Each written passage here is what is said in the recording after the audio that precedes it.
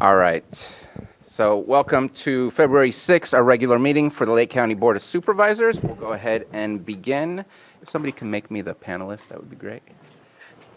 And we will start with a moment of silence. Does anyone have a moment of silence? Did you want to do that one? So you can take care of one. I think they're kind of related in some way, shape, or form. I'll go ahead and start. In the city of Clear Lake, we had an unfortunate incident with a vehicle and a dirt bike, and a 19-year-old individual lost his life. Trenton Bateman, just want to make sure that we hold him in our hearts and think of his family. Has definitely had a huge impact again on our community. We've lost a lot of young souls in this past year, too often through vehicle accidents. And I'm going to pass it on to my colleague who also has an incident of a vehicle accident that occurred in his district. Yes, so I'd like to offer a moment of silence for Marla Schaefer. She was taken from her family Sunday and involved in an accident on the highway, and will be dearly missed by many friends and family. And so, unfortunate accident, unfortunate situation, and it just, as you've claimed before, Bruno, or not claimed, but as stated before, highway issues and crosswalks and things like that, just we need action, like you said. So situations like this can be prevented. And we have another one. Thank you for that.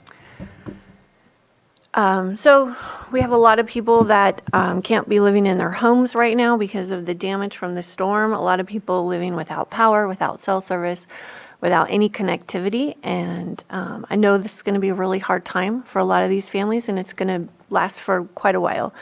I just want to really give my sincere thanks to all of the crews that were out over the weekend: Caltrans, Cal Fire, PG&E, tree crews, our local crews, volunteers, Cal OES. Everyone has been working around the clock for the past several days to get roads clear and try to get some of the folks back to some sort of normalcy. I really appreciate everybody doing that work, and the families that are impacted really need to be in our thoughts and minds.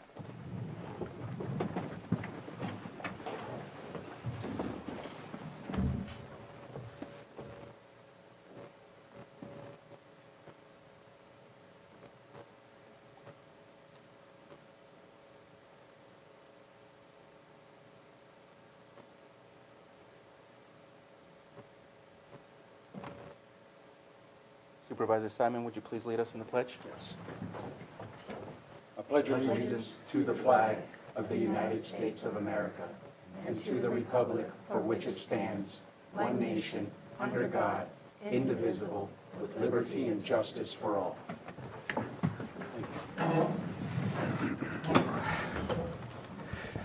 Next on our agenda, consideration of extra item not appearing on the posted agenda. We do have an item that has been inputted into our agenda. Just want to ask if there is anything else other than the one item. There's none. And seeing none, I believe Gavin Wells is with us. Lieutenant Wells? On Zoom? Yes, sir, I'm here. Okay. And without giving us a brief description of the item itself, just to speak on why it's an extra item and why we should be taking this up, please. The reason we need to take it up as an extra agenda on today's meeting is this is an unexpected event and declaration of emergency that has a timeline that has to be ratified within 7 days of the sheriff's declaration. Perfect. Appreciate that description. And looking to see if there is a motion. Do I need to open up for public input first? Checking in with. Yes. Okay. That would Want be the same. to open it up to public input for adding this as an extra item? Raise your hand in Zoom or come up to the microphone in the chamber. And seeing none, bringing it back for action. Oh, sorry. Yeah, I move that we approve the extra item. And due to needed to taking action before Yes. the next of available agenda. So moved. And also, just to add, if I may, as this extra item came up after the posting of the agenda. Missed that little part. Thank you very much. So moved. Second. We have a motion and a second. All in favor? Aye. Any opposed? Motion carries. And we're going to go ahead and take up this item right now since we have Lieutenant Wells with us. And so please introduce the item itself. So we're asking the board to consider the existence and ratification of a local emergency proclaimed by the sheriff and OES director yesterday for the 2024 January and February winter storms that have created a large devastation throughout parts of the county to both residential, commercial, and public infrastructure. Okay, thank you very much. Are there any questions or comments? Supervisor Green? Yeah, just is there I assume there's a proclamation. Obviously, there wasn't time to circulate it with the agenda, so has a written ratification document been prepared for this proclamation?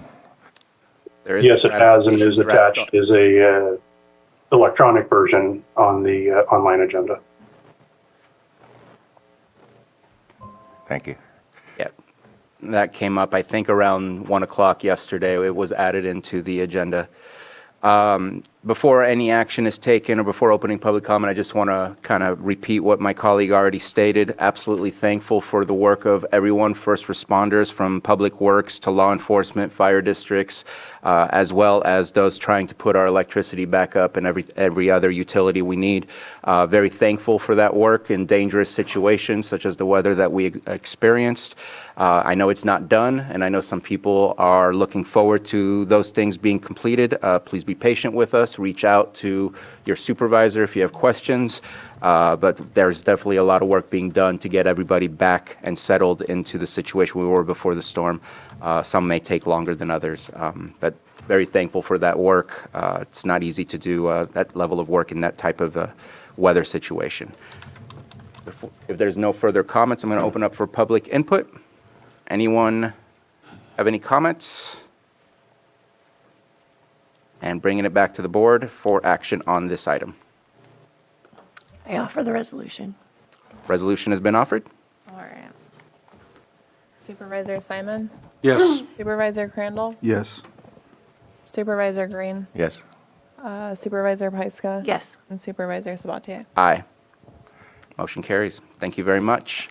Thank you, Lieutenant. Mr. Chair, Yep. if I may, and also because there was a proclamation that was, there was declaration from the sheriff's office, your board may ratify by motion the proclamation of the existence of the local emergency. Okay. So moved. Second. We have a motion and a second. Didn't we just do that? That would, We approve the resolution. Now it's the proclamation. So we have a motion and a second. All in favor? Aye. Aye. Any opposed? Thank you very much for making sure we got to that action. Thank you very much. Let's move on to approval of the consent agenda. Does anyone wish to pull any items? Yes, I'd like to pull 5.4.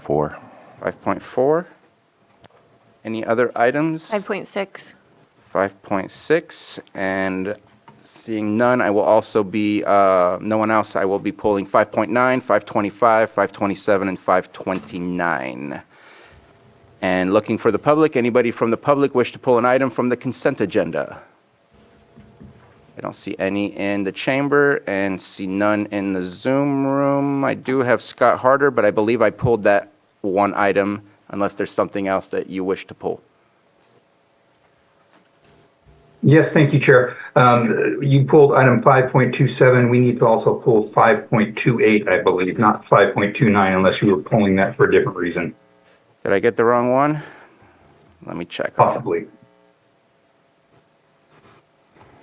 Okay, so 5.28 will be added in there as well. Thank you very much. So what are the ones we're pulling? So 5.4, 5.6, 5.9, 5.25, 5.27, 5.28, and 5.29 is being pulled for further discussion.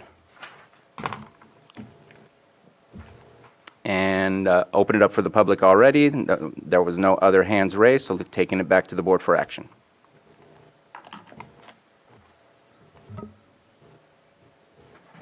Mr. Chair, I will move to approve 5.2 through 5.3, 5.5, 5.7 through 5.8, 5.10 through 5.27, and let's see, I think it's 530.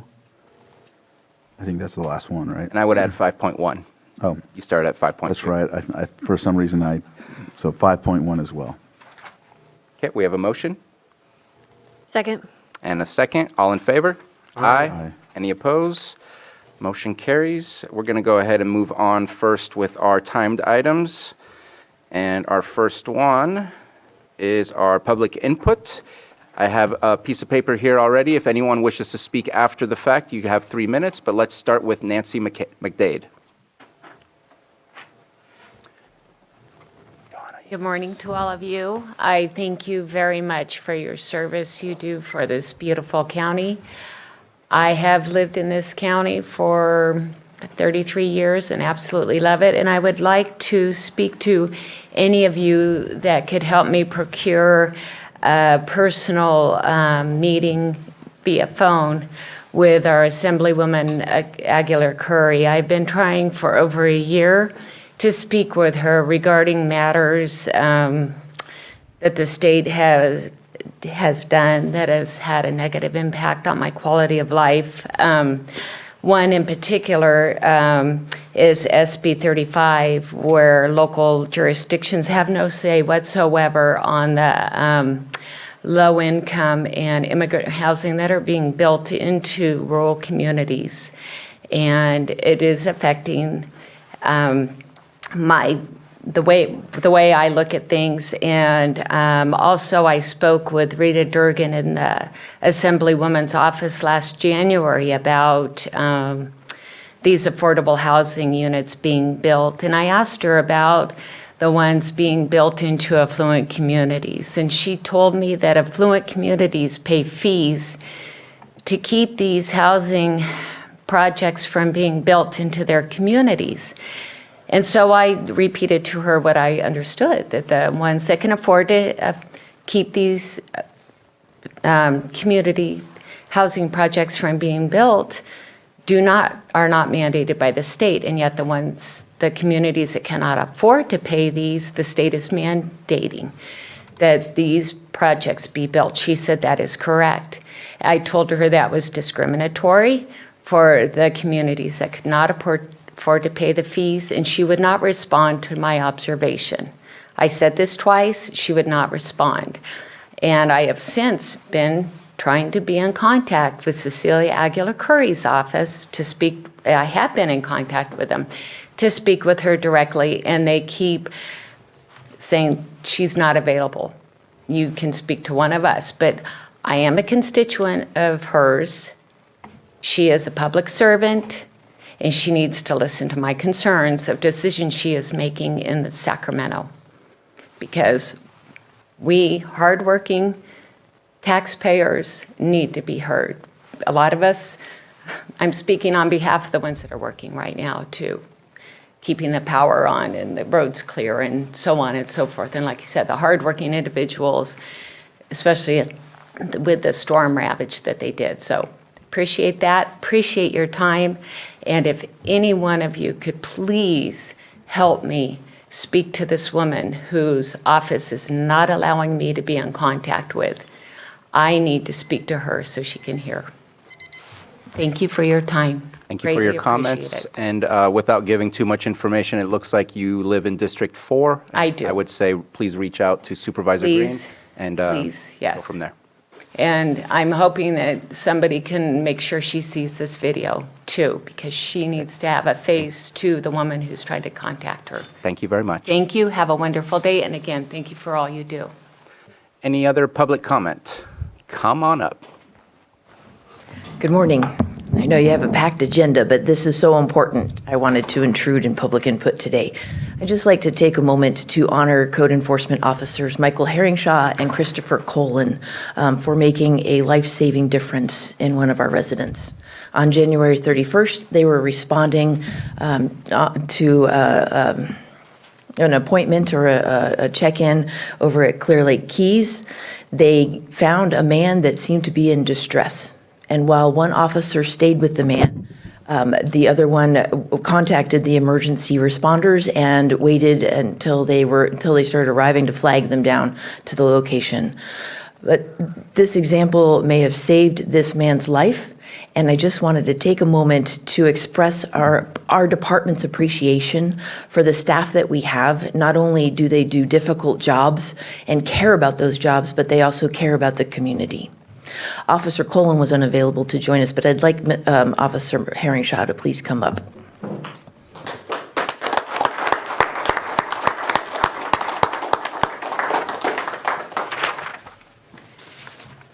Thank you. Thank you. Officer Herringshaw left us for a little while, but we are all really excited to have him back in our department. Thank you. Awesome. Samson, I want to take a picture. I know, right? Come on down, guys. Are we okay? Come on up. Michael, you're not done. Right here. All right. Come on up.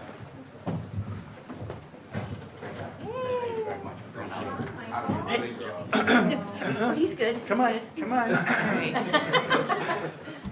guys want to be here, so we're going to force you to be here. Oh, great. Oh, this is nice. Yeah. Nice photo. Cool. Thank you. Thank you. Thank you.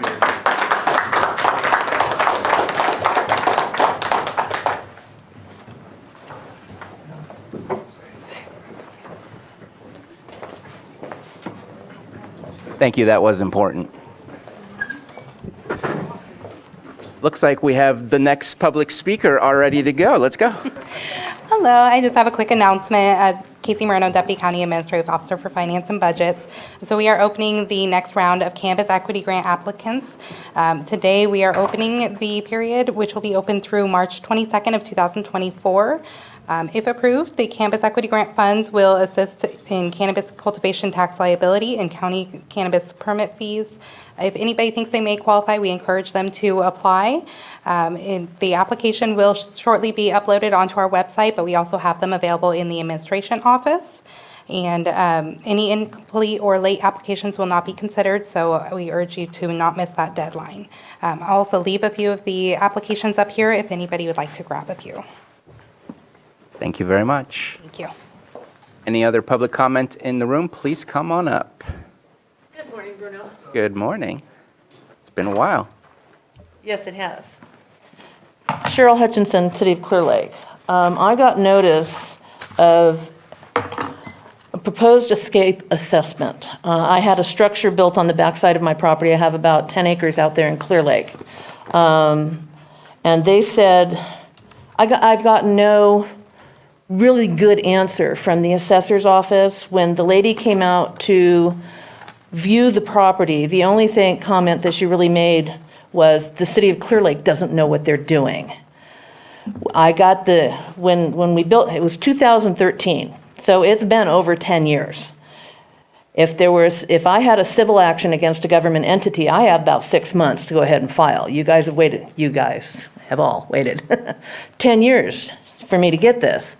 When the lady first came out, she had the wrong AP number for my property, and then she did a little bit of looking around, and then all of a sudden I have 4 years worth of taxes that are due for something that what went wrong? What changed in 10 years that I would get an assessment for 4 years? I don't understand.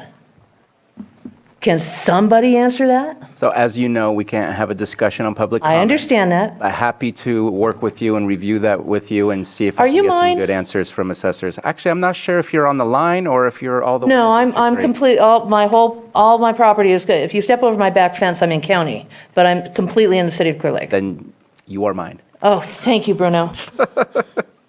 So when are you over at the city? When can we Anytime. make an appointment? I'd say walk out and grab my business card. It's on Okay. the wall of the admin office. Just give me Thank an you. email or give me a call. My cell number's on there. Okay, thank you very much. Absolutely. Thank you. Any other public comment? Let's check the Zoom room, and I see no hands up. So let's go ahead and continue, and we'll go ahead and try to keep up with our timed items. First off is our 9:05 presentation of proclamation designated the month of February 2024 as Black History Month and celebrating Martin Luther King Jr.'s birthday. and both Supervisor Crandall and myself will go. The pet of the week. Oh, did I miss Pet of the Week? Yep.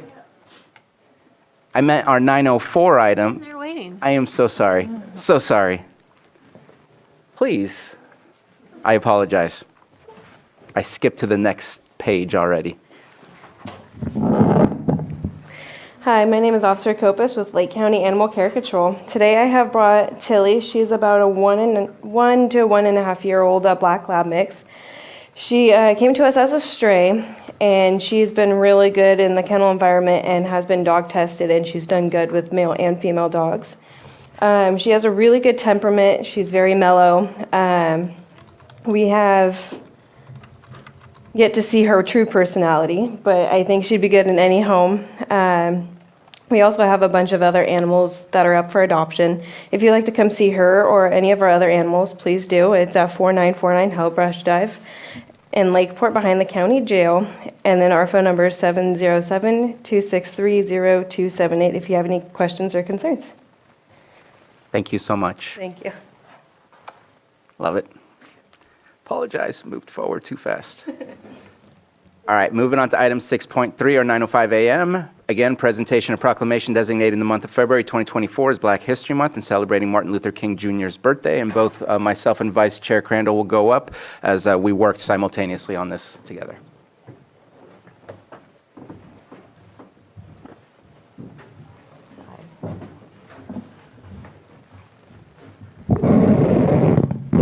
Along with us. Obviously, I'm not Rick. Yes, and so commonly Rick would be here as he put some effort into this as well, and we know that he may be tending to some things right now. So we'll go ahead and read and move forward from here. So a proclamation designating the month of February 2024 Black History Month and celebrating Martin Luther King Jr.'s birthday. Whereas the Lake County branch of National Association for the Advancement of Colored People, NAACP, will celebrate a combination of Black History Month and Martin Luther King Jr.'s birthday, as we reflect on the proud legacy of courage and dedication from visionary leaders like Martin Luther King Jr., Roy Wilkins, Rosa Parks, Ketanji B. Jackson, and local community leaders like Sarah Wright, Sarah Anazano, Kenneth Bagsby, Sr., Greta Zeet, Bessie Bell, and Lynette Kirkwood. The NAACP has been at the forefront of efforts to protect our democracy from assault, voting rights of people of color, refusal to enforce the Americans with Disabilities Act, LGBTQ discrimination, a woman's right to choose, workplace prejudice and hostility, voter suppression, gerrymandering, and urging the passing of the John Lewis Voters' Rights Advancement Act, which will ensure the protection of civil and voting rights under the United States Constitution. And whereas the NAACP history is one of dedication and struggle to maintain equality and justice for all citizens of the United States, and whereas the local branch, like other NAACP branches throughout the state and country, diligently work on social programs aimed towards the elimination of banning books, rewriting our vast contributions to this great nation, eliminating racial hatred, bigotry, and poverty. And whereas the Lake County branch of NAACP is led by Rick Mayo, president and 1982 founder of the Lake County branch, now therefore be it proclaimed that February 2024 is designated Black History Month and a celebration of Martin Luther King Jr.'s birthday, and the Lake County branch of the National Association for the Advancement of Colored People is commended on the vital role it has played in improving the quality of life in our local community. Further, on this occasion, the branch has extended its best wishes and continued success. Passed and adopted this 6th day of February 2024, signed Chair of the Supervisors of Lake County, Bruno Sabatier.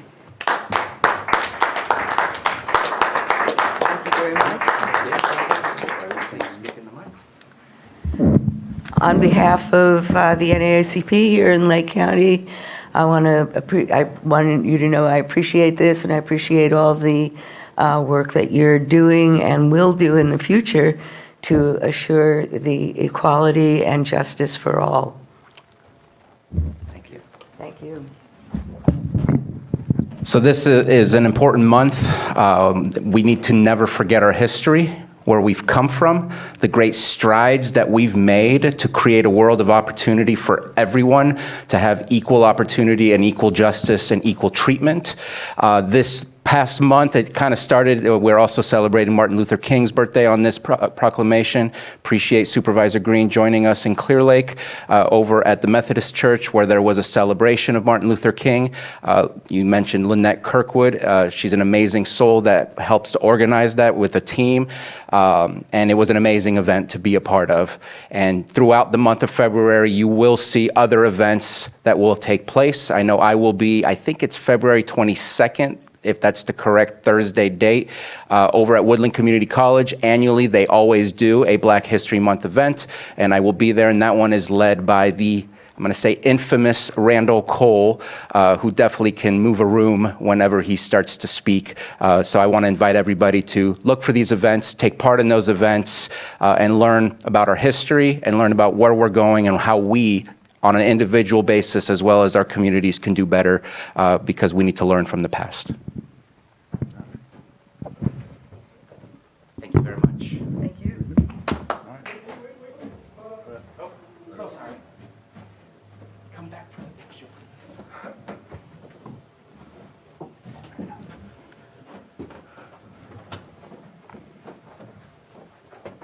Come out, stand up. You and Michael.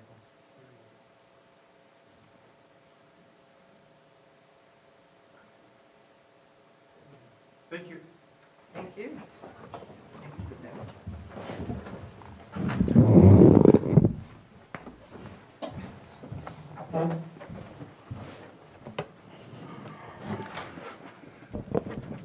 Next on our agenda, 6.4, new and noteworthy at the library. And I believe that we should have our librarian on Zoom. There he is. Good morning. Good morning. I'm Christopher Veach, County Librarian. And today I'm on the bookmobile parked in front of the county courthouse in Lakeport. The bookmobile will be here until 1 p.m. today, so we invite everyone to stop in and check it out. The bookmobile is a fully equipped mobile library with close to 1,000 books and DVDs for patrons to check out. It also has Wi-Fi hotspots and Chromebooks you can check out, and it provides free Wi-Fi to all within range. So you can also check out our library's ebooks and other digital offering. Another cool feature of the bookmobile is that its collection is walk-in only, meaning we have books with really high number of holds that you can walk on and check out without having to wait. For example, this book, The Heaven and Earth Grocery Store, has over 400 holds. So you can visit the bookmobile and you can check it out today rather than waiting in line for it to come at our normal library branches. You can request items through our online library catalog, which has the combined resources of Lake, Sonoma, and Mendocino County library systems. And requesting items is completely free, and items are sent to your local branch for you to pick up, and you can now select the bookmobile as a location to pick up your items. So I also wanted to announce today that starting on February 20th, the bookmobile will start its weekly route throughout Lake County. You can visit our website to see a map of the bookmobile stops. Every Tuesday, we'll visit Hardester's Market in Cobb at 10 a.m., Pogo's Pizza in the Riviera at 1 p.m., and West America Bank in Kelseyville at 3 p.m. Every Wednesday, we'll visit Nylander Park in Clear Lake Oaks at 10 a.m., Harbor Park in Lucerne at 1 p.m., and Marvell's Century Market in Nice at 3 p.m. And every Thursday, we'll visit Hardester's Market in Hidden Valley at 10 a.m., and the Schoolhouse Museum in Lower Lake at 1:15 p.m. This is our initial schedule, but we will continue to evaluate where the bookmobile will go as we move forward, and we also will bring the vehicle to special events. The bookmobile was paid for partially by a grant from the California State Library and also from a contribution from the county's American Rescue Plan Act funds, which was given to the bookmobile by the Board of Supervisors, so thank you for that. And I also want to thank the Lake County Public Works, too. Their fleet maintenance division has been so instrumental in getting the bookmobile going. And then I also wanted to mention that February is National Library Lovers Month, so please head to our website to take our survey, letting us know what you love about the library and also what you would love to see happen at the library. You can find more information about everything I've talked about at our website at library.lakecountyca.gov, or visit your local library branch in Lakeport, Clear Lake, Middletown, or Upper Lake, or the Bookmobile, and we'll help you out. Thanks again for listening to What's New and Noteworthy at the library, and I'm happy to answer any questions. Thank you so much for the presentation. We will try our best to time our lunch so that we can go out there and check out the Bookmobile before the day's over. Any comments or questions before we move on? I love the Bookmobile. You guys know that. We know that. So excited. And I take it that your branches are preparing books specifically tailored for Black History Month as well? Yes, that is true. Just wanted to make sure and mention that for the public to know. Any questions from the public or Zoom? Seeing none, Mr. Veach, thank you so much. We'll see you out there. Thank you.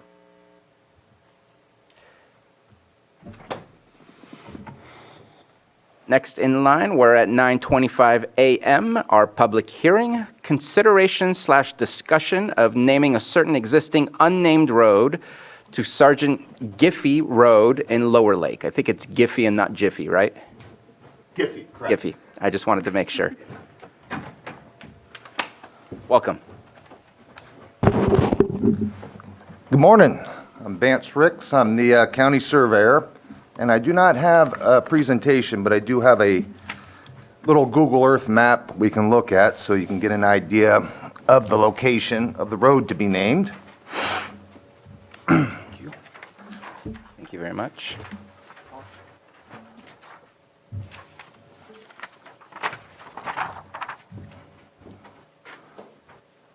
One of the functions we do in the surveyor's office is addressing and road naming.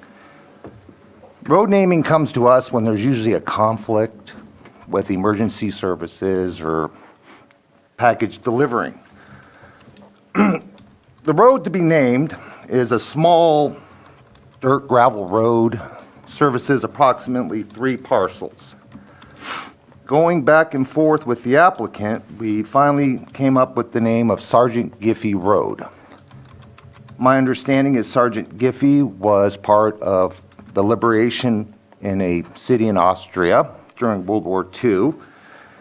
And we found no conflicts with any other road naming in the area.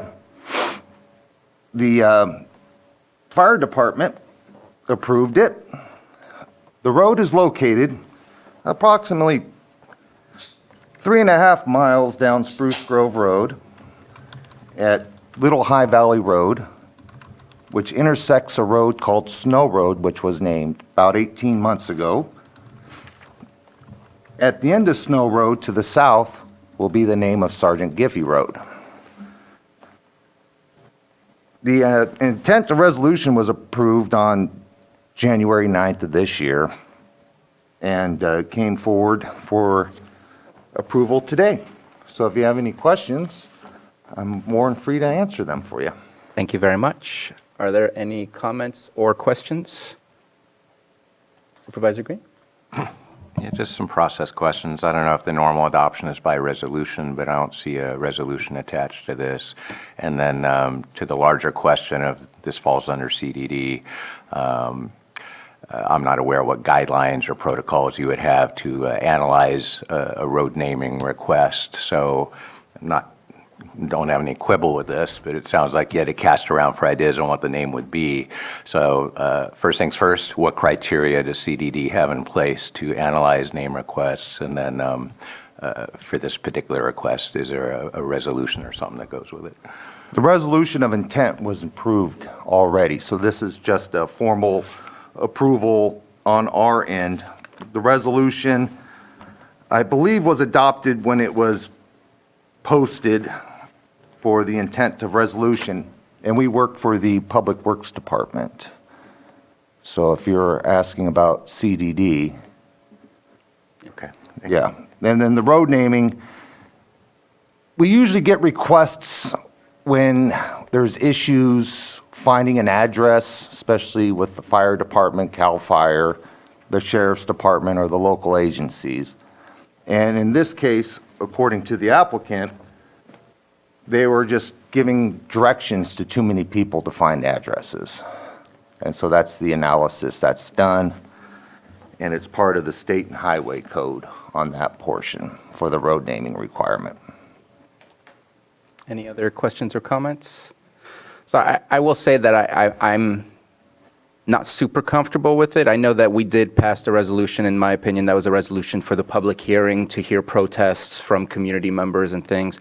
I don't mind the name, but I also feel that we need to set a standard of what is expected if we're going to name a road after an individual. I spoke to some people, and I feel like I got good guidance that I would need to check I believe it's called a DD 214 to kind of check in on their true, because the name Sergeant in front of it kind of, I know we have Sergeant Robert Rumfeld on our highway that's dedicated to him for that, and there's a real purpose and reason, and I don't want to just have the name in front of some, I don't know if there was honorable discharge, dishonorable discharge, are they locals, and I feel like I need to have those answers before I could be comfortable with moving forward. I don't mind if all those answers are yes, but if some of those answers are no, then I think that we would not be doing ourselves a favor by just saying yes because it sounds or feels good. Okay. In relation to the DD 214, myself served. And my DD 214 was probably 4 years before I was discharged. The applicant is a Lieutenant General of the United States Marine Corps, and he's the property owner to this property. He sent us videos, which I believe I forwarded them on to the emails yesterday, in regards to Sergeant Giffey's. His name is Sergeant Gifford.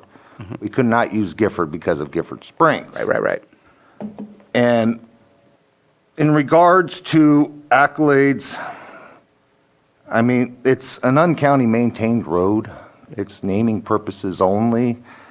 And if we're going to set a standard, I believe my take on it is I don't think I'll ever see a Sergeant Ricks Road, nor would I want one. It's the family member's choice. It worked. If we have to supply a DD 214, that could be difficult. My great uncle served in the 101st Airborne. He didn't get his awards until 1994. And if they said he was, I believe him, coming from a general of the United States Marine Corps, retired. And I'm just putting it out there to hear what my colleagues have to say. I know that I appreciate the emails. I didn't see the videos on there, so I must have missed it somewhere. But the emails got thinner and thinner and thinner. I saw that, yeah. I did see some of the review, but again, to me, it wasn't official documentation or anything like that. But I'd like to hear what my colleagues think on what I brought, and if there's no issues, then let's move forward.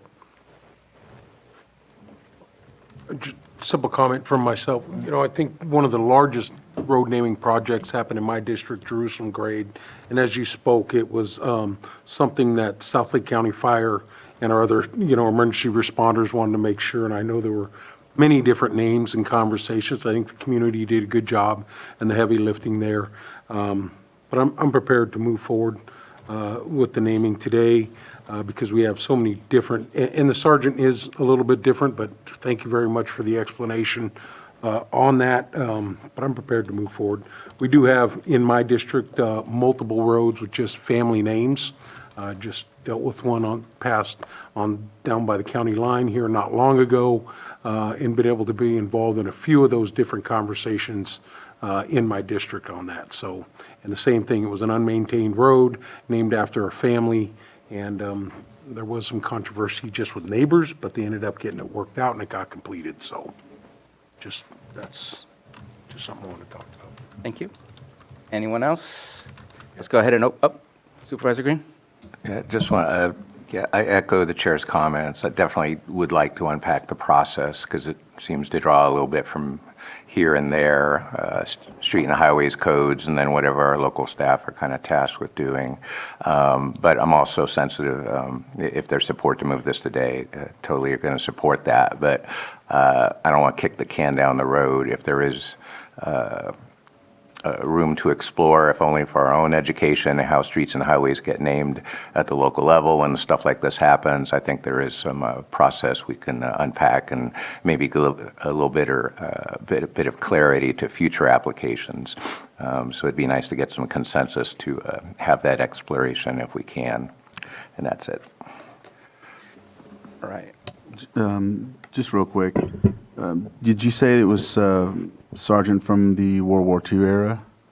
That's correct. That's my understanding. So the DD-214 would be lost in a fire. I got my grandfather's, and it was lost that's Korean War. So even some early Vietnam veterans probably don't have a DD-214. They just have a letter stating they served, and will give their last rank, and they'll give also honorable and all of that stuff. So the DD-14's just they're not there. Yeah. Yeah, the fire and safety. And maybe that's the wrong documentation to No, that's- request, but that's the you- correct- you- that's you correct. got the point of what I was trying to say, of something more official than just what's written in an email. Plus, the only one that can get that type of document is a relative. I had to be the one to do it for my grandfather. Yeah, so.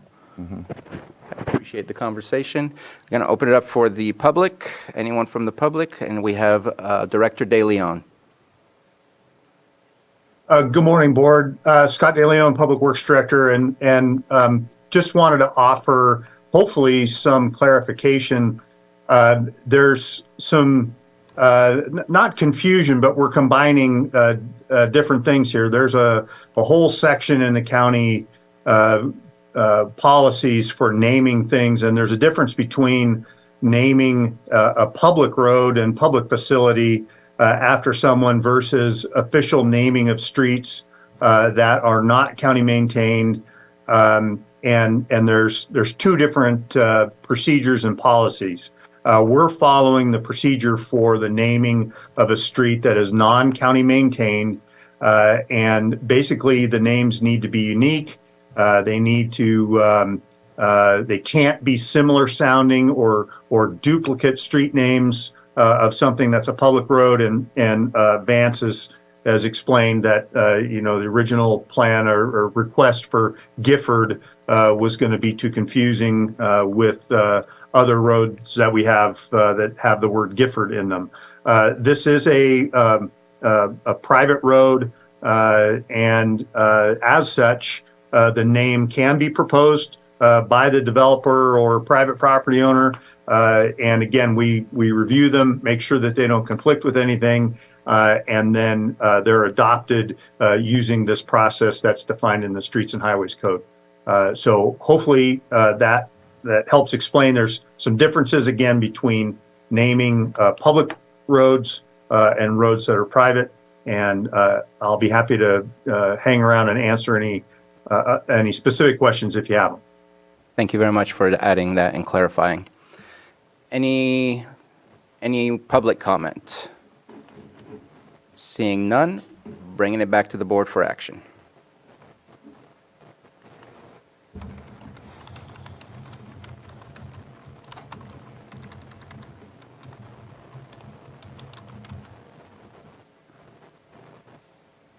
So it's just a motion to approve Sergeant Giffey Road? Yes, your board may move to approve the name of the unnamed road to Sergeant Giffey Road in Lower Lake. So moved. We have a motion and a second. All in favor? Aye. Any opposed? Motion carries. Thank you for taking part in the discussion.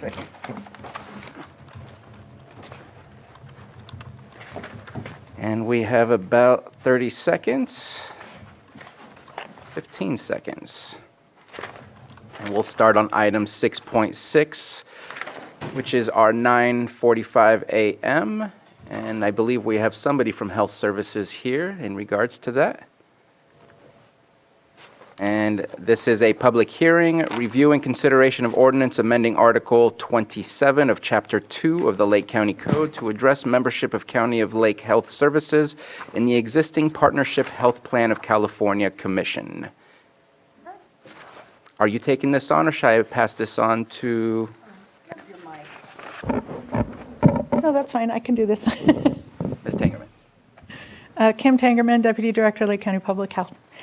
So this is, with Partnership Health Plan expanded to an additional 10 counties in January, we got Dr. Doohan to be appointed to that board prior to that. So we'll hold 2 seats for the next coming year. I'll be the chair of the Partnership Health Plan for the next coming year, starting at our next meeting.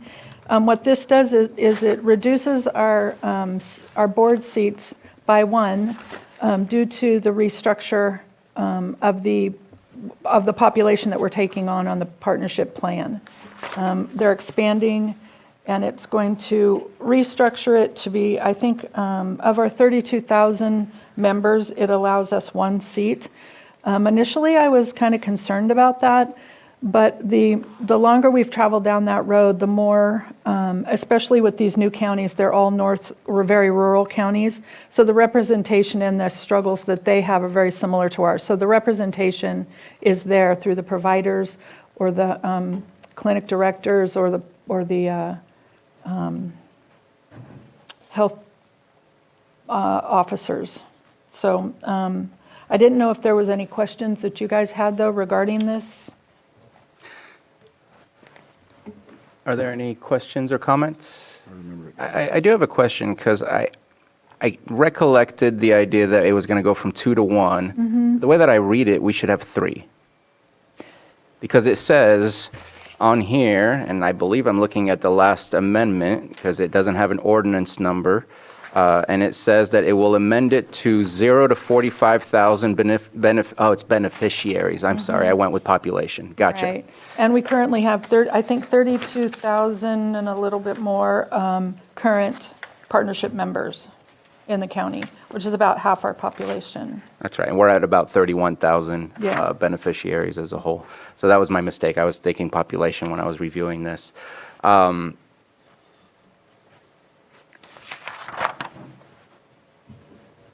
Do you know if has there been anyone that has produced any feedback asking for things to remain the same or make changes? Questions about it, but no. Once the conversation had circled, there was no pushback. It is a weird mix of 0 to 45, 45 to 60, and then 60 plus. Like, it's such a small number for the middle one. Like, it doesn't seem like a steady growth of from 1 to 2. There's quite the jump in 2, and an easy jump to get over into 3. But at this moment in time, as long as we have a voice there, that's what matters. And ready to move forward if there's no further comments. Any public comment? Seeing none in the room and none in the Zoom room either, I'll bring it back to the board. Mr. Chair, I move to waive the reading of the ordinance and read in title only. Second. We have a motion and a second. All in favor? Aye. All right. Thank you very much. Thank you. We're going to read the title. What is Roman numeral 27. 27? I had to pause for a second. Okay, so it's an ordinance amending Article 27, Chapter 2 of the Lake County Code to address membership of County of Lake Health Services in the existing partnership health plan of California Commission. Thank you very much. And do we need a motion set for a second reading as well? So moved. So it would be, apologize, move to advance the ordinance. Vice Chair Crandall wants to move. So moved. Second. We have a motion and a second. Sorry, Choose the just to get the right language, correct language here. It's a motion to approve that the draft ordinance be advanced to the next Board of Supervisors meeting for consideration and possible adoption. So moved. Second. We have a motion and a second. All in favor? Aye. Motion carries. Perfect. Thank you very much. Thank you. Our next item is 10 o'clock, so let's see if we can, let's do 7.2. Consideration of update to the 2024 Board of Supervisors meeting calendar. CAO Parker. Thank you, Chair.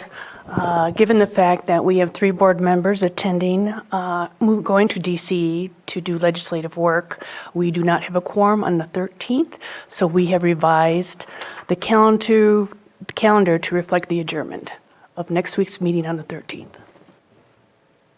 Any comments or questions? Vice Chair Crandall, is that a pen or Oh, is that no. leftover? Sorry, it's No worries, just had to check. Any comments from the public or questions from the public? And seeing none, let's bring it back to the board for action. Just question of staff. What I see posted looks like the old final calendar that still has the date in there, so. It's meant to let us know what the current calendar is. As soon as this is approved, that calendar will change with the updates. Thank you. And looking for a motion. I move to approve the update of 2024 Board of Supervisors meeting calendar to adjourn the February 13th, 2024 meeting due to the lack of quorum. Second. Motion and a second. All in favor? Aye. Aye. Any opposed? Motion carries. I think we can take item 7.3. Consideration of, would you like me to Go ahead. pause? No, go ahead and read. Consideration of letter of support for Middletown Rancheria of Pomo Indians of California's Barnes Street Housing Project. And I will be recusing myself of this item. I will be leaving. And we'll call you right back in. All right. And do you want to make a comment before we introduce the item, or? Oh, after you introduce it. And so CAO Parker? Just briefly, that this item, and Ms. Judd is here. She's here in case you have any questions. She was approached by the Robinson Rancheria for the support letter. Welcome. Good morning. You can lift that up and over to get a little closer. Okay, thank you. Larry Gualup, Tribal Vice Chair of the Middletown Rancheria of Pomo Indians of California, is asking for the board to approve the letter of support for the submission of the grant request for additional funding for Middletown Rancheria of Pomo Indians of California's Barnes Street Housing Project. The Barnes Street project will help provide housing opportunities serving the diverse socioeconomic needs for low-income and moderate-income households. This project will help the community meet the housing availability needs for families who experienced a severe housing shortage during the 2015 Valley Fire by providing 40 units of mixed-income housing. The letter of support is requested for upcoming grants such as Home ARP, Home American Rescue Plan Program, and Affordable Housing and Sustainable Communities Program grants. Thank you very much. We have a question from Supervisor Pyska. Not a question. I'm Comment? really excited that that they're getting this project off the ground. It's been a big loss in the South County area to have these apartments offline, destroyed in the last almost 9 years. So I am in full support of this, and I'm delighted that the tribe is taking this on. So big thanks to Middletown Rancheria for this project. I agree very much. It sounds very exciting. And meeting with Camille and the others, it's something that's very needed, and I think it'll really help our community rebuild. Yep, absolutely will. Thank you for the comments. Supervisor Green? Yeah, supportive generally, but that's really all it can offer is general support. Not knowing much about this project, where it's located. At the start of this meeting, we had somebody expressing concerns about affordable housing projects and where they develop. That's kind of a universal concern when I talk with people about it. So, I have to take at face value that this is a fully vetted project and that everyone, at least within the Rancheria, is on board with that. But I don't see any presentation of even a summary of the project, and so I don't have any input that the broader community support is there as well. And to the extent the county is being asked to provide a letter of support, I think us having some understanding of the level of community support or engagement would have been beneficial, not oppositional to this letter today. I just think maybe a little more meat and potatoes should have been provided for this board to consider, the adequate findings in this letter of support. Thank you for your comments. Supervisor Pyska? Well, it's okay that you don't know a lot about it, but this was an apartment complex that was destroyed in the Valley Fire and took all of those apartment units offline for the past 9 years, like I stated. So this is getting the community whole again with that massive loss of housing. We still, in my area, we're still at a 20% rebuild rate. So this is a critical project, and this coming from the vice chair of the Middletown Rancheria, this is the tribe's project. They're obviously behind this project. Additionally, I did see a presentation about this project, and Camille did mention that she would be willing to forward that to me. So if anyone is interested in that, I can definitely request that that be forwarded so that you have more information on that.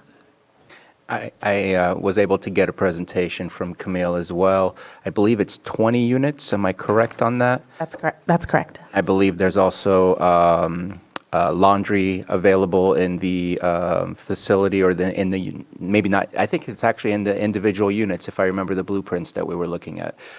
So I think it provides all the amenities that you would want and expect. It replaces a loss of something that has displaced folks who may still be experiencing being displaced at this moment in time. We just did the pig count. Some people were identifying individual fires that have displaced them and placed them into a situation of homelessness. And so I think that, to me, this was something that was already there. It's almost a replacement. It's not a new build, in my opinion, but it's 20 units. It's right on Barnes Street and almost on the corner of 175. I think it's a little bit further down Barnes Street by Right on the 100 corner. feet, because there's another corner property. I think it does like an L shape or something right like on the that. corner. Yeah. And so I think that's the details that can be provided. And obviously, I believe that there's a criteria of who is going to be able to access the apartments as well. I don't have that specifically in my mind, but I know it was low-income housing, it was tribal housing, and I think also those experiencing homelessness to help in creating units and make available to those. My understanding that you're right, it is a mix, Yeah. and that they are looking for supportive services to help those folks, especially the ones who are, targeting help for homeless. And I'll just make the statement that it is unfortunate that folks have a negative outlook on housing such as this. We need all kinds of housing. And if we stop certain types of housing right now without pushing and pursuing to do more, then we're not helping our community. Economic development does not occur without creating housing. We have a lack of available housing, and we need to continue to do the work, and it's going to take all types, but not choosing and picking one specific type only. And so restricting anything or prohibiting anything, this is right in the middle of town. This is perfectly placed, just like the original building was. So I don't think that there's an issue here, and absolutely 100% in favor of this letter of support. So ready to move forward. Any other comments or statements? Seeing none, let's open it up for the public.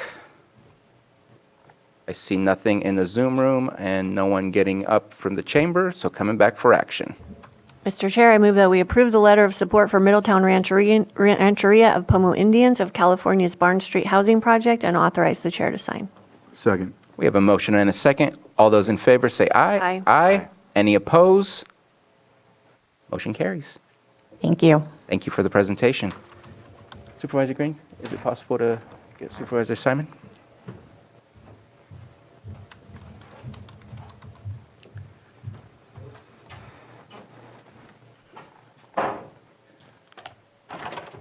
Next.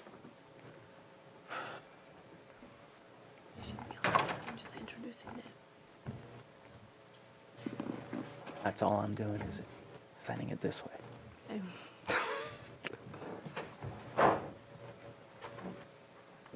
Who are you looking for? Who should Johanna put in as a panelist? Is it Lori Hutchinson? That's going to continue. Is it? Okay.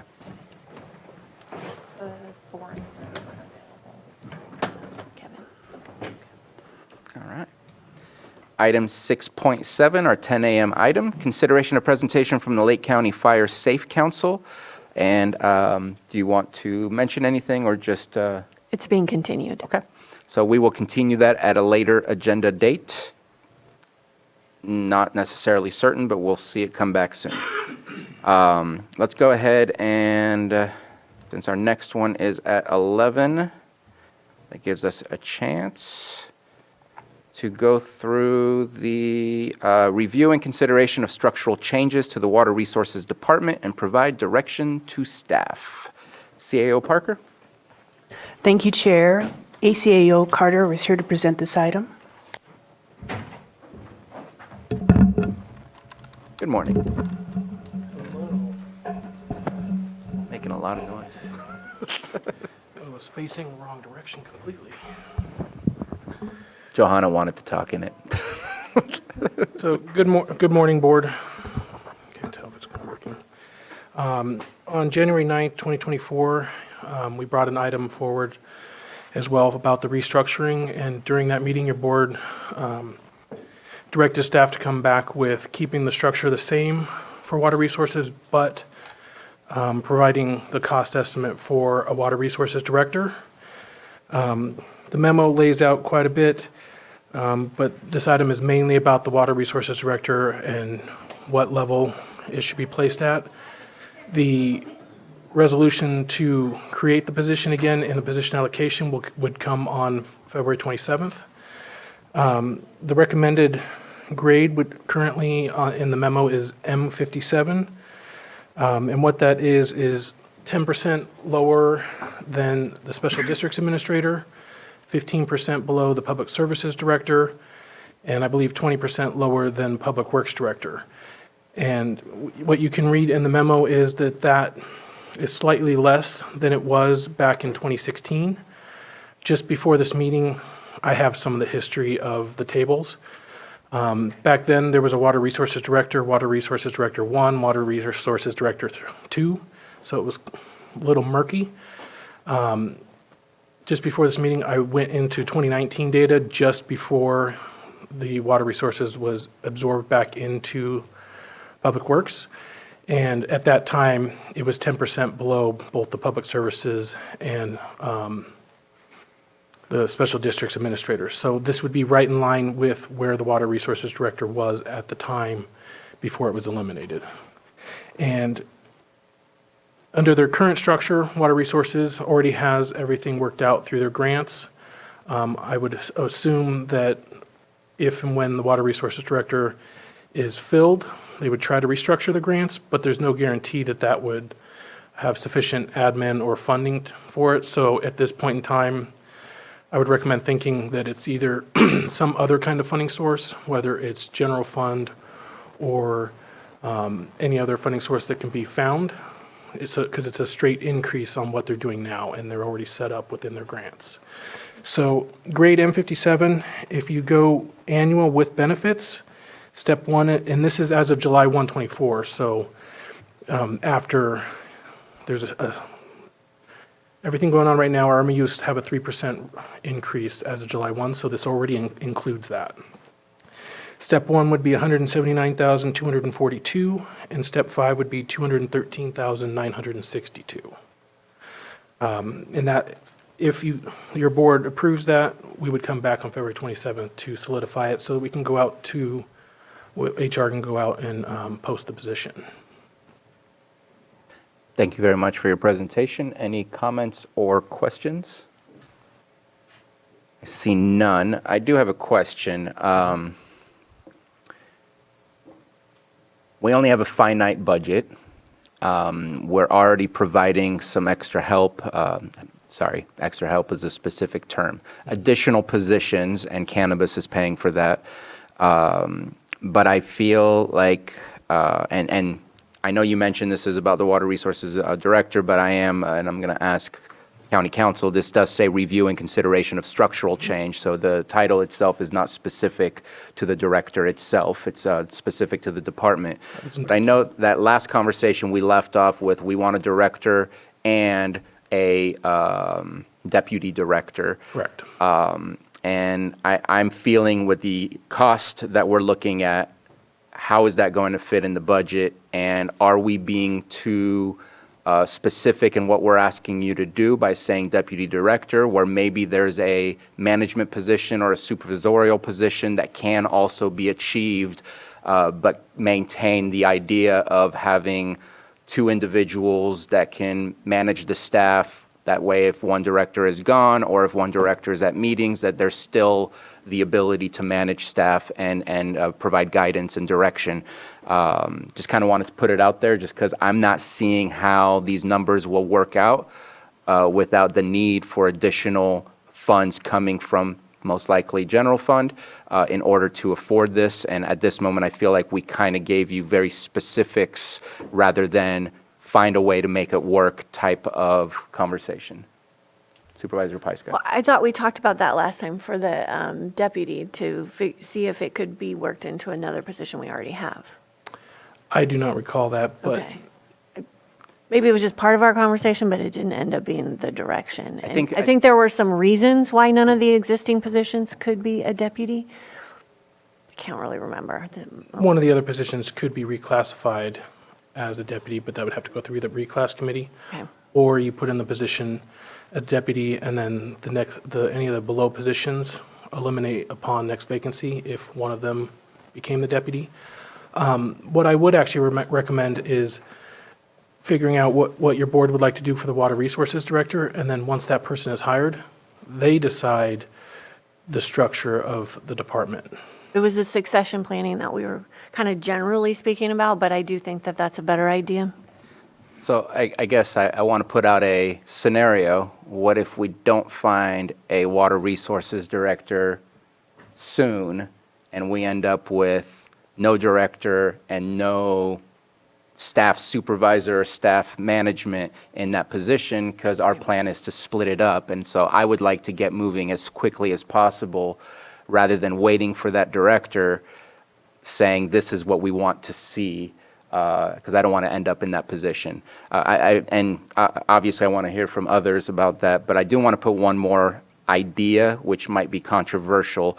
In reading the water resources work description or job description, I know that it says that a requirement is a master's degree, and I'd like to see if maybe we can make that like a bonus or an additional plus, rather because for the pay that we're offering and the amount of candidates that we are probably going to see with that specificity, I don't want to say that masters aren't important, but I'd like to see what kind of level of experience have you had prior to this in managing maybe water resources somewhere else, and you have everything else that meets. Can we be flexible and take a look at that? I just want to make sure that we open up our candidate pool as wide as possible, still recognizing that certain things may stand out more than others, but not limiting our candidate pool. Just wanted to put that out there, because I'm looking for, personally, somebody to manage the staff, not to necessarily be out in the field doing the work themselves. So just kind of wanted to put it out there. That question And I do see that Ms. Samick popped on. I might have said something wrong. Good morning, Director Samak of Human Resources. No, we can say master's degree preferred, and actually prior I edited out, it actually was asking for a PhD. So I took that out because I thought that would really limit our candidate pool. So instead of making it mandatory, you could say preferred. I'm in agreement with that. Supervisor Green? I'm in disagreement with that. If you read the totality of this job description, it's immensely technical in detail. You would think a master's degree would be the absolute minimum you would put in there, and even if it wasn't in the technical aspect of things, the complexity of this, the grant management, the number of positions that this person will supervise, some advanced education definitely should be warranted. There's already a process, I suppose we could waive it, but to bake in that a master's would be optional or preferred but not required on this level of director position, I think is asking for a lot. If you were to have that same discussion with the deputy director position, that would be much more palatable. But I think what we're here today with is a recommended a request to get some direction, flying this position as it is, and seeing if we can actually get some interest in a water resources director, I think will inform any subsequent recruitment or filling of the deputy position that comes after that. But this is ground zero for water resources in the state of California. We have the most immense and complex things going on here ever. So we need the strongest possible candidates, and I think the master's degree helps us get there. I agree with that. And I don't think it deletes those that do have a master's.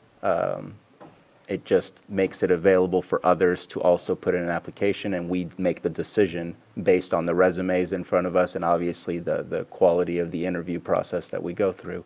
I don't disagree with the comments that there's a value to having a master's and having that education, but I also don't want to limit our capabilities, and we still get to make a decision at the end as to who it is that we want to see in that position. I'm going to ask a question that's somewhat sensitive, but I don't believe that our current Water Resources Director has these specific master's qualifications. Scott, I'm not sure. Pam, do you know? And I don't say this in a demeaning. Hey, I'll answer the question. No, I don't have a master's degree. But you're an engineer, right? But I do have a bachelor's degree in civil engineering, and I'm a licensed civil engineer in the state of California. And you hire lots and lots of consultants and professional folks outside of the department to perform a lot of the science and the things that you're wanting to do. Simply because attracting people with that level of expertise is very difficult to do. So as a full-time employee.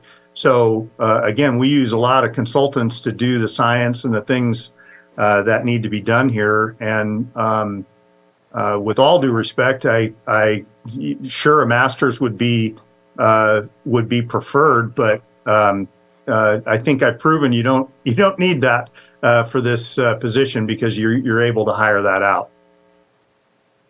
Thank you very much for your comments.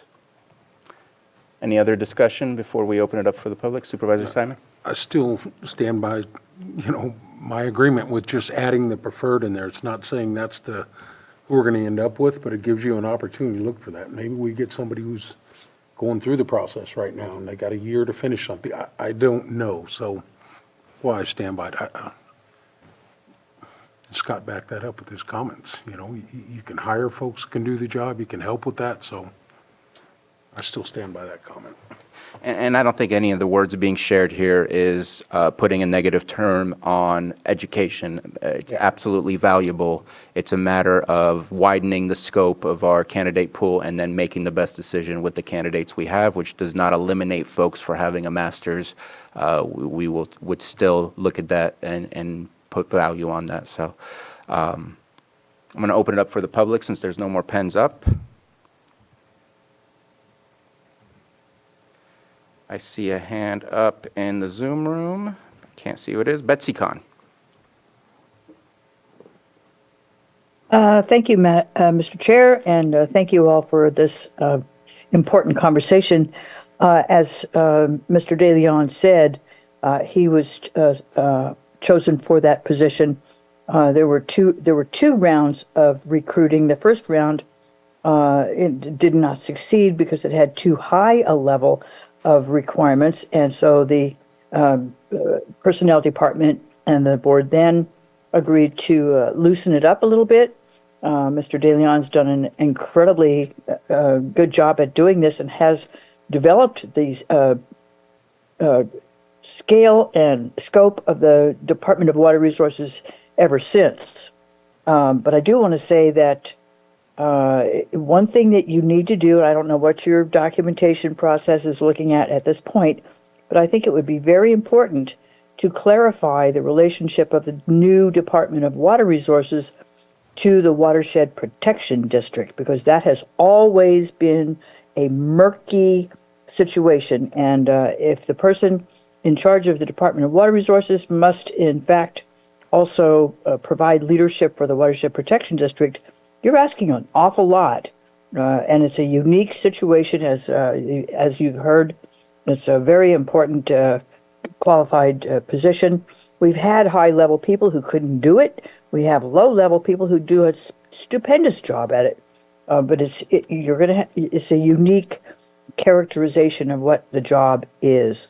And thank you for letting me comment. Thank you for your comments.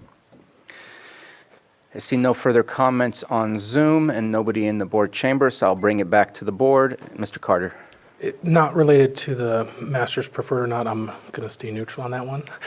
But if, your prior comment where if we do not find a director, you want the second in command solidified. If that's the scenario, I would think we need to keep it at a deputy level instead of kind of supervision because that's all that's available. So that's why I would leave it as a deputy at least until we have a director. Yeah, I think we need to finalize that discussion as well. Are we going to wait until we find a director to fill in the rest of the positions or fill the rest of the positions while also looking for a director simultaneously? So Supervisor Green. Yeah, I'm going to float some compromise language. I'm not entirely sure where some of these concerns are coming from, but I have an idea. If we were to put in the instead of graduation from an accredited master's degree program with a degree in limnology, hydrology, hydraulics, et cetera, graduation or evidence of enrollment in an accredited master's degree program. So if there are some promising candidates out there that haven't quite banged their master's degree out, but they can show us they're in progress and they're committed to proving up to those skill sets, I think that would be that would open up the field of candidates some, but it would still keep the bar high that we expect the director to either have a master's degree or be well on their way to getting one so they have that core expertise. I think that would be a stronger compromise position than just saying master's degree preferred. And if you do that, there, you can have a contingent upon finishing it to keep your job. Like if they're in progress, within 2 years, they sign something that within 2 years, they will have their master's. Not saying that's the way to go, just if that. Right. That way it's not just a checkbox and then nothing else. Appreciate the offer of the compromise. Any other comments regarding the keeping the positions vacant until we get a director or pushing for filling in the position? I think that's an important part of the conversation right now to ensure that there's good continuity within that department, since we do have a timeline or a deadline that by the end of June, we will not have anybody there if we are still seeking a director. And we won't be able to fly until 2/27 because that's when whatever's decided here will come back with the position allocation. I think I'm fine with recruiting and not waiting.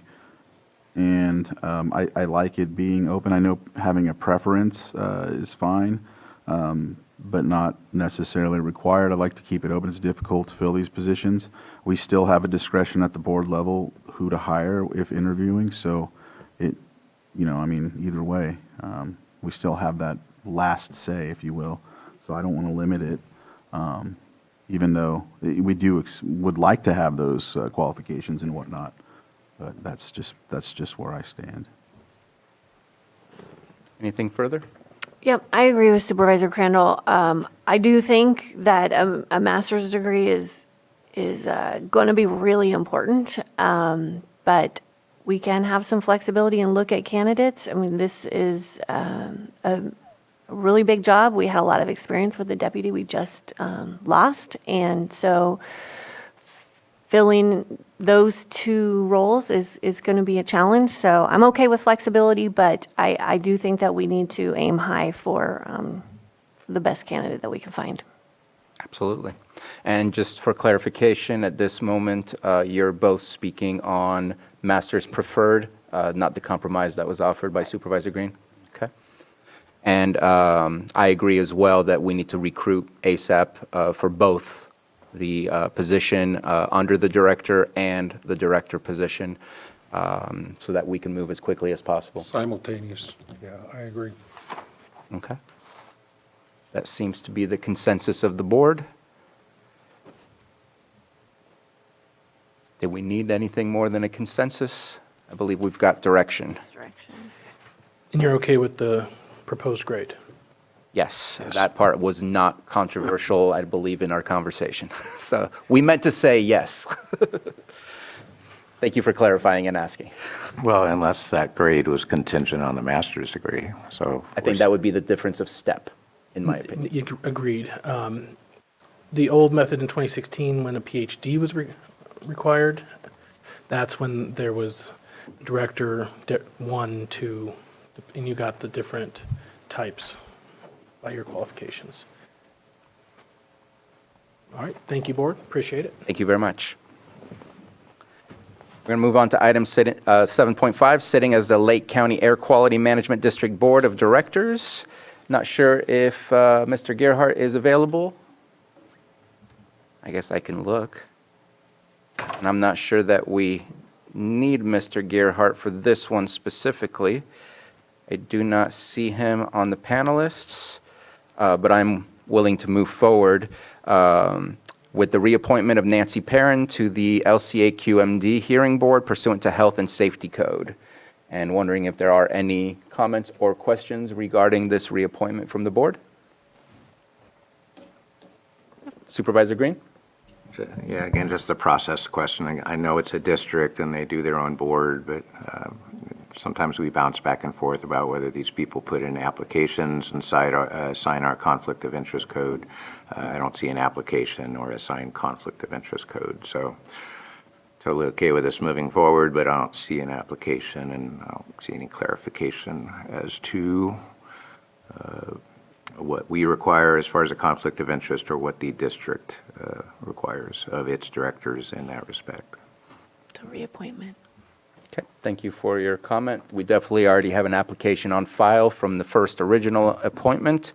And while I agree it is different of a process than other appointments, it's one of those weird quasi-departments of Lake County where they are more affiliated with the state than they are with Lake County in the sense that they are an air district versus a department within Lake County.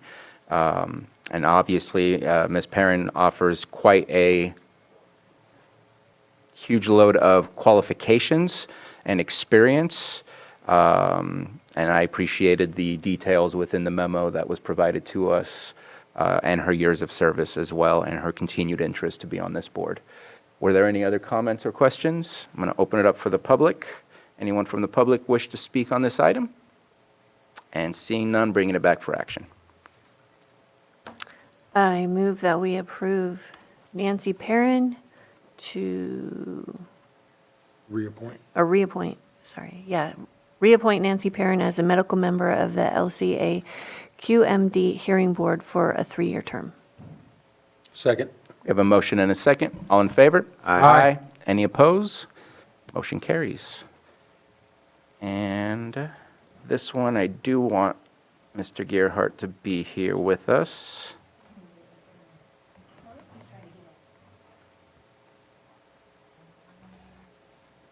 I don't see him in the attendees.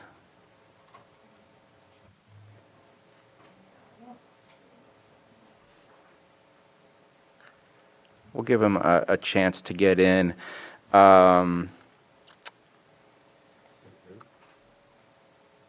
Sure, let's go ahead and take a quick break. We'll come back at 10:30.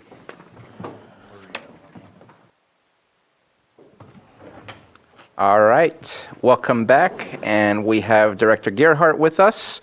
And so we're going to take up item 7.6, sitting as the Lake County Air Quality Management District Board of Directors, consideration of amendment to the Memorandum of Understanding by and between County of Mendocino and the Lake County Air Quality Management District for Air Pollution Control Officer duties, and a request for direction regarding updates to the board on the MOU. Director Gerhart. Thank you. Just a quick summary. This is a MOU to provide assistance to Mendocino County through a.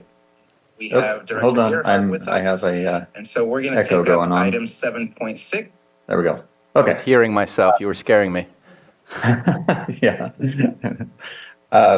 So this is an MOU to provide air pollution control officer assistance while they're going through the recruitment process to hire a replacement for a retired air pollution control officer in Mendocino County. This has been ongoing for 2 years. And as of 4 months ago, 4 months ago, we hired a deputy air pollution control officer who is now doing most of the day-to-day operations and managing staff and things with the air district. So Mendocino County has requested to extend my contract with them for 2 years to provide training and technical support assistance for that deputy until they can get up to speed and really understand the technical aspects of the job and the laws and regulations and things. So it's become more of a position that was a oversight and administrator manager to a trainer and a little bit of oversight for the technical things that require an air pollution control officer. So the workload will be decreasing and has decreased over the last couple months as the deputy has gotten up to speed on many things. And this is the ability for them to have someone to contact and provide assistance and technical support as they learn all of the things that we do. So with that, they're asking for a 2-year extension. We still have the 30-day termination notice, so we can terminate with a 30-day notice at any point in time. And then I know there's a request to have regular updates to the board, and so I'm also asking what kind of updates would you like, how often, and what form should those be in. Okay.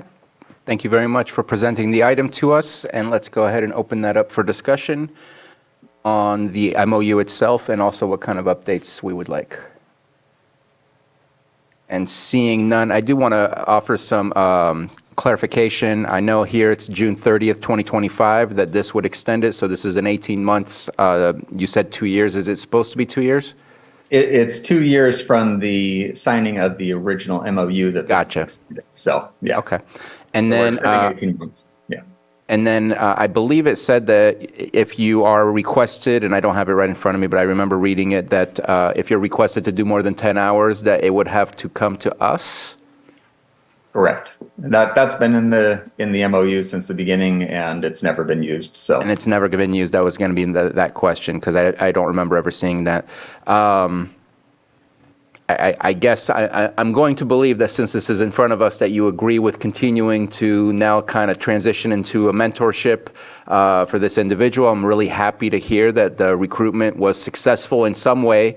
It wasn't for the director, but it's for somebody who's going through the training to become a director. As far as my perspective on updates, I'd love to just see a report of your hours to make sure that we are seeing a decrease, because I want you to go back to normal, where you're just putting your efforts right here in Lake County for our air quality control, and that it's not just continuously requesting 10 and 10 and 10. But that to me is really the only thing that I'm looking for, and even that, I would say once every 6 months. I wouldn't need that often at all, but that's just putting it out there to start the conversation and wondering what others think.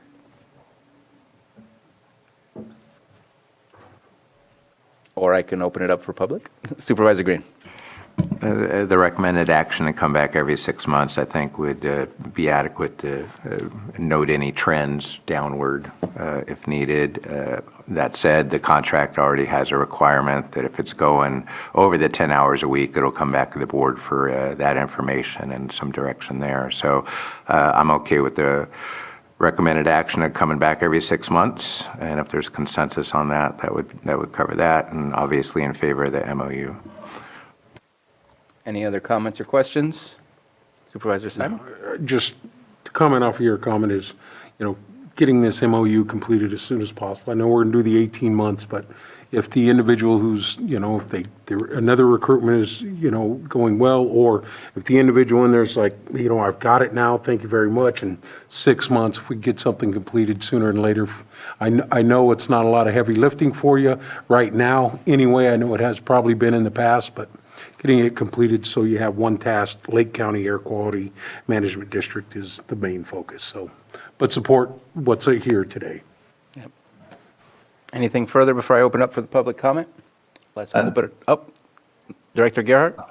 Yeah, I was just going to say would you prefer a board item or a memo to the chair and then decide whether a board item is needed to discuss it? I think it would be easiest to send it to CAO Parker, your report, and if we feel there's a need to have a further discussion in a public session, then at that point, we can make that request. Let's not ask you to come before us just to show us something that's easily done in an email. That's how I would feel comfortable. Seems like the path of least resistance and still getting the information that we're looking for. Just one more word before I open it up for public. Absolutely appreciate your team mentality. I know that you've mentioned multiple times that helping out in Mendocino helps you out over here, helps us out here in Lake County to ensure that our air district remains clean by making sure that they're following their rules and their policies are up to date. Really appreciate that team effort and mentality that you have and wanting to help out. And let's hope this is a trend going towards being done because it's been a while and appreciate you putting in that time. So thank you very much. And going to open it up for public comment. At this moment, I see no hands raised in Zoom. I do not believe that somebody approached the mic for a public comment on this item. And so I'll bring it back to the board for action on the MOU. And I believe we have consensus on direction for the report back. Nothing further, Chair. I move to approve the memorandum of understanding extension by and between the County of Mendocino and the Lake County Air Quality Management District for air pollution control officer duties through June 30, 2025, and probably authorize the chair to sign. Second. We have a motion and a second. All in favor? Aye. Any opposed? Motion carries. Thank you, Director Gerhardt. And we have 20 more minutes, so let's go ahead and move forward with item 7.7, consideration of second reading of ordinance number 3136, amending section 21-3.7 of chapter 21 of the ordinance code of the County of Lake by adopting a sectional district zoning map number 3.7B 1.406. Good morning. Director Mireya Turner. Turner, Good Community morning. Development Director. On December 19th, when the board approved the general plan amendment and rezone for Reynolds Systems, we made a procedural error. The ordinance should have been advanced to the next meeting for adoption, but instead we sort of guided your board to adopt it that day. So we are here today to correct that procedural error. And so today is the first reading. Today is the second reading. Second reading. Okay. We did the first reading already. The problem was we just went ahead and adopted it that day. Okay. We should have advanced it for the second reading, and so that's why we're here. So if you don't mind, just a clarification, I'm confused as to what we're rescinding. You are currently rescinding approval of ordinance number 3136, which was the ordinance that amended the zoning map. Doesn't that mean that we would be starting over from step one if we're rescinding it? No, we're actually rescinding the approval or the adoption of the ordinance, which was a second step that you took after your first reading. Thank you for clarifying that. Pleasure. And so we have a two-step recommendation. First, that you rescind the approval of ordinance 3136, and then secondly, that you adopt ordinance number 3136. And the whole title is listed in the staff recommendation. Okay. Appreciate all the attachments on there and the guidance for the item. Anybody have any questions or comments? All right, open it up for public comment. I see none in the Zoom room and no one standing up to the microphone, so let's go ahead and bring it back for action. There's nothing further, Chair. I move to rescind the approval of ordinance number 3136 and ordinance amending section 21-3.7 of chapter 21 of the ordinance code of the County of Lake by adopting a sectional district zoning map number 3.7B 1.406. Second. We have a motion and a second. All in favor? Aye. Any opposed? Motion carries. Looking for the next action. Hold on one second. Mr. Chair, if I Counsel? may, for the second item, it would be sufficient to just offer ordinance number 3136, an ordinance amending section 21-3.7 of chapter 21 of the ordinance code of the County of Lake by adopting a sectional district zoning map number 3.7B 1.406, so that it would be taken by roll call vote. Okay. So offered. Thank you very much. Ordinance has been offered. Supervisor Simon? Yes. Supervisor Crandall? Yes. Supervisor Green? Aye. Supervisor Pyska? Yes. And Supervisor Sabatier? Aye. Motion carries. Thank you very much. That was faster than I had anticipated.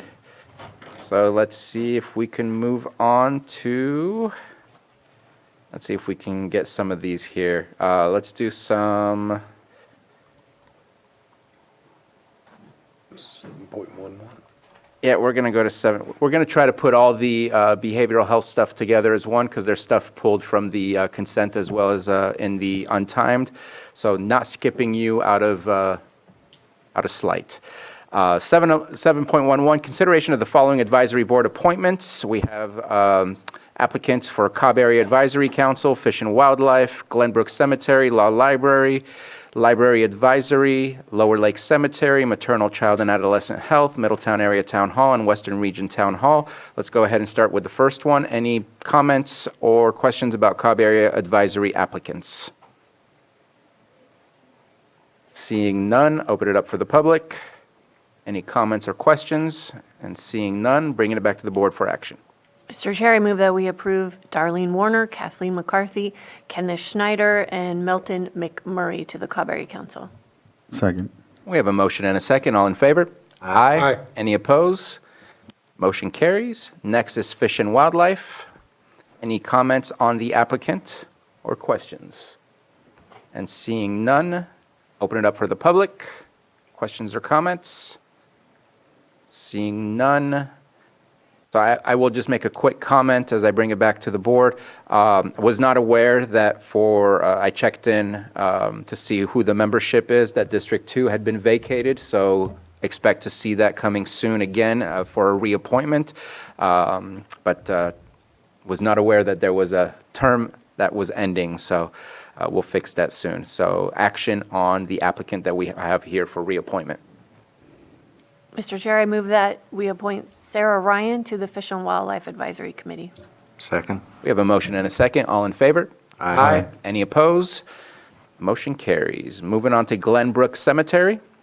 Any comments or questions on both applicants? And seeing none, open it up for public. Comments or questions? And seeing none, bringing it back to the board for action. Mr. Chair, I move that we approve or appoint Rob Bostock and Frank Lincoln to the Glenbrook Cemetery. Second. Motion and a second. All in favor? Aye. Any opposed? Motion passes. Next is our Law Library.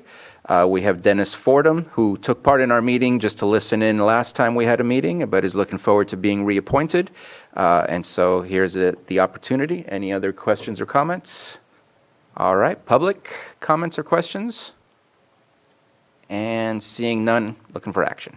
Mr. Chair, I move that we appoint Dennis Fordham to the Law Library. Second. Reappoint. We have a motion and a second. All in favor? Aye. Any opposed? Motion carries. We're going to move on to the Library Advisory Board. We have one applicant. Are there any questions or comments from the board? And seeing none, open it up for public. Any questions or comments from the public? And bringing it back to the board for action. Mr. Chair, I move to approve Heidi Krecklau to District 2 for the Library Advisory Board. Second. So I do have a question about that. And I apologize for not making this. Do we have a space for District 3? Because the address that's on the application would be District 3 and not District 2. Ooh.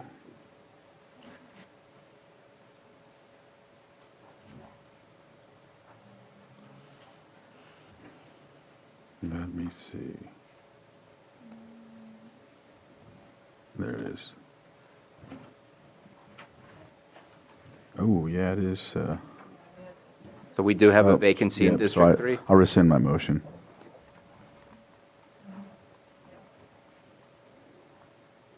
so is there a potential motion for approving the applicant for District 3 since there's a vacant spot in the library? There isn't, is there a vacant spot there? Oh, okay, I thought there wasn't. I thought she said there was. Yes, so is it okay if I still appoint, or, because it's not listed on here? We're changing the district representation that they would have since they reside in District 3 rather than District 2. Is it possible for us to change which membership they would represent within the library advisory?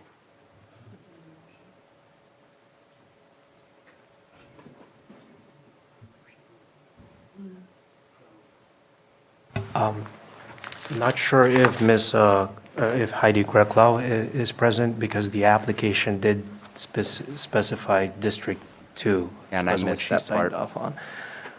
If I could offer an idea, the seat category is left blank, so the functional, district residency is functional in terms of assigning the proper category. There is a mistake in the supervisorial district listed, but to me, it's kind of like de minimis error.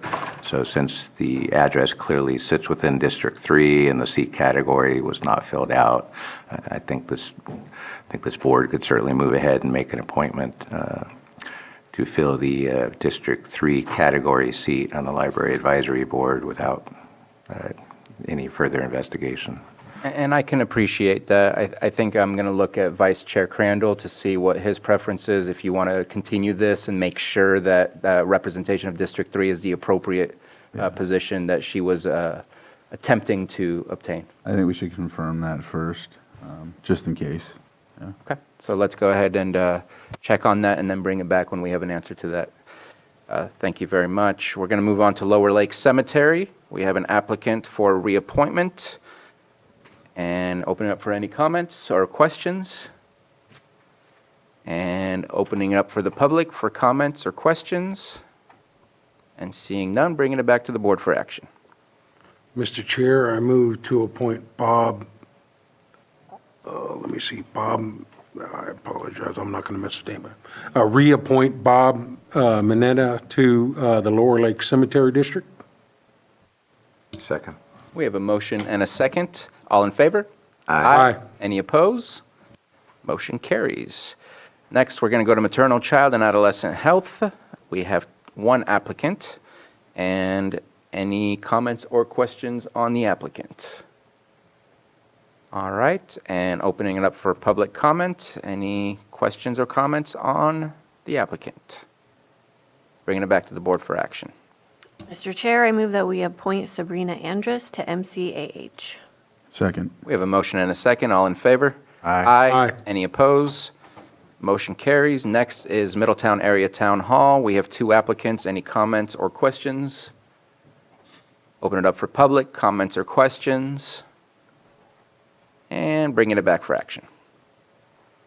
I'll make sure here I get this. Mr. Chair, I move to appoint William Waite and Nanette Donato to the Middletown Area Town Hall. Second. We have a motion and a second. All in favor? Aye. Aye. Any opposed? And motion carries. And last but not least, we have Western Region Town Hall. We have one applicant. Any comments or questions? Seeing none. Public questions or comments? And bringing it back for action. Mr. Chair, I move to reappoint David Eby to the Western Region Town Hall, representing the Blue Lakes area. Second. We have a motion and a second. All in favor? Aye. Any opposed? Motion carries, and that takes care of that item. I think this one should be easy. Do we have Director Ewing available by chance? CEO Parker. Yes, Chair, this item needs to be taken up after the mid-year budget discussion. Okay. You might want to try 7.10 since it's a continuance. We will try 7.10. Hold on, I wanted to make sure and get all behavioral health at once. Is 7.10 a continuance, you said? Mm-hmm. Okay. Oh, yes, I know that. So 710, consideration of amendment number 2 to the agreement between the County of Lake County Behavioral Health Services as lead administrative entity for the Lake County Continuum of Care, and Adventist Health Clear Lake Hospital Incorporated in the amount of $443,000 for fiscal years 2021 through 2024, and authorize the board chair to sign. And Director Jones, if you want to speak on this briefly or extensively.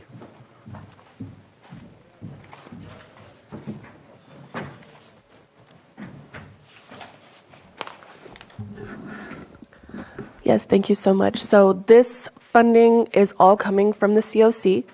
These are COC grant monies that are being reallocated due to the length of time that it took to finalize the contract with Adventist Health. We ran into some timeline issues in implementing and expending the funds, so we're fortunately able to roll them over so that they can be expended on this project. And was there an additional $100,000 also that was added compared to the previous? Yes, I believe there was, and that would be from the COC as well. So all COC funding. That's what I thought. So one of the things that I've requested is for this to be tabled until there's an approval from the COC, since it's the COC's money. I will admit that I failed to put this on the COC agenda. I was trying to add it as an extra item to try and catch this, but our meeting went way late and the power went out. Hopefully we can see this coming back sooner than later so that we can stay within the timelines of finalizing all of our reporting for the ESG. Any comments or questions? Supervisor Green? Yeah, just to that point, is it so time crunchy that a special COC meeting would be warranted? No. Thank you. Thank you for the question. And if there's nothing further, I'll open it up for public comment. I see no one in the room. Well, I see people in the room, but I see no one standing up for public comment and no one in the Zoom room with their hands up. Thank you very much. While you're here, let's just keep things going. Let's go backwards. Consideration of California Mental Health Services Authority Participation Agreement for Interoperability Solution in the amount of $222,948 for fiscal year 24-26, and authorize the board chair to sign. Did you say what number that was? Item 7.9. Okay, thank you. Thank you for checking on me. Yes, thank you so much. So it's important to note that the California Mental Health Services Authority is a joint powers authority that is authorized to do a lot of different things for California mental health plans. And one of the very unique things about this interoperability solution is that it will bring us into compliance with the Behavioral Health Quality Improvement Program, which is a facet of CalAIM designed to support mental health plans across California in complying with CalAIM interoperability and other data sharing requirements. So in that, it is a unique solution, and also because CalAIM HSA also put together the semi-statewide electronic health record, which is essentially proprietary at this point. It doesn't exist anywhere else in California or the nation. And again, that's because California has unique and special requirements. It is unique in that regard. So that's what I'll say about this solution. It is an ongoing cost in perpetuity. Do I love that? No. Do I have any other choice? No. So that's what I have to say about that item. Thank you. I'm sorry if I activated something with some of my emails to you, because I feel the same way. I don't know that we were aware of every additional cost that would come along with the electronic health requirements or records, and it is what it is. Any comments or questions? I do have a quick procedural comment and checking in with County Council. It does say here that this is through CalAIM HSA. This is kind of a sole source type of contract. Typically for sole source, that's one of our exceptions to the purchasing ordinance, and we would say waive the bidding due to unique services. Can we add that into our motion today, or does it need to come back at a later time because it is not on our title or our recommended action at this moment? Since it is tied into the ask of the recommended action for essentially approval of the contract, the waiver of the bidding requirements would come into play there in order to approve the contract. So your board may include that as part of, well, as an additional item to your motion. I like Waiving that. of the bidding requirements. That makes it a whole lot easier on everybody's end. So that was my only question to this item. Any further comments or questions? And let's open it up for the public. Any comments or questions from the public? I see none on Zoom room or in the chambers, so coming back for action, and let's make sure to add that waiving of the bidding. If you can maybe help us with the right wording for the waiving language?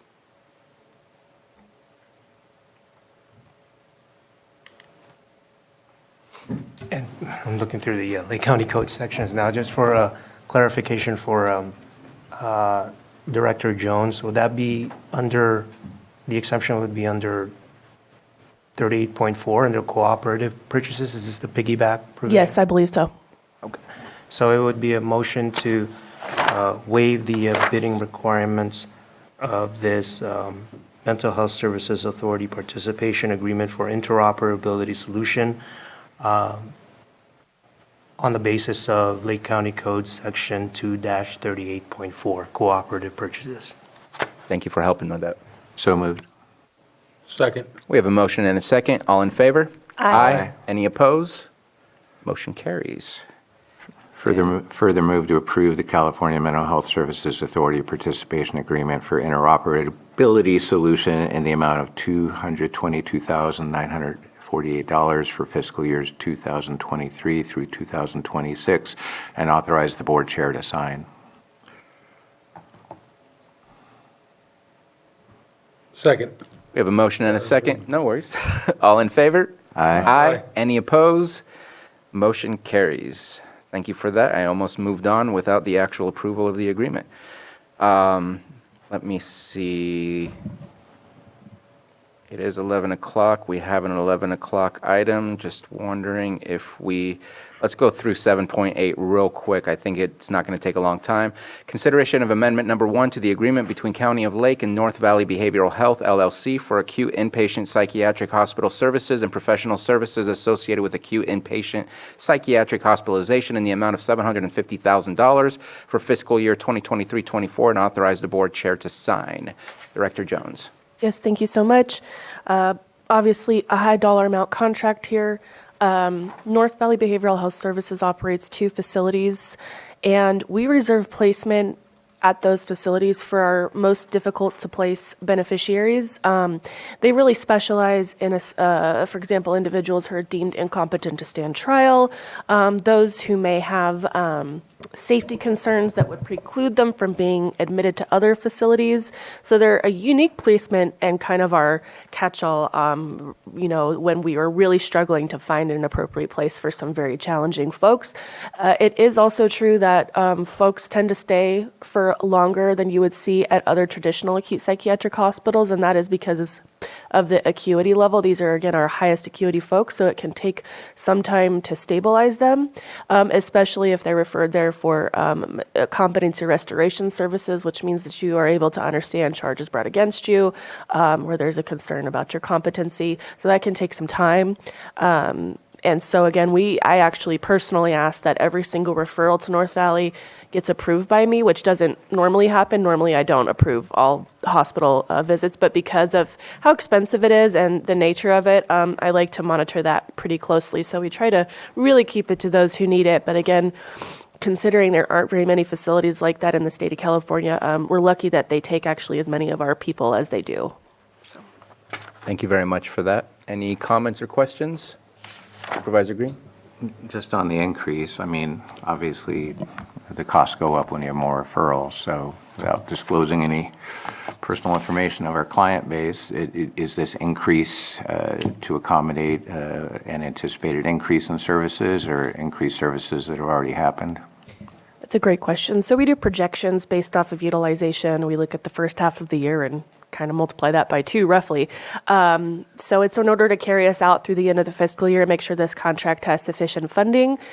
So with that, we don't anticipate any significant population changes, can't find the right word there, census changes to that facility, we anticipate the general utilization to remain the same, but it is high. We are, and across the state of California, seeing a lot more high acuity beneficiaries and much higher needs, and that's a whole other matter. So that's kind of the rough and dirty of it, I guess.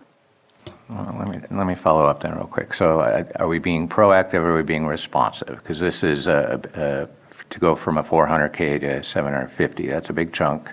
So I guess that's my question. Are we being proactive or are we being responsive? I would say a little bit of both.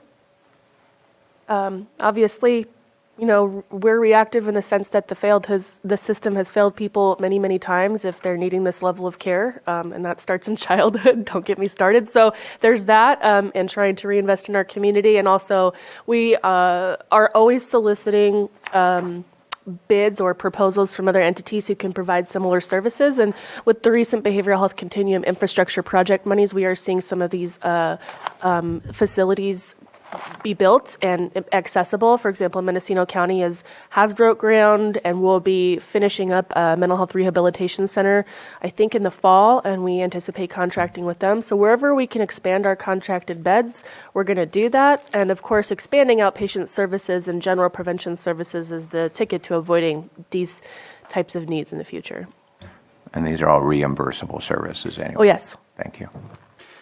And if you look at the history of North Valley, the 750 is not far off from what other years have also cost us. There's been, slight dips here and there, but I think that you never know what you are going to need. And so I think we always kind of start out at that same level and increase it as the need increases throughout the year. So this is not abnormal. It is a jump, but not abnormal when you look at the trends. Any further comments or questions on this item? Opening it up for the public. Any comments or questions on this item? Bringing it back to the board for action. Mr. Chair, I move to approve the consideration of Amendment Number 1 to the agreement between the County of Lake and North Valley Behavioral Health LLC for acute inpatient psychiatric hospital services and professional services associated with acute inpatient psychiatric hospitalization in the amount of $750,000 for fiscal year 2023 and 24, and authorize the board chair to sign. Second. We have a motion and a second. All in favor? Aye. Any opposed? Motion carries. Thank you very much, and we'll get to the consent agenda items as soon as possible. Next, our 11 a.m. Consideration of recommendations from the Cannabis Ordinance Task Force regarding zoning districts and permit types for various cannabis-related businesses and request for board direction. Welcome back.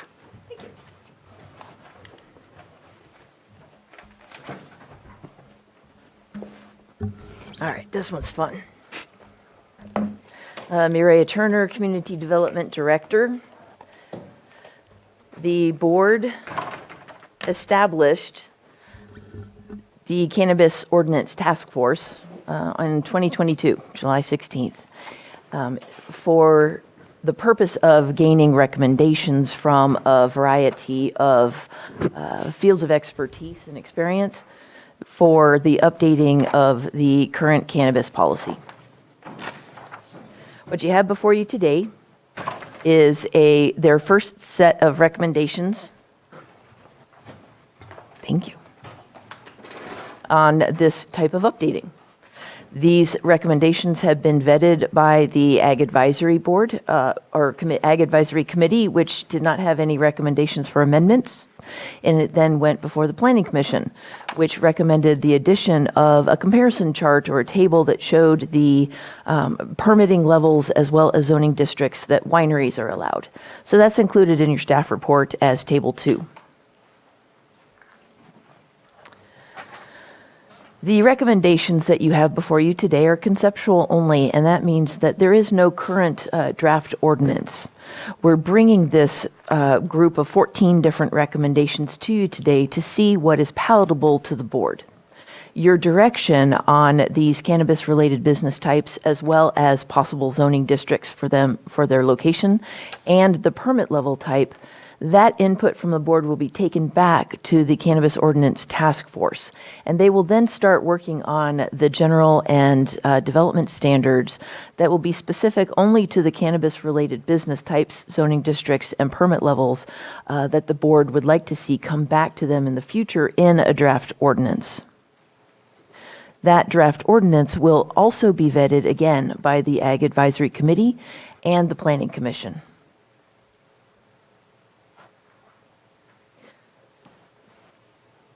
I just ran through most of it. Okay, so before we get started, just because we have a whole bunch of different zoning districts, and I just wanted to give just a quick summary of what each of these districts are so that the board and members of the public can sort of picture in their minds what we're talking about with different businesses in different districts.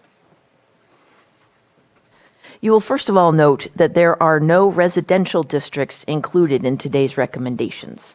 So we do not currently, nor does the task force recommend any cannabis business in residential zone districts. What we do have is APZ, which is the Agriculture Preserve Zone. Those are properties that are currently or have been within a Williamson Act contract for preservation of their land specific to agriculture and grazing purposes. You then have A for ag, which is our prime ag soils. That's where you see a lot of our grapes or a lot of our pears and walnuts in ag zones. Timber preserve zones are the ones that have timber on them, as well as timber management plans with the state. Rural lands are our most remote areas. They have larger lot sizes and typically have higher slopes, and their soils are not always the best. We have two sort of buffer zones coming in towards our residential areas, and that is rural residential and suburban reserve. And with each of those, the minimum parcel size shrinks a little bit. Then we get into, so not only does the parcel size shrink, but also the soil, the slopes tend to be less as well. So this is sort of coming into where we have our residential areas and our commercial areas. Local commercial and community commercial, you'll see in daily public access and use. So you get your dentist offices, your retail establishments, your main streets. Service commercial has less public access. This is more towards phasing into our manufacturing and higher industrial zones. So service commercial, as well as commercial and manufacturing, heavy industrial and industrial park, these are all areas where we're going to locate our businesses that have odor or noise or other impacts that would make them a negative influence, or it would negatively impact our day-to-day business transactions or our resort areas. We have resort commercial and highway commercial, both to support our tourism. One thing I wanted to point out about MP Industrial Park, we don't currently have any properties that are zoned MP, but we do have it in our zoning district. And so we did include it in the analysis by the task force because you can always rezone it to industrial park. And in fact, that was actually part of, like in 2014, when the board was first looking at policy, they were thinking sort of like creating hubs, cannabis hubs, where multiple different types of cannabis-related businesses could all be clustered. And that can be done either through an industrial park zoning or our PDC, which is our Planned Development Commercial. And the purpose of Planned Development Commercial is to enable more flexibility in project descriptions than would normally be limited to just the other commercial zoning districts. Lastly, we have U, which is unclassified, which we also have none. All the counties or all the jurisdictions used to have U all over the place until we were required by law to assign zoning districts to our parcels. So we kind of ignored that one because that's just not coming back. We have 14 recommendations in 3 different categories to go over with you today. If you like, I'd be happy to just I don't really want to blow through all of them because I really want to make sure I get good input from you. So if you like, I can pause after each category. Looking at the chair. Yeah, that was my plan as well, so I think we're on the same page. Excellent. Okay, here we go. Let's jump in. Oh, I also wanted to introduce Jennifer Smith.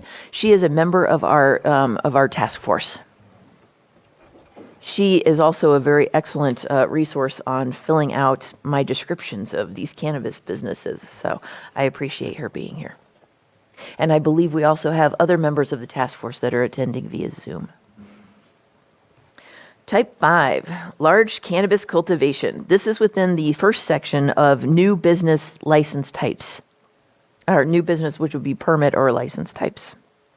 So these are some that have not been, we just don't have currently, either because the state didn't offer it yet or because the board just hadn't considered it yet. So first one, type 5, large cannabis cultivation. This is for cultivation that is over 1 acre outdoors. It also is then over 22,000 square feet mixed light and indoors. Correct. Okay. So this is largely just an administrative label. The Planning Commission has already considered, and the board made allowance for clustering of more than 1 acre of cannabis already through a major use permit. So the label of that then, instead of a major use permit for, 80,000 square feet of outdoor, which would be 2 type 3 licenses at the state, we would be calling it then just a type 5 permit for 80,000 square feet of outdoor cannabis cultivation. The meat of the project description would stay the same. The development standards would still be the same. It would be called a type 5 now because it would synchronize with what the state's calling it.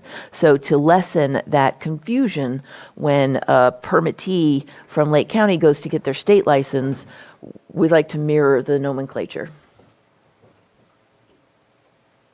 Next one is shared manufacturing. If we can just pause to see if there's any comments or questions for that specific addition.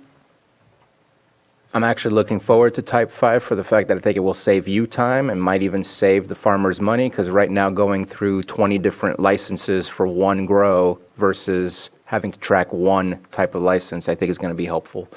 So I'm looking forward to see how that impacts your department. Thank you. When we first started, if you wanted 3 type 3s or 3 acres, you had to actually apply for 3 major use permits. We don't do that anymore. We like to handle even new uses such as cannabis the same way we would handle any other business or project that requires a use permit. And so we combined that. So currently, applicants only need to apply for 1 major use permit. So we do not anticipate that big of an adjustment in staff time or money or anything. So this is a pretty easy one. And I was anticipating for inspection purposes, checking on state licenses. I've seen you guys check for 150 Right. licenses, where now it will be down to possibly 1. So That's a good point. that'll be a good change. Sure. Supervisor Green. Yeah, don't need an extended discussion, but at the state level, the type 5s didn't exist initially for a reason. There was a conscious effort to promote smaller growing operations. And although this board has previously given direction through its ordinances and resolutions and what have you to allow co-location that adds up to a larger project, that co-location procedure kind of rests on permit density and the notion that any single property owner that wants to develop is kind of limited to that permit density. And so when we do co-located projects involving multiple parcels, there's at least some analysis of permit density in that. So I don't know that today is the day to go into the weeds on that, but I would say this is more than a housekeeping thing. And so when we dive into the development standards, if and when this ordinance goes up for a programmatic EIR, certainly type 5s get a closer look for cumulative impacts analysis. I don't think it's as simple as this is just an administrative change that is going to make it easier for co-located facility applications. I think there's a deeper question under there about how big do we want to go in any particular development application. And if we're not going to use permit density in our existing provisions in our current ordinance, where do we go with that? So I don't think today is the day to have that discussion. That does get into development standards and what have you, but I just wanted to highlight for the board and my own thinking. There was a reason type 5s weren't there initially. It's nice that the state has acted to give us that flexibility, but I think it does invite some portion of review for our current ordinance.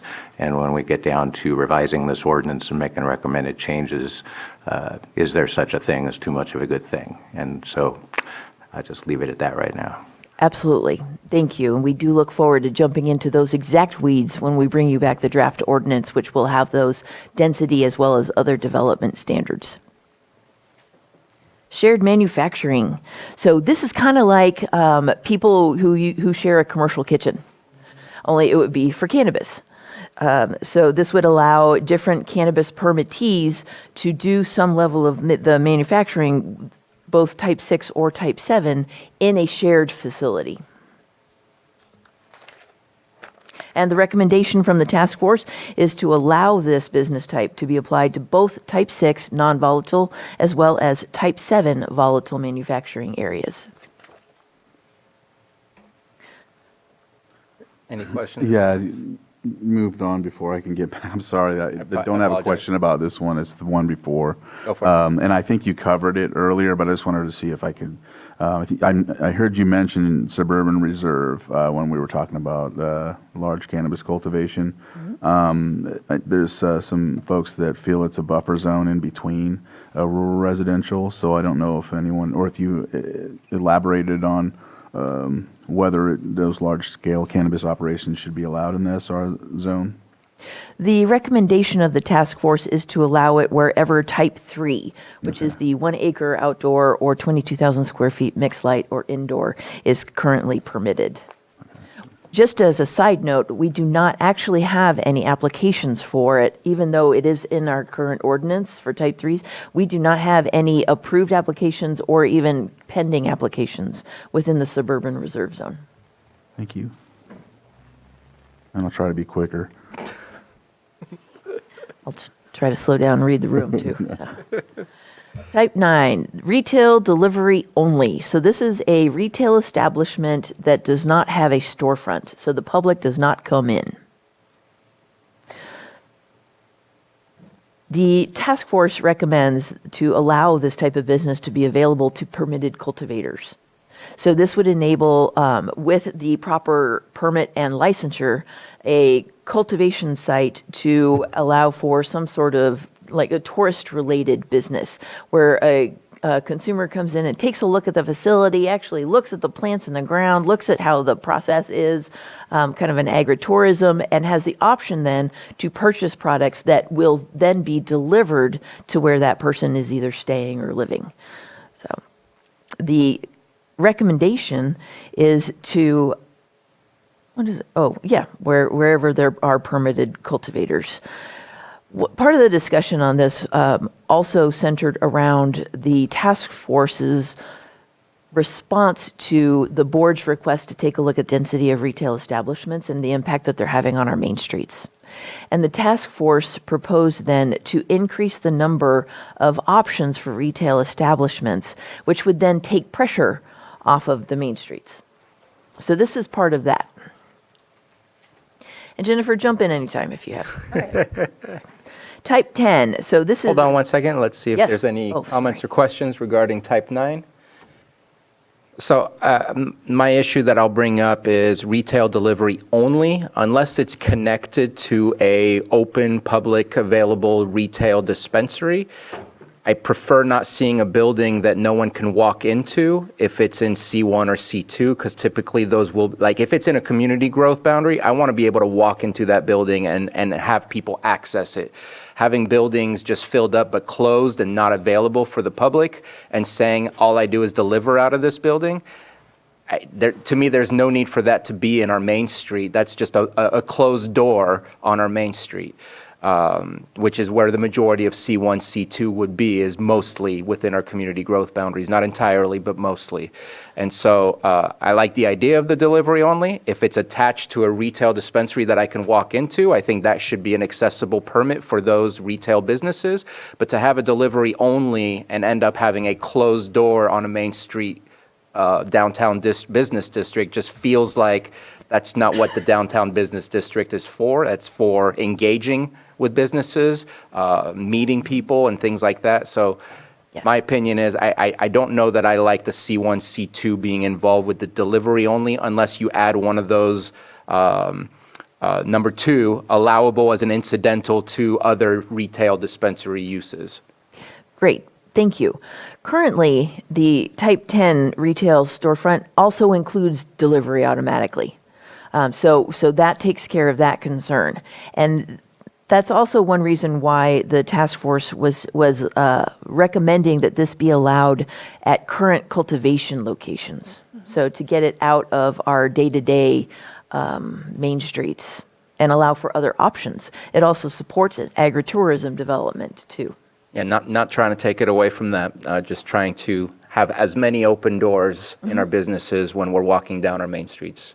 And I don't know how others feel of that. I don't want to. Well, it says take the pressure off the C2 zoning district. I didn't read it as it would be. Well, but it allows for C1, C2, and I don't want to see a closed door business that no one can access in case there's multiple of those. I know we're going to look at the density and things like that, but at the same time, in my opinion, that's more of an appropriate thing where the grows or manufacturing or outside of the community growth boundary is. I want to be able to walk into a store when it's a C1, C2 and not have a closed door where I have to call and get a delivery to my house. That doesn't seem to make sense to me. So currently, as the recommendation stands, it's to allow it to be available to permitted cultivators, which does not include C1 or C2 zoning districts. So I think that would address your concern. And I get it because I remember there have been other stores on Main Street that aren't vacant, but yet you can't go in them. You know, they're just online stores, and it does feel, okay. So anyway, moving on. Supervisor Green? Well, just to clarify, we can't tell them to open their doors and still have it be a non-storefront retailer. The state license doesn't permit for that. So if your concern is that businesses in general on Main Street should be those that are open to the public, that's okay. We can address that in the zoning matrix, but there are plenty of other non-cannabis businesses that may rent properties on Main Street and keep their doors locked. I have several examples right here in Lakeport. Also, I just want to point out, this is not a super popular license type.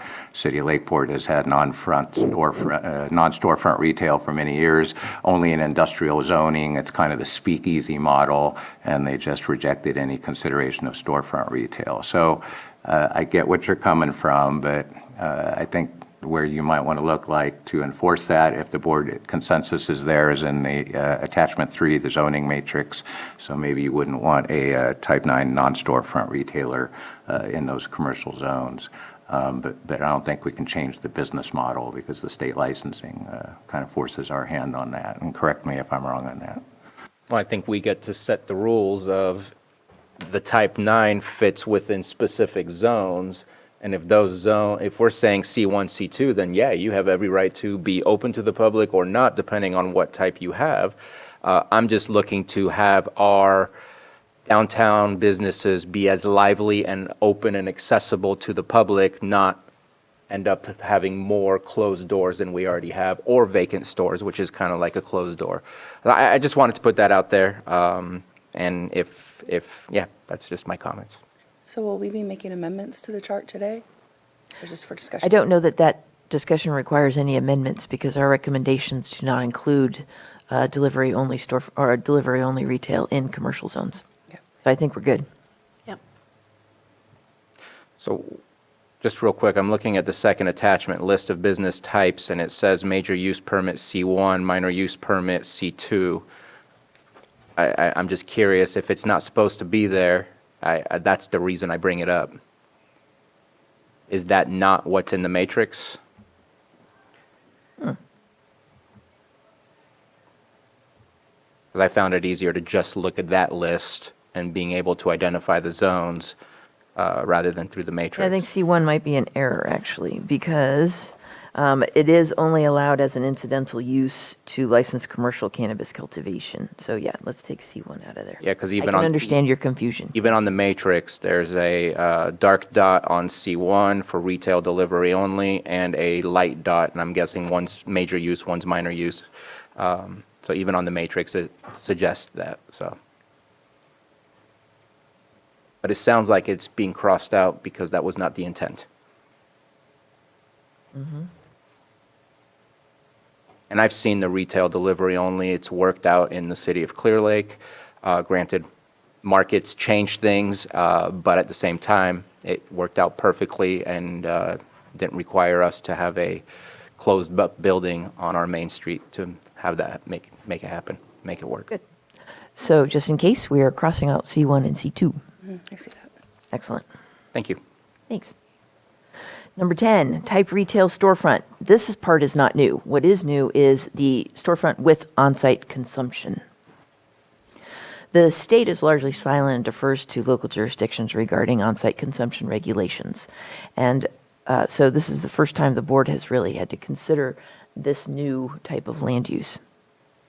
The recommendation for the task force is to allow on-site consumption in connection to a retail with a storefront establishment with a minor use permit in planned development commercial, community commercial, which is the C2, ag preserve zone, ag zone, TPZ, rural lands, and rural residential as incidental uses to an approved cultivation site, approved meaning permitted and licensed.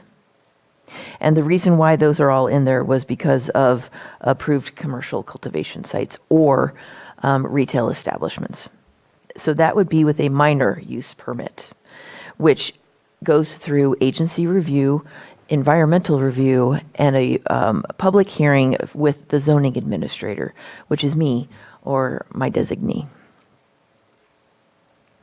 Then M1, M2, and MP. Those are our commercial and industrial manufacturing and industrial park, as well as C3, our service commercial. So all of our higher level industrial or manufacturing zoning districts.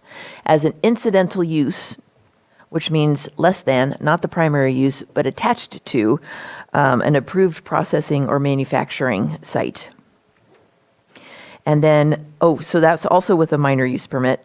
Then switching up to major use permit would be in the C1, which is your local commercial or your highway commercial, resort commercial, or suburban reserve, incidental to approved cultivation sites. One moment.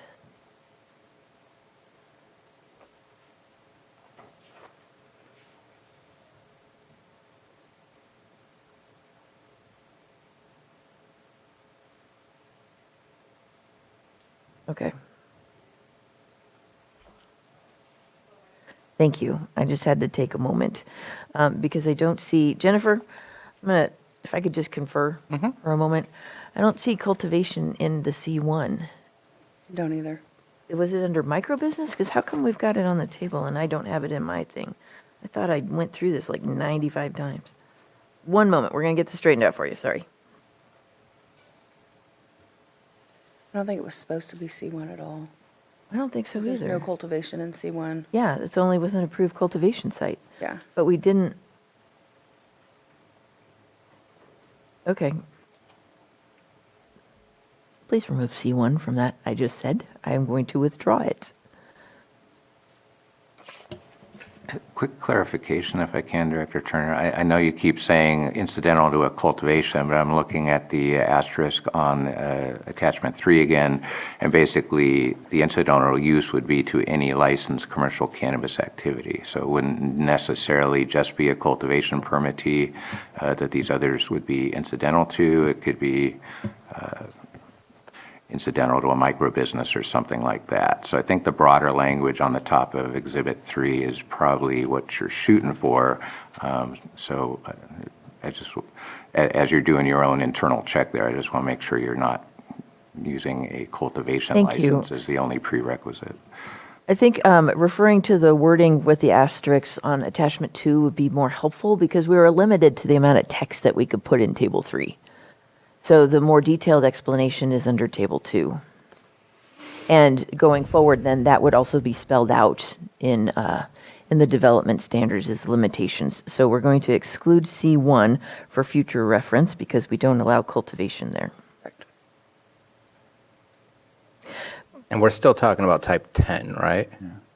Type 10 with. This is type 10, yes. But with So- the way that I read it, it says anything without a 1 or a 2 identifying the specifics of what's allowable would mean that a retail storefront would have the ability to have on-site consumption. And you're Yes. saying take out C1 or the retail? No, take out C1 just as incidental to cultivation site.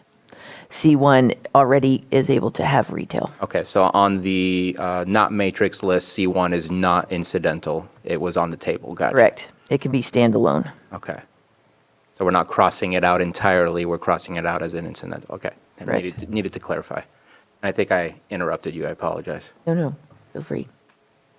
Are there any questions or comments on this?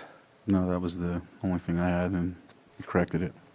So I struggle with this one. I think that having, for example, cannabis resorts with on-site consumption makes absolute sense. Just like if you have a resort, you're typically going to have local wines or maybe even a bar. You want that same accessibility. I think it makes sense for a retail if they want to open up an on-site consumption, which I believe because of the rules and regulations of the state of California, you end up having to almost like have a private membership in order for people to go against the law of smoking indoors. You have to be private members because I don't know a bar that you can say we can do on-site consumption of cigarettes, but yet. So that's how we worked it out in the city of Clear Lake was private membership so that it was approval of being subjected to smoke indoors. So I don't know where that's going to go. Obviously, that'll take time to bring us an ordinance, and maybe it's there, maybe it's not. But I have issues. With outside of the community growth boundaries and outside of like a commercial resort, like a cannabis resort. I want to make sure, so we are very high on the DUI list when it comes to the state of California. I don't want to say no to on-site consumption when obviously you can go to a bar and consume, and we want to control that to the best that we can and lower our DUI rates.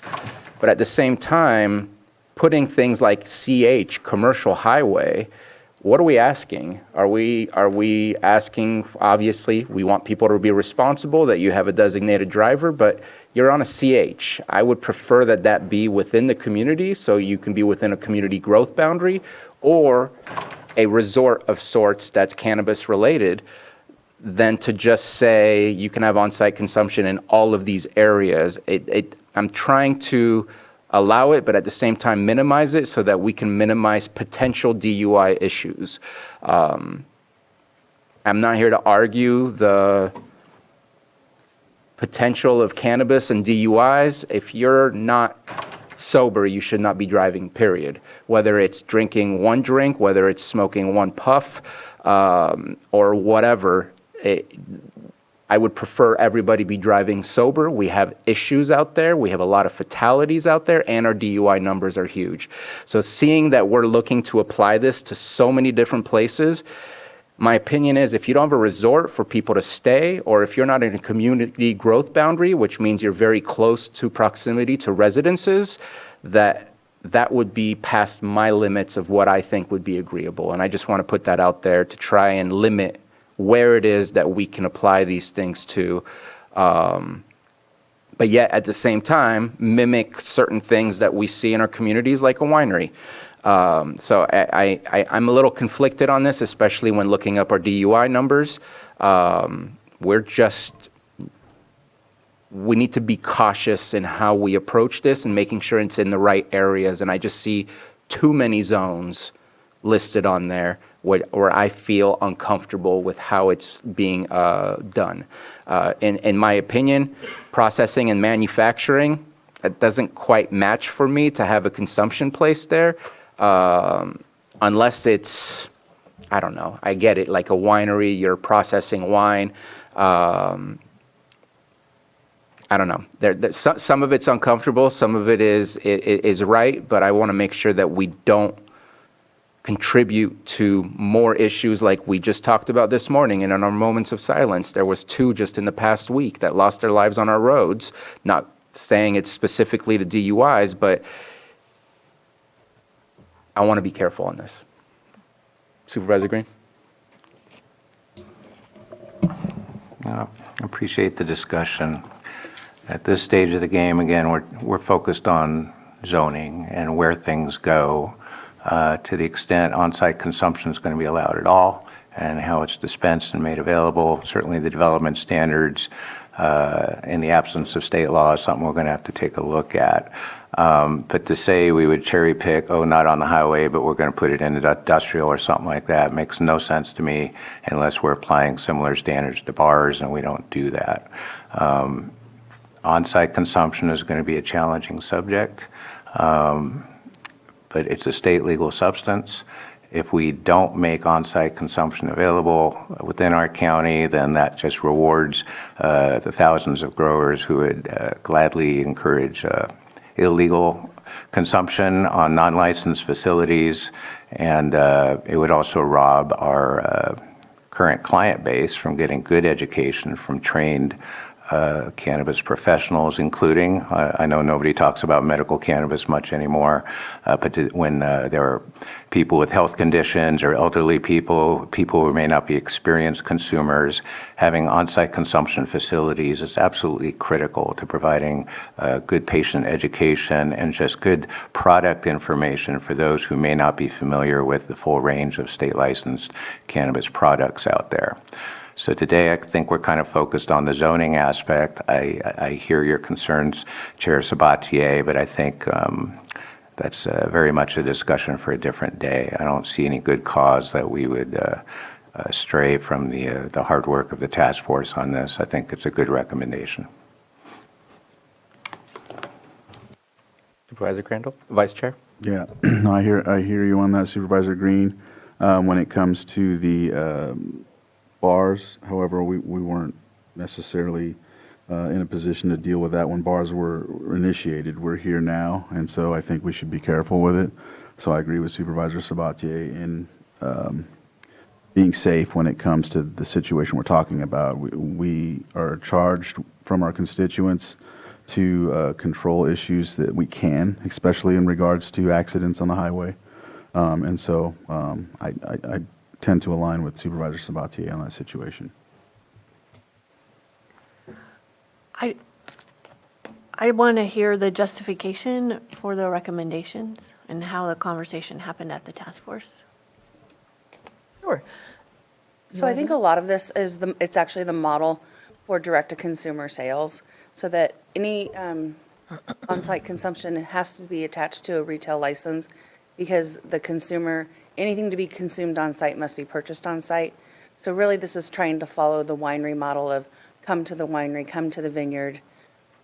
The vineyard then has the retail license and then sells the wine to the consumer. And so it's the same thing. To have on-site consumption, you have to have retail there. And this is the way that the path forward for that direct-to-consumer, farm-to-table, or farmer market-type sales. Definitely, talking about the zoning, I can understand your concern, but I also tend to feel like if a bar is allowed there, and it's the same concept, everybody should be driving sober. I don't know what other context I can add to that conversation. There are also, as soon as public input is open, yeah, that'd be great. There are also some examples of, I can think of one in Ukiah that has a retail and a manufacturing. And so you go in, you enter into the entryway, and on the right-hand side, you can actually see it getting processed. and on the left-hand side is where you go in for the retail. So that would include, so this would include a situation like that as on-site consumption being attached to that retail environment. So they would just create a lounge or something that the development standards have yet to be set. So I do have a question. We have development standards for ag vineyards, and then we have development standards for ag wineries. Here, we're connecting it directly to the cannabis cultivation, processing, or manufacturing. What would be the equivalent of a winery for cannabis, where it's not just a table in a field and here's my retail spot? Like, wineries are more of a development standard. I'm not seeing the standard here of what would be applied, other than maybe that's the next step. I don't know. But I feel like by reviewing the code, there is specific standards for wineries. And then, of course, if you go to ag, there's specific standards for ag. If we're saying it's permitted to cannabis cultivation, in my mind, I'd like to imagine a nice building that has a nice little entryway, a little desk where you can have your transactions, maybe some things in the back that you can ask for. I'm thinking like when I go to Cache Creek or something like that, Cache Creek Winery, but like that requires a whole different license than just growing vineyards. And I feel here, if allowable as an incidental to permitted licensed commercial cannabis cultivation, are we also looking at having a cannabery, whatever that term is, for a cannabis winery type of thing?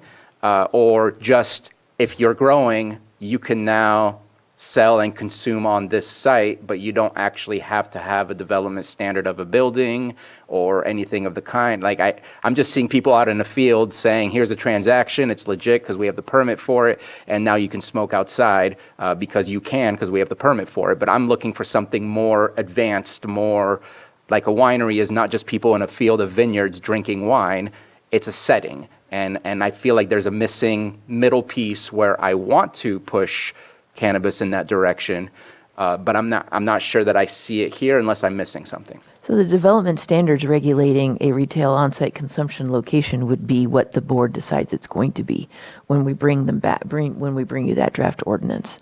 I wasn't personally picturing a picnic table. I think that it's going to be a little more complicated than that because the state heavily regulates retail establishments as well.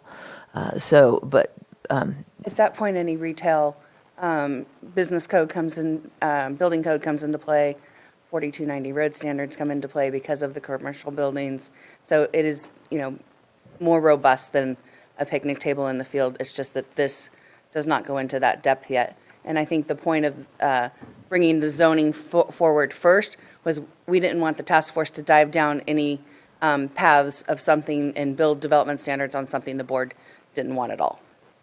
Because I guess in my mind, I'm thinking like a farm stand. That's a retail environment for our farmers to be able to access. And I've been hearing, granted, maybe not today, that some of our cannabis growers want to be able to have some sort of farm stand retail to be able to sell directly to consumers rather than having to sell to some other retail business and get undercut, basically. So that's kind of what I had in my mind, was this lean-to building where you are covering yourself and your products, and that it would be accessible. I want to make sure that we're aiming at a higher standard.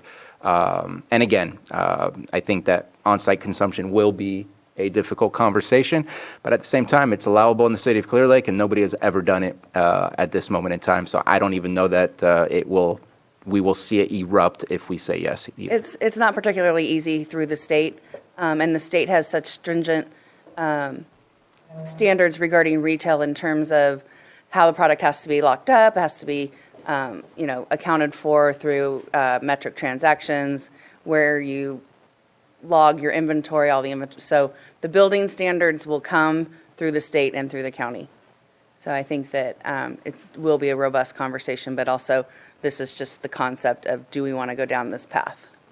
And just to also on the comment, yes, there are bars and places where maybe it's not the best place to have a bar, but I appreciate what Vice Chair Crandall said, is we have the opportunity to do this right. Just because we did something wrong for something that was prior to us being here making decisions doesn't mean that we have to say, well, I guess we just continue the same mistake.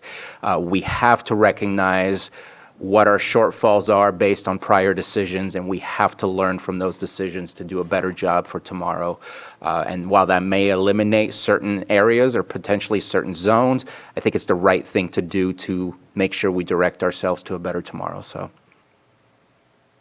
any Supervisor King? And just for the chair's information and the board's information, yes, there is interest in the industry about these farm direct models. No, there's no current push that I'm aware of at the state that would allow that. A cultivation licensee has to go through a distributor, have to have their product lab tested. And so even these, where we're talking about retail, it's not going to be farm direct. A cultivator could definitely sell their product on their farm if we move ahead with these licenses, but there's going to be some intermediate steps involving a distributor and lab testing, as there should be. So farm direct could be a thing somewhere down the road, but yeah, we're well away from picnic tables and just unattended farm stands where you leave pickle jars of weed out there. So I just want to make sure everyone's clear on that.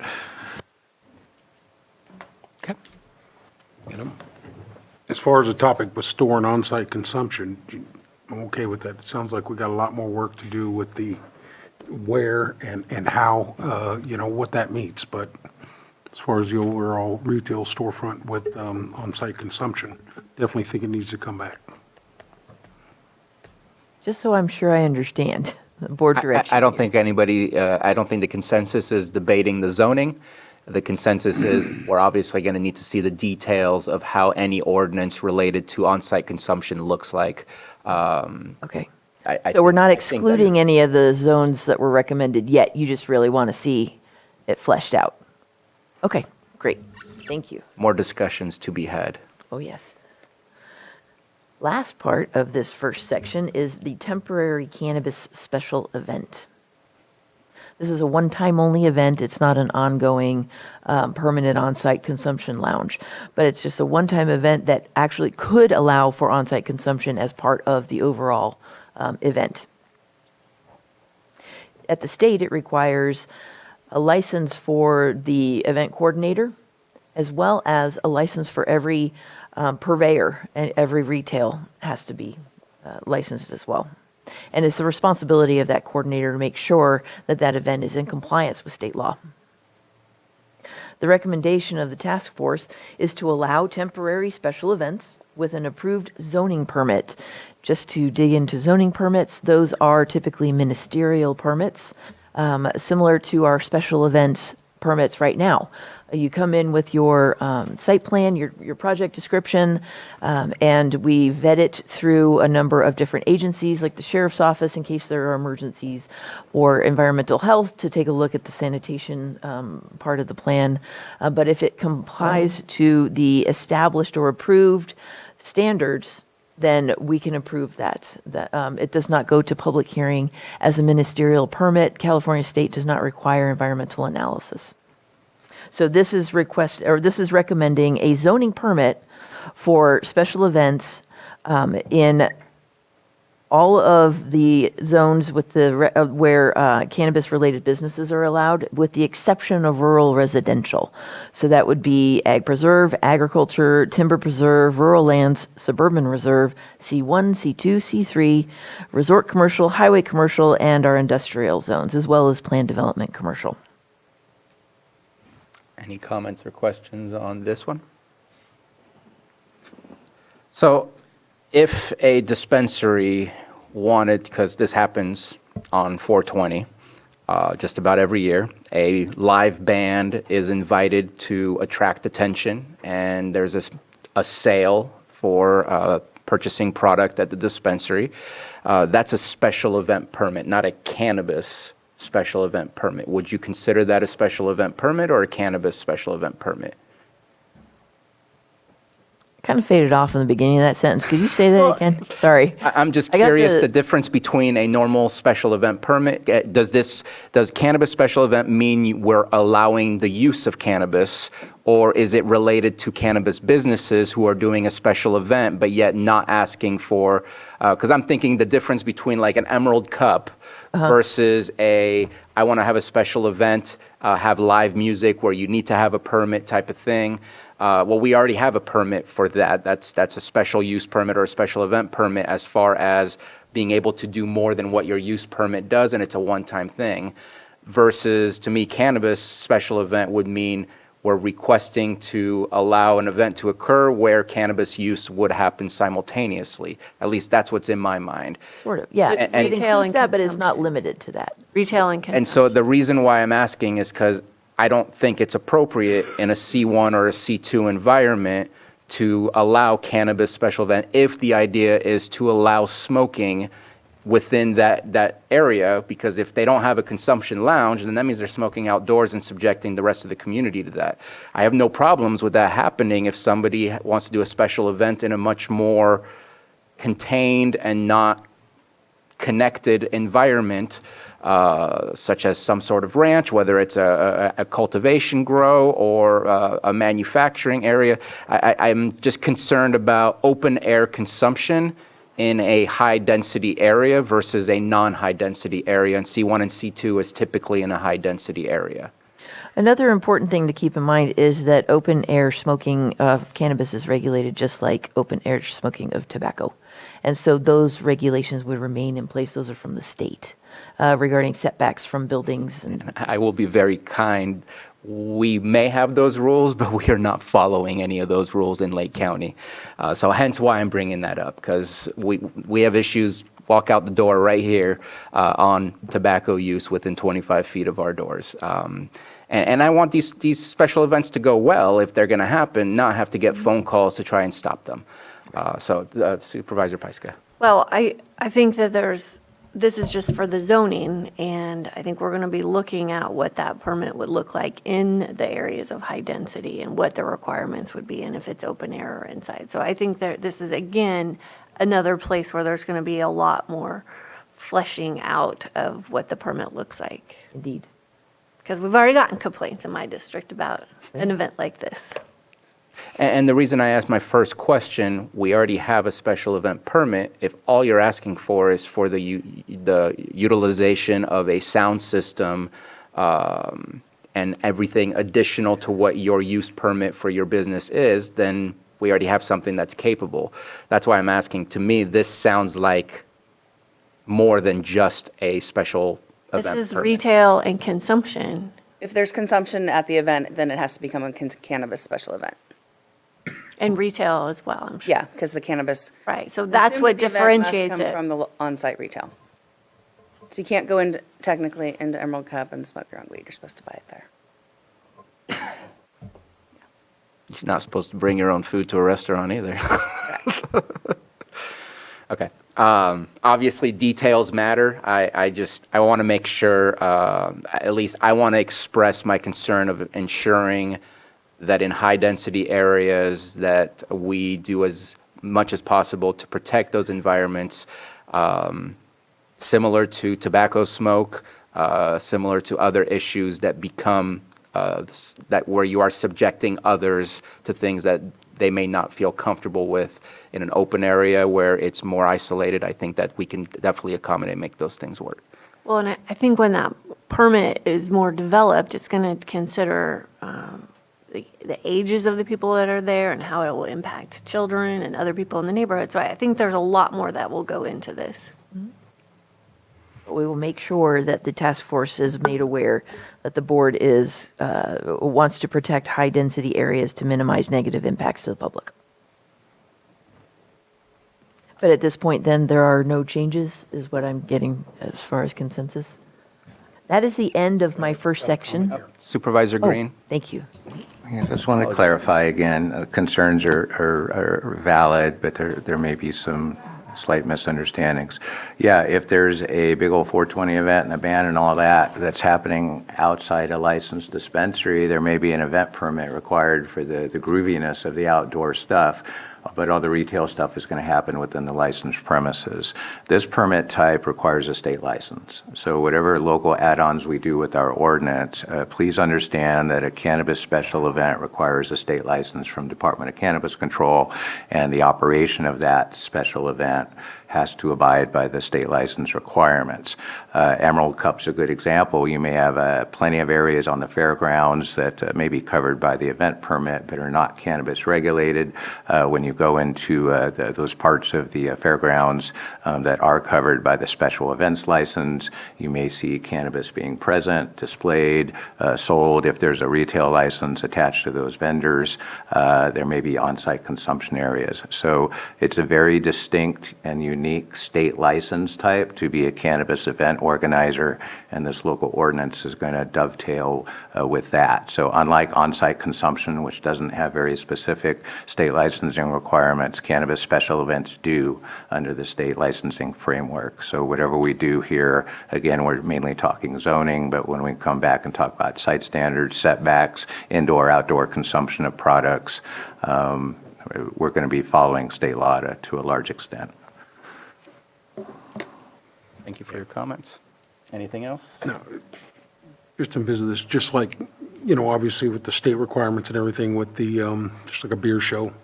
Obviously we have those right now going on all over the state, all over things, making sure nonprofits really value from it, because when you sign up for a beer festival or something like that, you have to have an organization that is going to benefit from it. So hopefully long-term wise, we can have that conversation on who benefits from this, not just the businesses, but the nonprofits, the organizations that need the funding, because that's how beer shows operate. If you're a supplier or a craft beer maker, you sign up for that for breast cancer, for whatever the organization is going for. So, I think it's just the beginning process of how we're looking at that, because right now anyone can do a beer show here in Lake County through the state, through ABC, and you've got to get the licenses and everything. So I'm not in favor of changing anything and moving forward with the process. So I'm going to pause here in case you wanted to open the first section up for public input, or I'm happy to keep going. I think we're ready to hear from public input. Come on up to the microphone. You have 3 minutes. Hi there. Sarah Bodner, Policy Director for LCCA. I think it's a huge accomplishment that we're here in this room having this discussion today, and it's the culmination of many, many, many, many months of work by the task force. And I want to say thanks to everybody involved, the task force members, the board for initiating the task force, Maria and her staff for leading it, and also all the community members who volunteered or showed up to give public comment throughout the whole process. I think the benefit of that forum is that we get to have really robust discussion and talk at length about the state laws that intersect with county policies, and also the why we're even heading here. And so while this is just a zoning table before you, I think it represents a much greater vision for the future of Lake County's industry and being able to adapt to the changing economic times, and also learn from the first many years of legalization where the gaps are. So I just want to talk about a couple of specific things that were surfaced in this discussion, and then also say this is just the beginning. And I know it all comes down to details. So it's hard when we're saying, allow this here, but we don't know anything it's going to look like. And it's a chicken and an egg thing, because the task force doesn't want to spend a whole bunch of time developing really, really robust recommendations around something that you just want to draw a line through. But I think this, so far, it sounds like the consensus is move forward, come back with details, and then we will tease it out together, which I'm really pleased by, and the Lake County Cannabis Alliance is very grateful for. So just a couple details. The state has laws about every single thing. There's nothing that they're silent on. There are things they defer local control to. So I want to just talk briefly about on-site consumption and special events, because I think they're the most confusing licenses. Regarding on-site consumption, in cannabis, there is no tasting room license, unfortunately.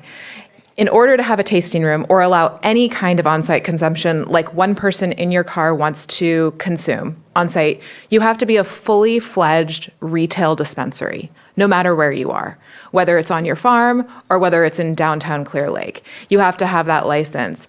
So that's the precursor to then what we want to allow there.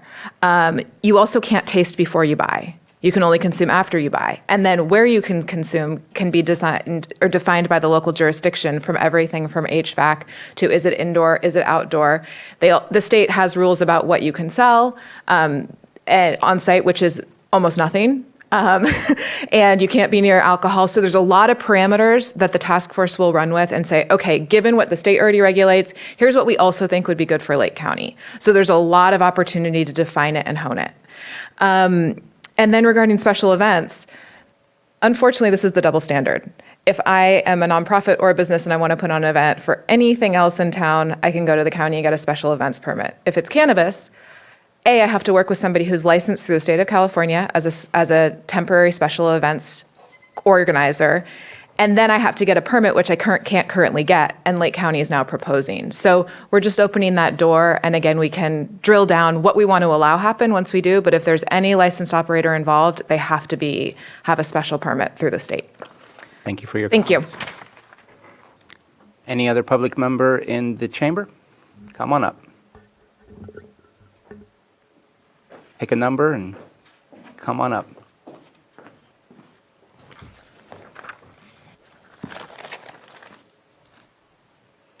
Hello, I'm Margot Kambara.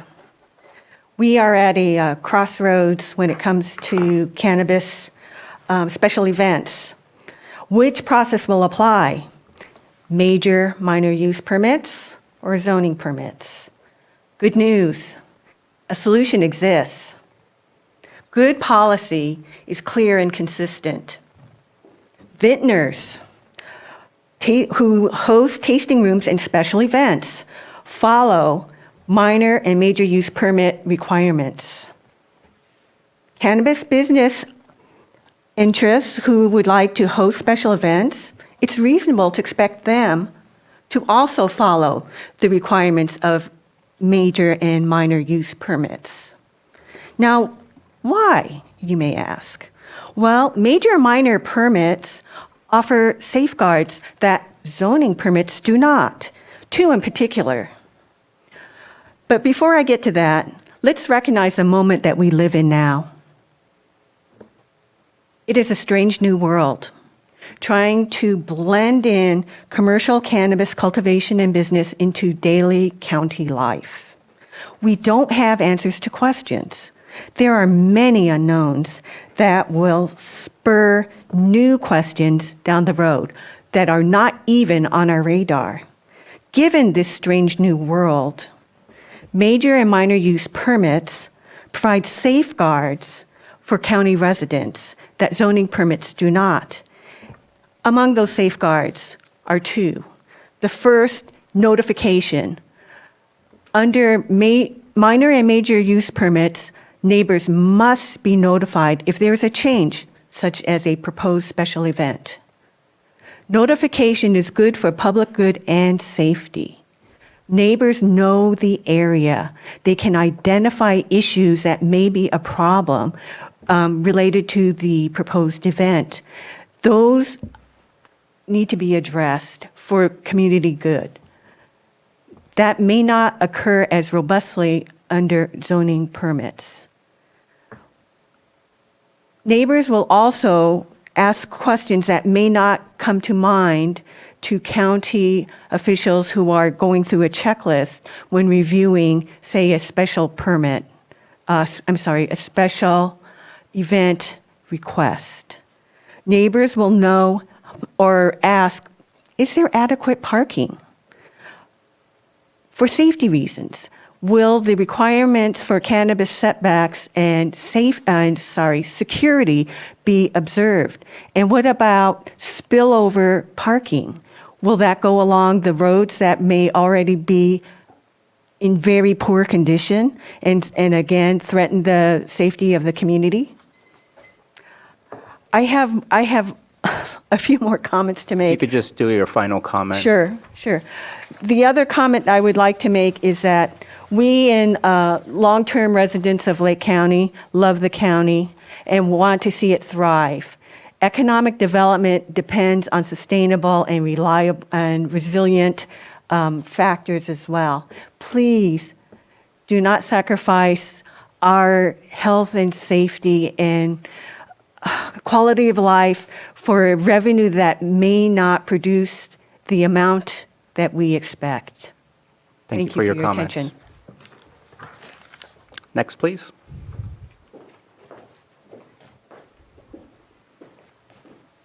Hi, I'm Kristen Callahan, Magic Meadow Farms, owner-operator in Middletown, District 1. Hi, everyone. Thank you so much, Jen, and all the members of the community for showing up and voicing their concerns. I want to first thank Jennifer for going out of her way all the time at the task force and presenting our cannabis community. It's a really hard position to be in.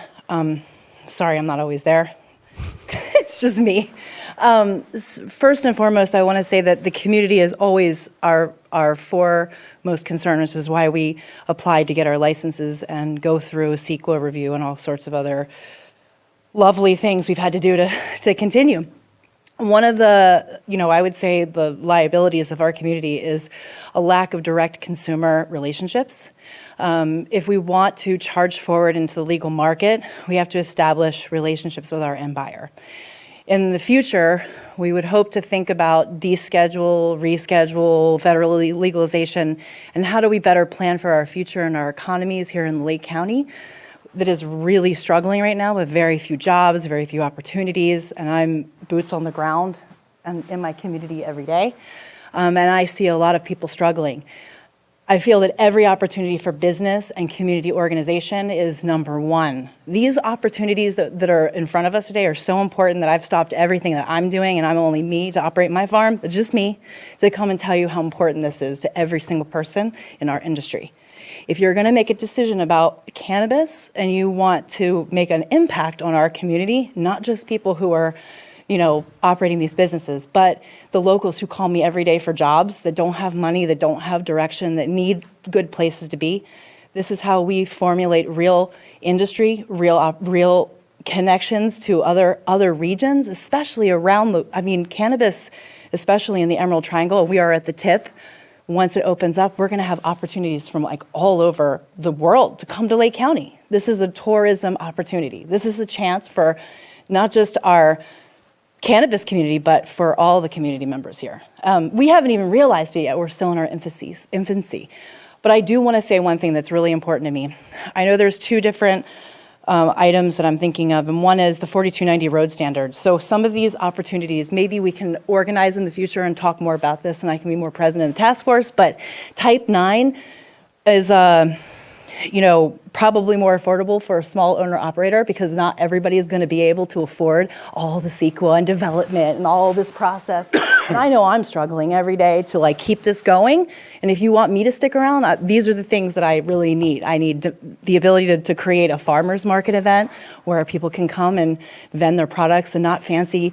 Unfortunately, I don't have the money for fancy buildings yet, but I will if I can start small and build on success.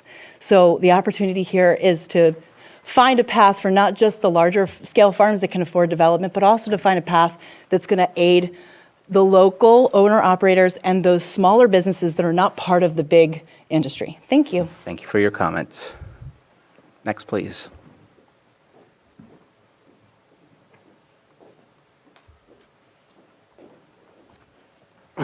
Board of Supervisors, Michael Wegner, thank you very much for bringing us all here again. Bruno, you have a new chair. Nice to see. So I think given the particular subject here being zoning, one of the things I haven't heard noted and feel like it's important is the APZ zoning, right? And the requirement for inside of APZ, cultivation has to be inside of a greenhouse, a structure that ultimately will become a permanent foundation. So my question would be, what kind of landscape will we leave the future farmers of America when we require them to build buildings in agriculturally preserved zoning areas? The other thing that I think that we do want to bring up is, I think to Mr. Green's point, how do you integrate together this idea of retail and cultivation? I'm sure there's a lot of people that know a lot more than I do about the DCC regulations, but the best that I can tell, combining those two uses definitely couldn't happen on the same premises. Not meaning the same parcel, but within the same premises. So this idea that we're going to put farmers retailing their own goods, I might just be disconnected, but I don't see how that works within the DCC regulations, other than maybe through a micro business type. Without that, I'm not sure that that's even possible. But I'm sure somebody else knows probably a lot more than I do about that. Lastly, the consumption lounge these are the newest, hottest topic, and I think that if the county wants to kind of stay on pace with the state, I think it's definitely a conversation that needs to be going forward and kind of get past the simplicities of how do we do that. To other people's point, that things that have been made about neighborhoods and so on and so forth, those were the same arguments that were put forward in 1996 and Proposition 215. And so here we are 20-something years later, and the whole world didn't implode and turn into hippies. So I think with the right regulation and guidance, I think that we'll be okay moving forward with it. That's all. Thank you. Thank you for your comments. As a point of clarification, when Mr. Wagner referred to the Ag Preserve Zone, I think he actually meant to refer to the Farmland Protection Zone, which is an overlay that was approved by the Board of Supervisors to require cultivation to be done in greenhouses or indoors in order to minimize negative impacts or conflict between cannabis and conventional agriculture. That will also be dealt with the task force later when we're doing development standards. Thank you for the clarification. Getting good catch. Anyone else in the room wish to speak on this item?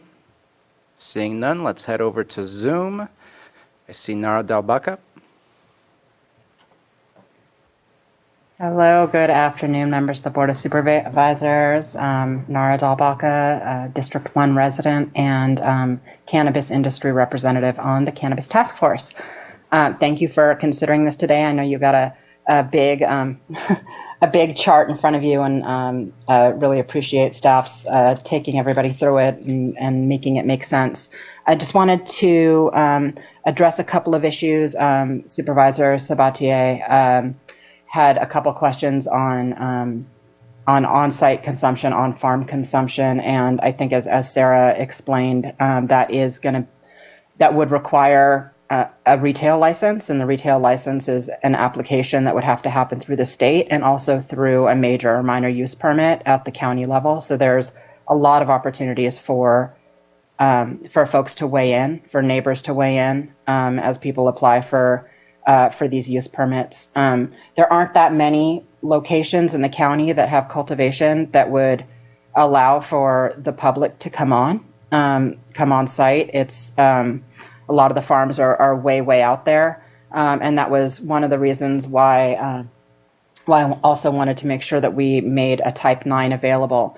It's very likely that most farms and small farms wouldn't make most of their sales, their Type 9 sales, but one of the best ways that's been shown in market research for cannabis brands to survive is for consumers to get to know their farmer.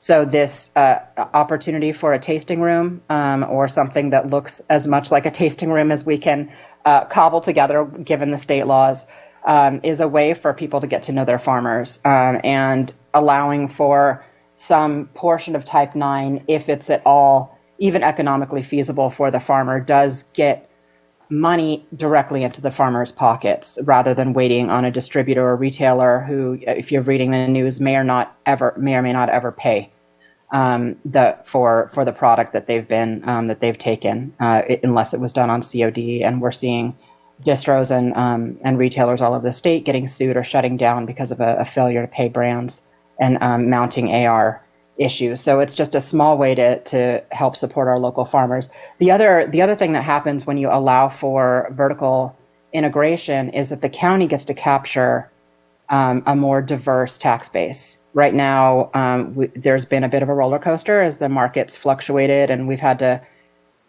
implement tax relief on the local level. But if that farmer is allowed to make ice water hash or their own infused bath bombs or chocolates in a commercial build or in a building on their farm, and then sell that directly to the consumer, the county will capture the manufacturing tax as well as the retail tax and the distribution tax if they choose to also get that type 11. It doesn't require as the Please previous, finish your comment. person said, it does not require a micro business to do that. So that's it. You just have to allow for an application for those license types.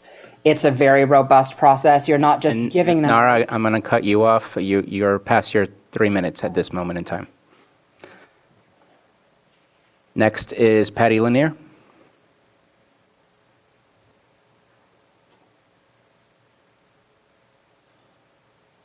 Thanks for everyone coming today. Special thanks to Jen Smith and to the task force members for pushing all of this to the forefront of conversation.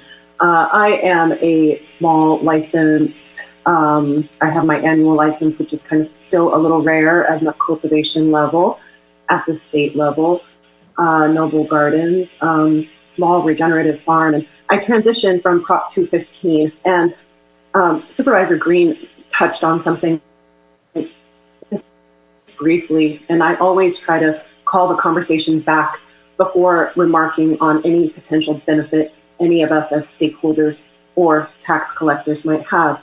And that is that this plant is a medicine, first and foremost. And one of the things that has really diminished has been the access patients have to this plant as a medicine and to the education that comes from talking directly to the farmer. No one knows the product better than the person who grew it. No one needs that information more than a sick patient. Bringing those communities and those populations together is our responsibility to the spirit and the energy and to the lives that were lost in the fight to get this plant where it's at today. That is all. Thank you for your comments. Next is Aaron.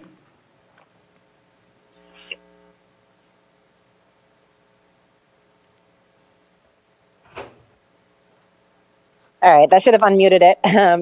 Erin McCarrick, Clear Lake, in the cannabis industry. Since this is a discussion about zoning, I just want to lend my support for this current zoning chart. Thanks to the CDD, the Cannabis Task Force, and everyone involved for putting the work in to do this. It's been long, and they've been very patient and very open, and it's been a lot of good work. So I support the zoning as it is. As Chair Sabatier said, Clear Lake has opened up its zoning, and it really hasn't there has not been a flood of people doing, the stores doing on-site consumption or retail delivery. There's retail delivery available out on cultivation sites as well in Clear Lake, and not too many folks have taken up on that thing, but I do definitely support that element of the zoning chart. As Patty said, the best way for the farm to sell their product is by getting to know it. As a distributor, we can only speak so much about it. We didn't spend 9 months with it, but the farms have. So it just gives them the flexibility to do that, and there are ways to enable that without a micro business. I look forward to the continued development standards and conversation. I do understand the responsibility to not repeat mistakes of the past, but as anybody who has watched the evolution of legalization of cannabis can attest to, is that everyone kind of gets excited to put their comments in, and it can somewhat stifle growth sometimes. So I would just urge folks, not on this conversation, but in the future conversations, to just really listen to what works and what doesn't work on the ground for the cannabis folks. Thank you so much for the time. Thank you for your comments. And those are all the comments I have. Just checking in again on the chamber. All right, I see nothing else. I'm going to bring this back to Director Turner. Anything further? If I could just clarify the results of this first section then, from what I see. No change on type 5, or no change at this time on type 5, shared manufacturing, type 9, type 10, or temporary cannabis events, though we do want to make sure that the task force is aware that it is a priority in doing the development standards to protect high-density areas to minimize negative impacts to the public. I just want to make sure that we did take out C1 and C2. I think it was originally intended that it wasn't there, but it was on the paperwork today. Just want to make sure for the C1 is type C2, 9. Type 9, got it. Excellent. I'm ready to launch into the next section if you want. I know it's getting close to your lunchtime. Let's move forward. You are between us and lunch. All right, so this next section is currently existing business types, but in new locations or new zoning districts. Type 4 nursery is currently allowed in ag preserve, ag, timber preserve, rural lands, rural residential, suburban residential, and planned development commercial with a major use permit. The recommendation is to add the option for M1, M2, so our more manufacturing and industrial areas, industrial park, and service commercial also with an approved major use permit. Crickets. Next. Keep going. Processor, currently allowed in ag preserve, ag, timber preserve, and rural lands. Recommended to allow the addition of service commercial and our manufacturing and industrial park zones, also with an approved minor use permit. So this would be a lower level permit than in the ag preserve, timber, and rural lands. Supervisor Green? Super quick, PDC wasn't in there. Right. Was that intentional or just oversight? Let me double check. I might have just left that out. One moment. What am I talking about? Processor.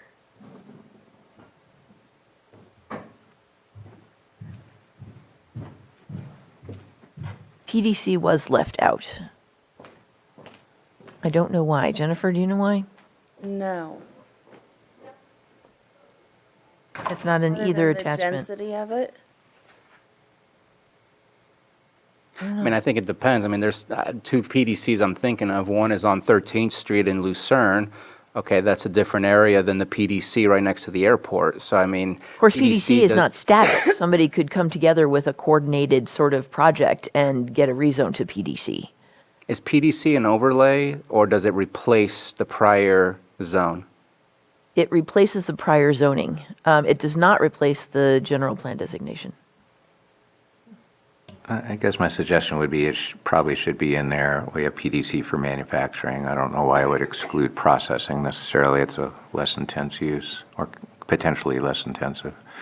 And I'm happy to add it if it is consensus of the board. Any other comments or questions? I'm okay with looking at it and seeing what comes out of that. Okey doke. Good catch. Next, thank you. Type 6, thank you, Supervisor Green. Type 6, non-volatile manufacturing, currently allowed with a major use permit in ag preserve, ag, timber preserve, rural lands, rural residential, service commercial, manufacturing and industrial, and PDC. The recommendation is to add also industrial park, also with a major use permit. Sounds logical to me. Yep. Next. Next, type 7, volatile manufacturing, currently allowed with a major use permit in the high major industrial, M2. Recommending allowing the possibility of M1, so your commercial and manufacturing, as well as your industrial park, also with a major use permit. Seeing nothing, let's keep going. Next, type 10, retail storefront. Currently, cannabis retail businesses are a use by right. That means no planning permit at all, no zoning or conditional use permit in C2, which is community commercial. But it does require a major use permit in C1, which is local commercial. The recommendation from the task force is to allow with a minor use permit retail storefront type 10 in community commercial. So that would increase the, minor use permit in C2, resort commercial, highway commercial, planned development commercial, ag preserve zone, ag, timber preserve, rural lands, and rural residential as an incidental use to the approved cannabis cultivation site. This has already been visited by the board in the previous section. Also with a minor use permit in service commercial and our industrial and manufacturing zones, incidental to a cannabis processing or manufacturing site. Again, this has been already visited by the board. And just to make sure we are verbatim with previous changes, C2 should not be involved in the incidental to a cannabis cultivation. Taking it out, absolutely. And just for clarification, service commercial is C3? Yes. Thank you. Not in C3? No, he was asking. Service if it was commercial C3. is C3. Correct. By Yes, definition. Yes. And then going up to a major use permit, not in C1. We didn't want that. Oh, wait, type 10 retail storefront. Yes, we did. This would be increasing the permit requirement from 0 to major. Sorry, it's so complex, I'm just spinning around now, sorry. So up to a major use permit requirement in local commercial and suburban reserve. And also, with suburban reserve, then also incidental to an approved cannabis cultivation site.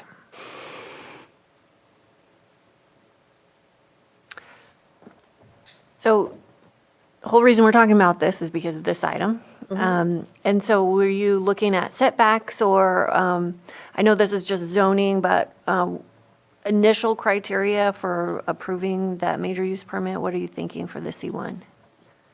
Or are you not there yet? We are not there yet. Okay, fair enough. Typically, though, just to note, we aren't building a lot of new retail buildings, so I don't know that setbacks would really come into play building's because we're already in dealing mostly with existence. existing storefronts. Supervisor Green? There would be. Just for my own information, I guess I would struggle why for C1 and SR we would upgrade to a major use permit when in all other instances they're minor use permits. Storefronts are storefronts. They generally involve a built environment. They generally involve an inventory of prepackaged products, maybe some occasional plants for retail. But as far as business operations, they aren't super complicated. So I guess for my own education and maybe for the public's benefit, if we're going to apply the more stringent major use permit requirement, that kind of implies that we're going to have added conditions when we do get down to the development standards. So I guess my first question is why do we need major use permits for C1 and SR but not for any of the other recommendations? Pretty much the only difference between a minor and major use permit is where it ends up, the deciding body. Minor use permit goes before a zoning administrator. The major use permit goes before the planning commission. I think the conversation was to have it go before the planning commission, but if the board would prefer or has any sort of amendment to make, we're open to that. And just as a caveat, a minor use can go to the planning commission dependent on the response from the community. Yeah, typically it's rare, but it is up to the discretion of the zoning administrator then for the more controversial projects sometimes or the more complex. There could be a few different criteria spelled out in our zoning ordinance that would prompt that to be kicked up to the planning commission level. But it's not typical. It hasn't happened at least since I've been here. Your next question? Well, that explains the difference in process. What I'm looking for is the justification to apply the more stringent process. And actually, it's probably not even, if I look at that whole row of type 10 and then type 10 with on-site consumption, it's major use permits for all of those in C1 and SR. But other than that, it devolves down to the default of minor use permit. So it's more of a question for the board at this point. If you anticipate that there's going to be, when we do get in the development standards, that you really want to double down and take a look at these. But in the on-site consumption one, you may have even broader concerns than that. You may want to do major use permits for everybody. So I'm just trying to, because we're focused on the zoning right now, just really clarify, is there some goodness in there that you anticipate looking forward that we need major use permits in C1 because it's super, super duper important versus other C properties? Or, you know, what value are you anticipating to get if we require major use permits in all instances for these license types in C1 and SR? The task force discussion mainly centered on the fact that C2 does require a major use permit, and so they assigned the major use permit requirement to C1 as well. Okay. I cut you off earlier. I apologize. Did you need to add something? I believe Supervisor Pyska had a question about setbacks. And I apologize. Oh, we would still have sensitive use setbacks. Okay, thank you. I tend to agree with my colleague Supervisor Green. What is the use permit required for a bar or a pharmacy at this moment in time? Minor use or major use? I'd have to check that. I think it depends on the zoning district. As you go closer, as you go down in commercial zoning district, it's typically amplified, or like a bar or things that have amplified noise wouldn't be allowed, or their permit level would increase.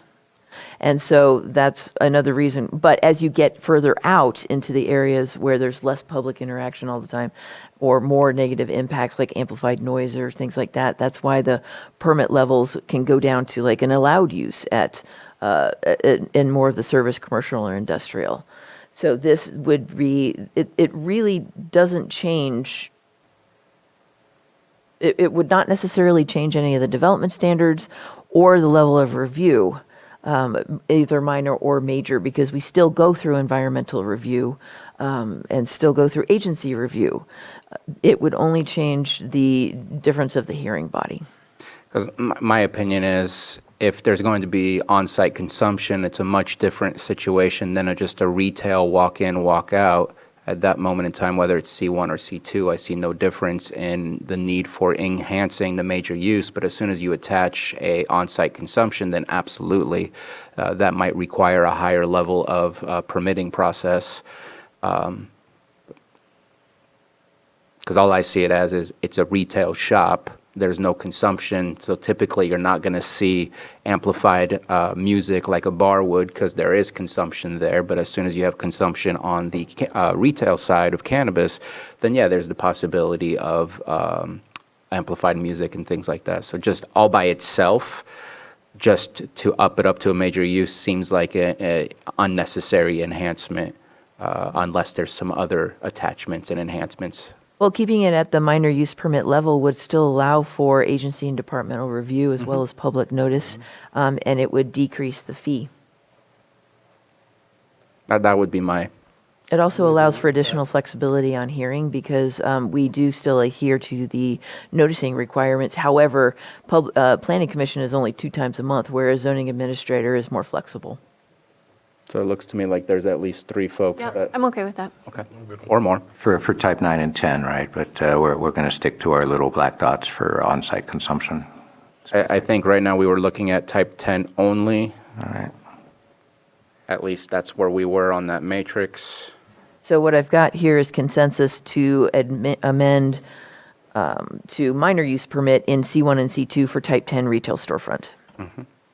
Cool.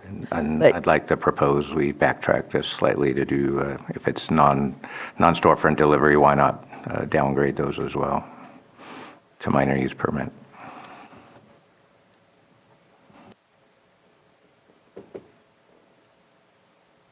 Type 9 retail delivery, so far the consensus is to keep it out of C1 and C2. That's it.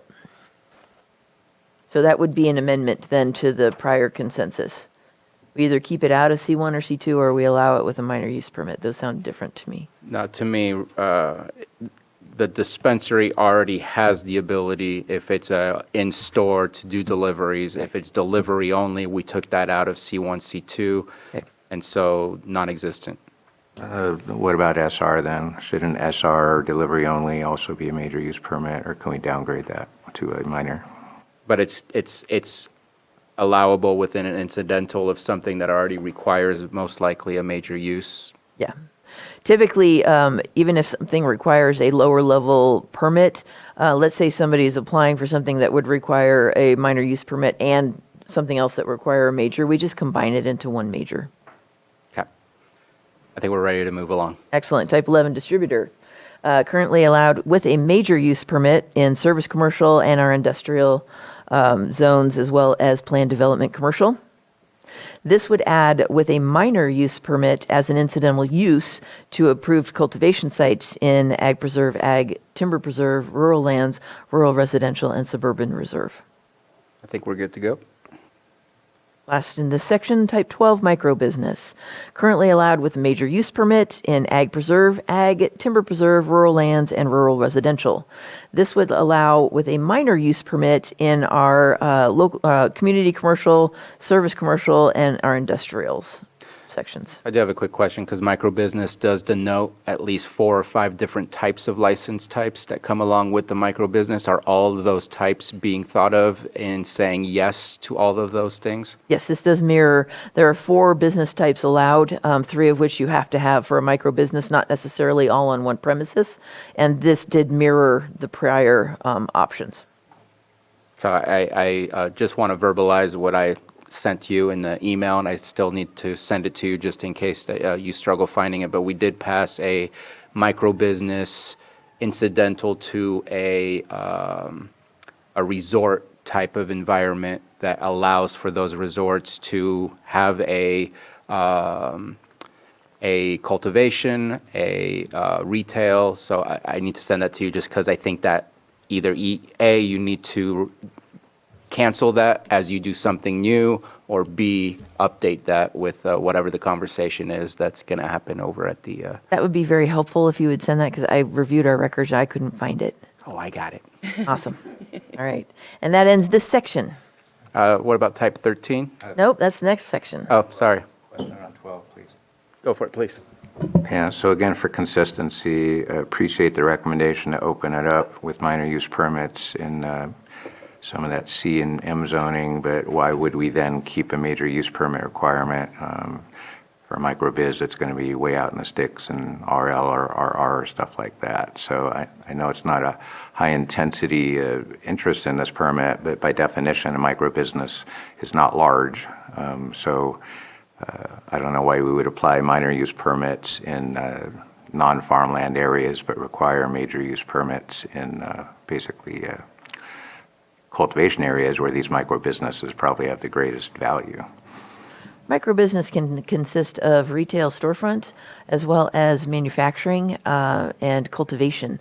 And so this reflects or is synchronized then with the major use permit that is required for those types of activities in those zones. And I'll just jump in on that. I think that the C2, C3, and M1 have already been kind of vetted for high traffic areas, lots of activity, versus these now you're going to be bringing a whole lot more than the open space that it kind of started out as. So I agree with keeping it the way that it is and offering the minor use permit for those others. And I think we're done.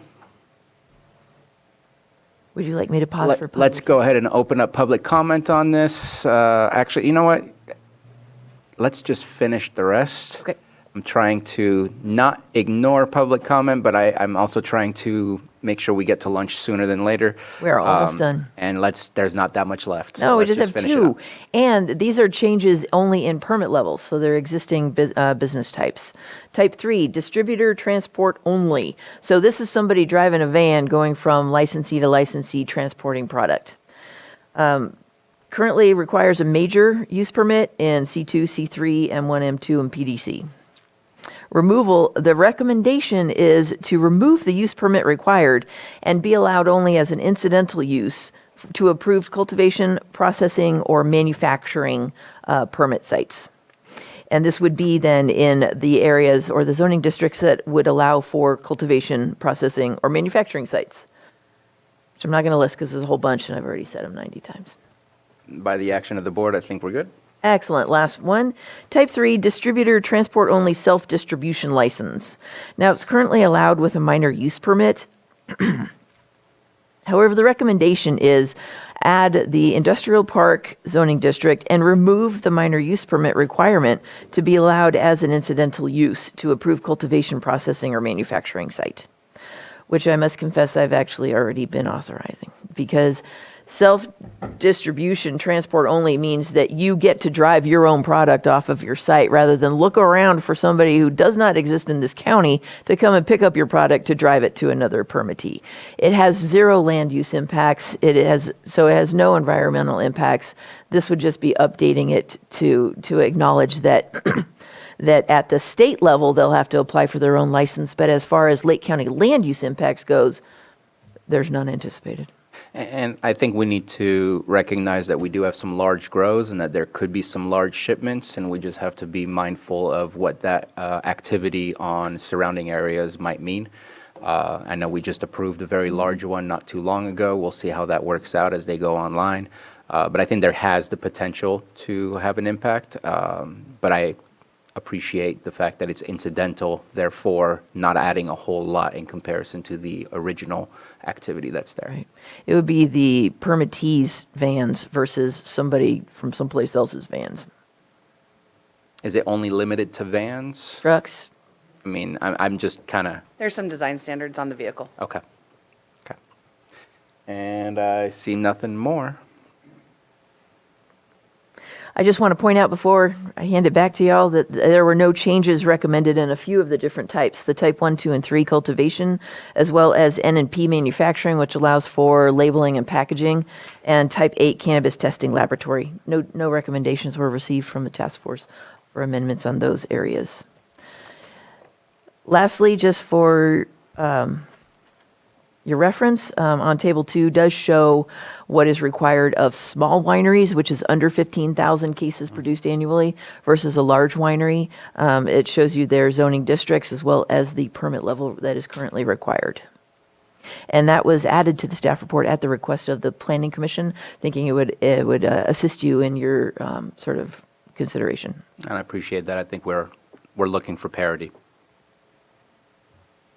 Anything further? And if I could just comment on environmental review, sorry, Supervisor Green. Since this is in concept only, this does not have a draft ordinance. The decisions or the direction that the board makes today will not impact the environment at this time. The environmental analysis will take place with the draft ordinance at a future date. Thank you for that. That concludes my presentation. Thank you. Just a very quick thank you to staff and to the members of the task force present here today, and to those who can't be here today. I know there's a big, heavy lift on this, and this is just part of it, but this is a big part, and it's been Ag Advisory a couple times too. So I know people probably watching online, their eyes are crossing about, like mine are right now, to stare at all these charts and black dots and hollow dots and little asterisks that don't even have dots anymore. But this is a significant day in bringing this here. I think you have gotten good direction from this board, and I very much look forward to the next steps in this process. Thank you for your comments. I'm going to open it up for the public.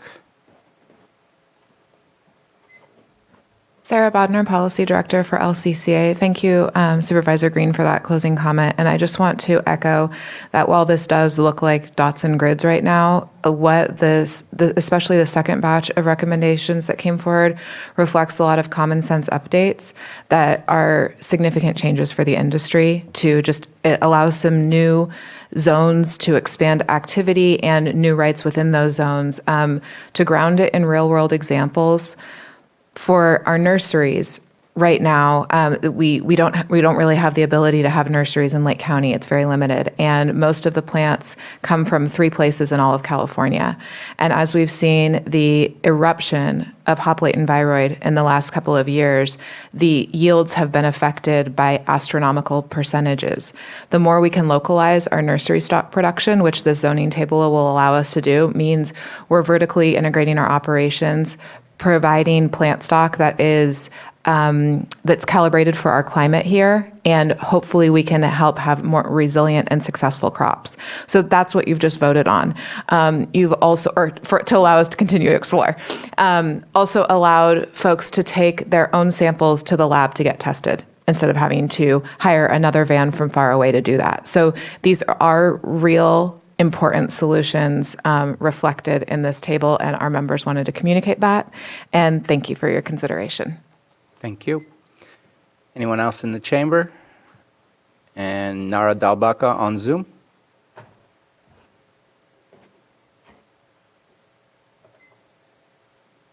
There's that unmute. Hi again, Nara Dalbaka. Just a quick answer to, I think, one of a question that was asked by a couple of members of the Board of Supervisors on major versus minor use permits. Some of the discussion we had at the task force was looking at this as adding on license types as a modification to your use permit. And it's our understanding, it would be great to have this verified, that if you were required to get a major use permit by the county for your cultivation or manufacturing or retail location, that in order to do a modification, it would require a modification to that major use permit. And so some of those things we believed were legal requirements that we felt it would be some of these, particularly like the Type 13s or the, some of the, and some of the, even the Type 11 distro add-ons, that they would be fairly simple and that the county would see them fairly simply to do that as like a zoning clearance or as a minor use permit, that wasn't something that we were allowed. So, we're all in favor of making this as easy as possible, given that most of the folks that have already gone through the use permit process have had a public hearing, or at least major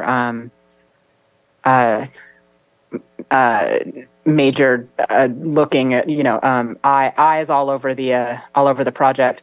And just quickly, if I could circle back to the event license type, and the reason for the zoning certificate is the way that the state wants a 60-day notice prior to any event happening, then for any temporary special event, and working with the fire department representative on the task force, they felt that having a nice, robust zoning checklist was probably more feasible, just given the amount of time that it can sometimes take to get a use permit hearing calendared, and that the county could end up missing out on event licenses that way.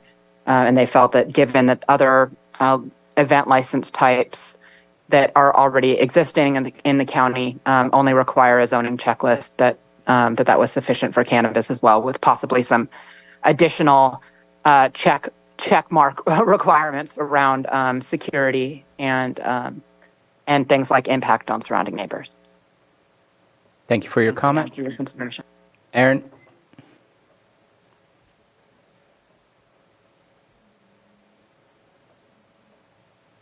Hello, board. Thank you again. Erin McCarrick, Clear Lake.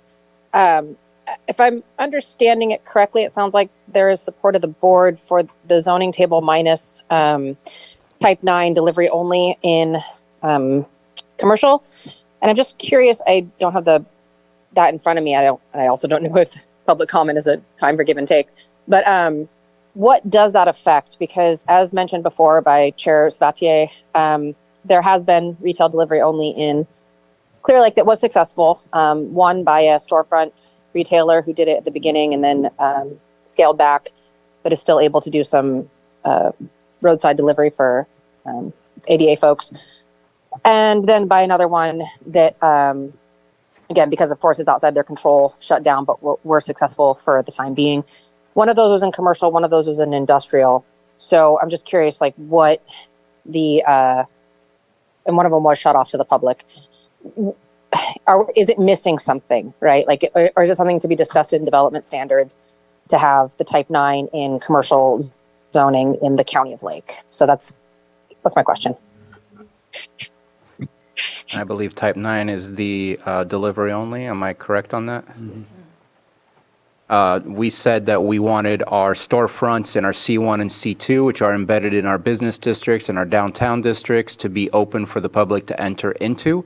And that we were trying to also, I think, originally trying to alleviate some of the issues within our downtown districts by allowing the delivery only to be placed in other zones.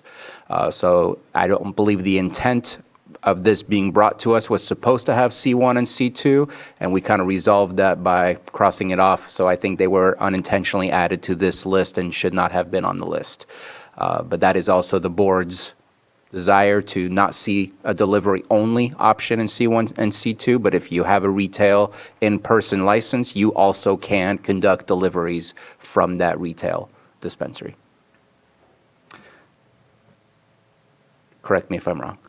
No, spot on. Next It's is- the intention of the task force to take these recommendations from the board and move forward with development standards, not alter today's recommendations. Right. Today. Next is Patty Lanier.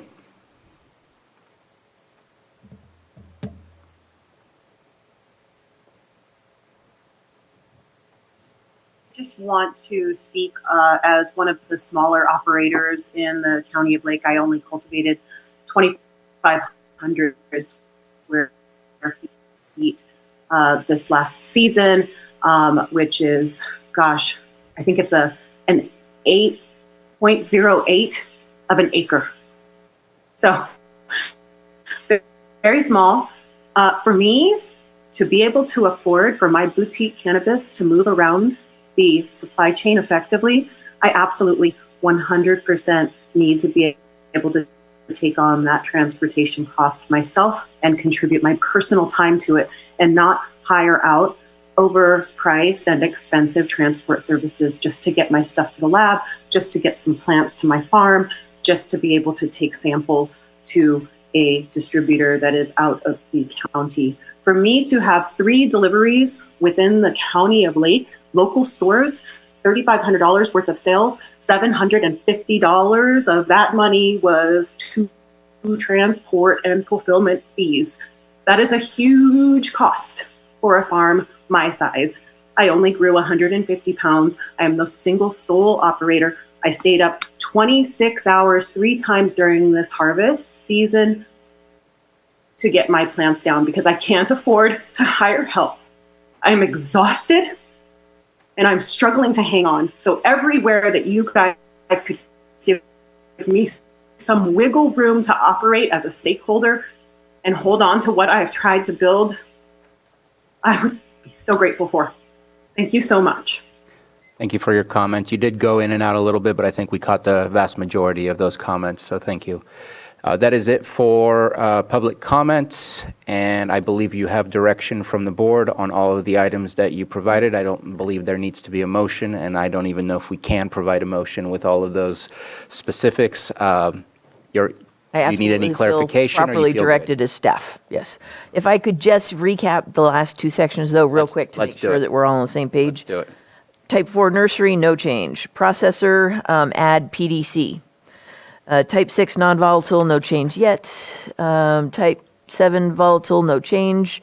Type 10 retail storefront, take C1, C2 down to a minor. Use permit, type 11 distributor, no change. Type 12 microbusiness, no change. And the other next 2, also no change. Distributor, transport only, and self-transport only. Excellent. Thank you so much. Thank you very much. Looking forward to what comes out of it. And we are going to take a lunch. Apologize for those that are still waiting from our 11:30 item. We will come back at 2 o'clock. Should I make it 1:45? No, 2 o'clock. 2 o'clock. I'm trying to make sure we fit the rest. All right, we'll be back in session at 2 o'clock. Thank you. Welcome back to our meeting. And we are going to continue with item 6.9. It's our 11:30 a.m. We're taking it up just now. Public hearing, consideration of an ordinance amending the purchasing ordinance, Article 10 of Chapter 2 of the Lake County Code to include increased purchasing limits, additional definitions, modify a requirement for exemptions from competitive bidding, and additional procedures for informal and formal bidding. And I believe I'm going to pass it on to Ms. Moreno. Hello, thank you. Just keep talking, it'll work. Okay. Yes, Casey Moreno, Deputy County Administrative Officer. So I am here to present the recommended changes for the purchasing ordinance. Don't worry, we're all still here. So we are recommending some updates to the purchasing ordinance. The proposed updates will reflect increased purchasing limits and clarity on the procurement process. We were able to obtain purchasing ordinances and policies for 35 counties. 29 of the 35 counties have limits at or above $50,000 before Board of Supervisor approval is required. Of those 29 counties, the average purchasing limit for purchasing agents is $97,241. Most counties overall have a centralized purchasing department, which is part of the reason the requirement or the allowance is so high. While most counties do have higher limits, they do still follow informal and formal bidding, which we are still recommending today to follow. Part of the review includes exemptions to competitive bidding. Service provided by another governmental agency was frequently used amongst counties. So there are a few different types of procurement. There is request for quotation, which is an informal bidding where the department knows exactly what they're looking for and are able to go out for quote for that. There is request for statement of qualifications, and that is generally done prior to a request for proposal. And that is to find qualified proposers and then submit the request for proposal. Public projects are one of the main users for statement of qualifications and are still using those. Request for proposal is formal bidding where the department doesn't exactly know what they're looking for, but they know generally what they're asking for and are able to go out and reach multiple companies or vendors to help establish what they are looking for. And then sealed bids, which is a formal bidding similar to a request for quotation where the department knows exactly what they are looking for. So Section 2-34 definitions, we clarified the purchase order or written purchase order to provide a little more clarity to the departments. We added bid, request for proposal or RFP, proposal, and request for quotation or RFQ. Section 2-36, powers and duties. We are increasing the purchasing agent and assistant purchasing agent's signing authority from $25,000 to $100,000.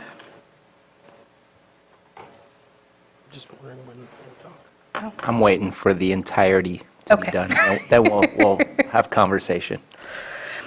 Section 2-38, exemptions from competitive bidding. So in 38.2 subsection 3, we are removing a determination that competitive bidding would produce no economic benefit to the county and are replacing it with service provided by another governmental agency that is not county government or a county agency. 38.3, we are increasing the purchase of undercover vehicles from $25,000 to $50,000.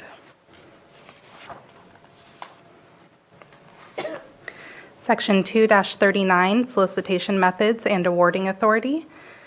39.1A, we are increasing the purchasing agent or assistant purchasing agent's signature authority from $3,000 to $5,000.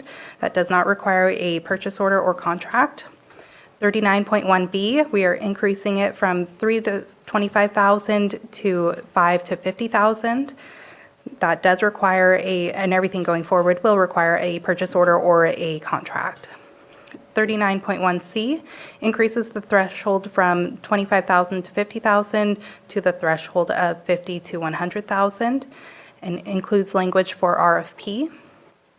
And 39.1D increases the amount in excess of $50,000 to be in excess of $100,000 and includes language for RFP. Section 2-40, informal solicitation and evaluation procedures. 40.2, we are adding additional language to better support the department's informal procurement.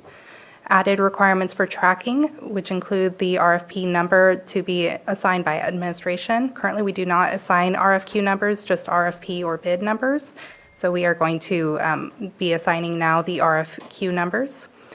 A copy of the RFQ, which was sent to a minimum of 3 vendors, also is sent to administration along with a list of the vendors receiving the RFQ. And a copy of the quotes received by departments shall be submitted to the purchasing agent. 40.3, increasing the limits to $5,000 to $50,000. That was previously $3,000 to $25,000. Added clarification on contracts and formal purchasing orders. And 40.4, we pretty much scrapped that whole section and changed it to change to provisions of this section do not apply in amounts in excess of $50,000.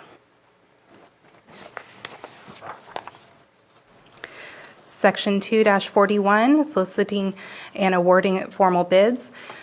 41.1, we clarified when and how to use formal bidding, and then added a new section, 41.2, which was previously already there, but we moved everything down. 41.2 through 41.5 is now 41.3 to 41.6. So 41.2, we added basic procedures for an RFP. Previously, RFP was not mentioned throughout the purchasing ordinance. Section 2-42, emergency purchases. 42.1, we increased from 3,000 to 5,000. 42.2, we increased from 25,000 to 100,000.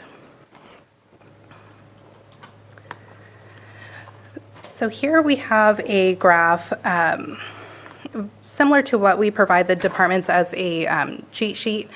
And it just has what is currently under the purchasing ordinance and then what changes. So that light green is what is going to stay the same, and then the dark green is the changes that we're proposing here today. So starting at the top, the dollar amount of up to 3,000. Currently, quotes, bids, proposals are not required, and with the recommended change up to $5,000, that will still be the same, no quotes, bids, or proposals. And then the minimum signature will still be the department head. 3,000 to 25,000, we are still keeping the request and document a minimum of 3 price comparisons. What we are changing to that is it must be sent through the administration office, and increasing that threshold to 5 to 50,000, still department head approval. The next one, 25 to 50,000. So the 3 to 50,000 is basically going to are going to go away and be replaced with the the $5 to $50,000. So still a minimum of 3 price comparisons, and sent through the CAO's office and department head approval. So currently 25 and up requires the Board of Supervisors approval, so we are requesting that be changed to department head. Over $50,000 is currently RFP bid territory, and that requires a minimum of 5 written bids or RFPs, proposals, responses, and board approval. So we are recommending that it be changed to 50,000 and over, 100,000 and over be required the Board of Supervisors approval. Anything over 50, though, we still want 5 bids or proposal responses. And everything over 5,000 must be sent through administration. And so really the only major change other than department head approval going up is changing from 3,000 to 3,000 to 50,000 is informal. So now it will be 5,000 to 50,000 is informal. Anything over 50 is still formal, which it is right now.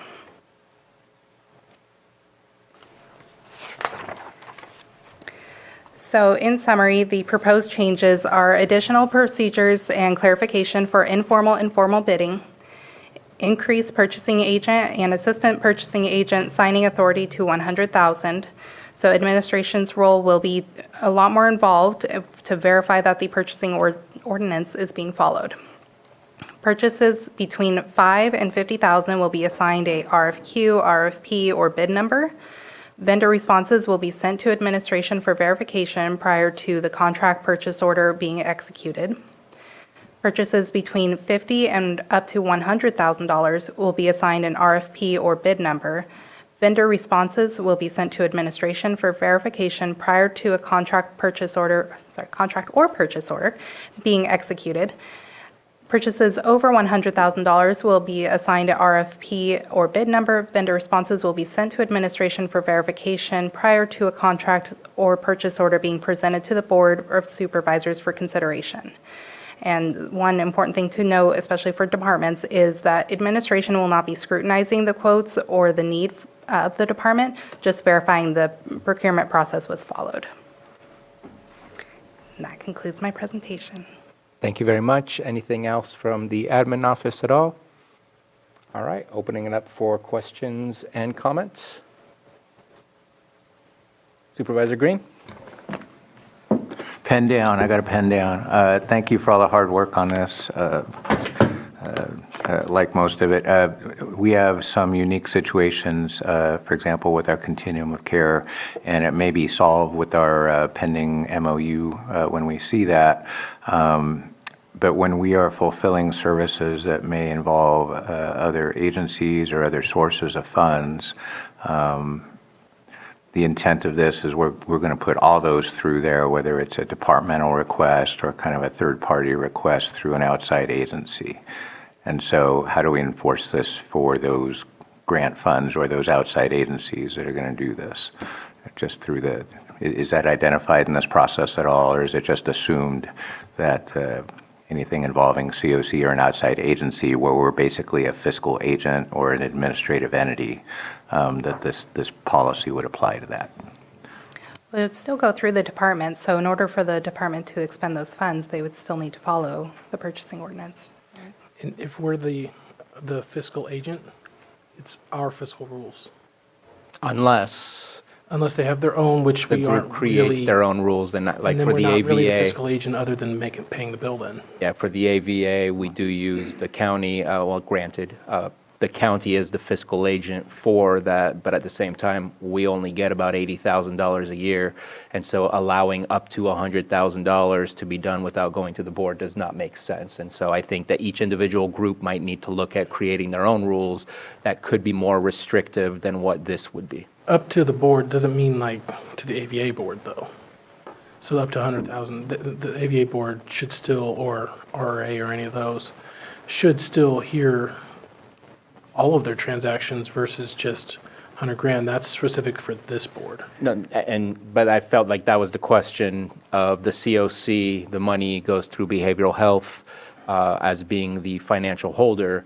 These rules are not automatically implied that they're going to every agency that we're the fiscal holder of, because the COC has its own board and can make their own decisions. Well, on top of that, the awarding agency, HCD, probably has its own specific requirements for, how their contracts are let and stuff like that. So I think that's one of the reasons we asked for an MOU is you can't do a twofer. You can't have balance of state funding going through our approval process, but funds that are purportedly approved by COC going through a different kind of a review process. So I think the assumption is if they're meeting our purchasing ordinance requirements for the balance of state funds, then the COC approvals would benefit from that. But again, without an MOU or without having individually reviewed what things HCD may put into their grant funds and review of those proposals, we have to satisfy both, and so this isn't really on point to what HCD is going to require with HHAP and stuff like that, but I think it's going to come into play at some point. I feel we're muddying the waters. This is an agency policy that covers what the agency has control over. If there's another board that controls and oversees finances for something separate, whether that be LAFCO, whether that be AVA, whether that be COC, those are completely separate from this one right here. I think that just keeps it as simple as possible, that those boards need to make those decisions outside of this policy itself. Any other questions or comments? So I will say that I'm a little nervous about $100,000.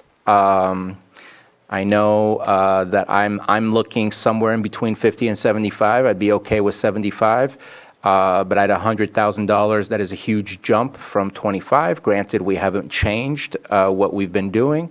And so that's my only struggle that I have with what it is that I'm seeing in this change is it's a big jump. And while all of this is definitely open for public scrutiny and our scrutiny, if we ever want to find out who's spending $99,999, I still think that it's a value to do a good incremental step, but not a full all the way to 100,000. And just wanted to see how the rest of the board felt about that. I'm okay with the recommendation. 75K and what it used to be, and neither's 100K, so we got to give our department heads some flexibility to do the stuff they got to do. One of the key change, and the reason for why we're asking for the large jump is obviously that's what most counties are doing, but that's why we're putting a lot more restrictions on where the auditor's office won't pay, or it shouldn't come to the board unless the CAO's office has reviewed to make sure that they follow purchasing procedures, which is not common now, but not common at all. But we would keep a record, and we plan to have a special document that only the auditor's office and the CAO's office can see. And they're going to check to make sure that we've reviewed it and it's passed purchasing procedures. So right now, nobody looks at if 25 and under, if the department actually received quotes or went out to bid or anything. That we're tightening the screws down on that to where as long as you've been doing that prior, you just have to send it to us. We verify that purchasing was followed. So that's going to be a big lift for our office, but it's a hybrid between what most counties have of central purchasing and what we have, which is decentralized. It's kind of a hybrid, but we're making sure all bids, sealed bids, or proposals, those processes are being followed.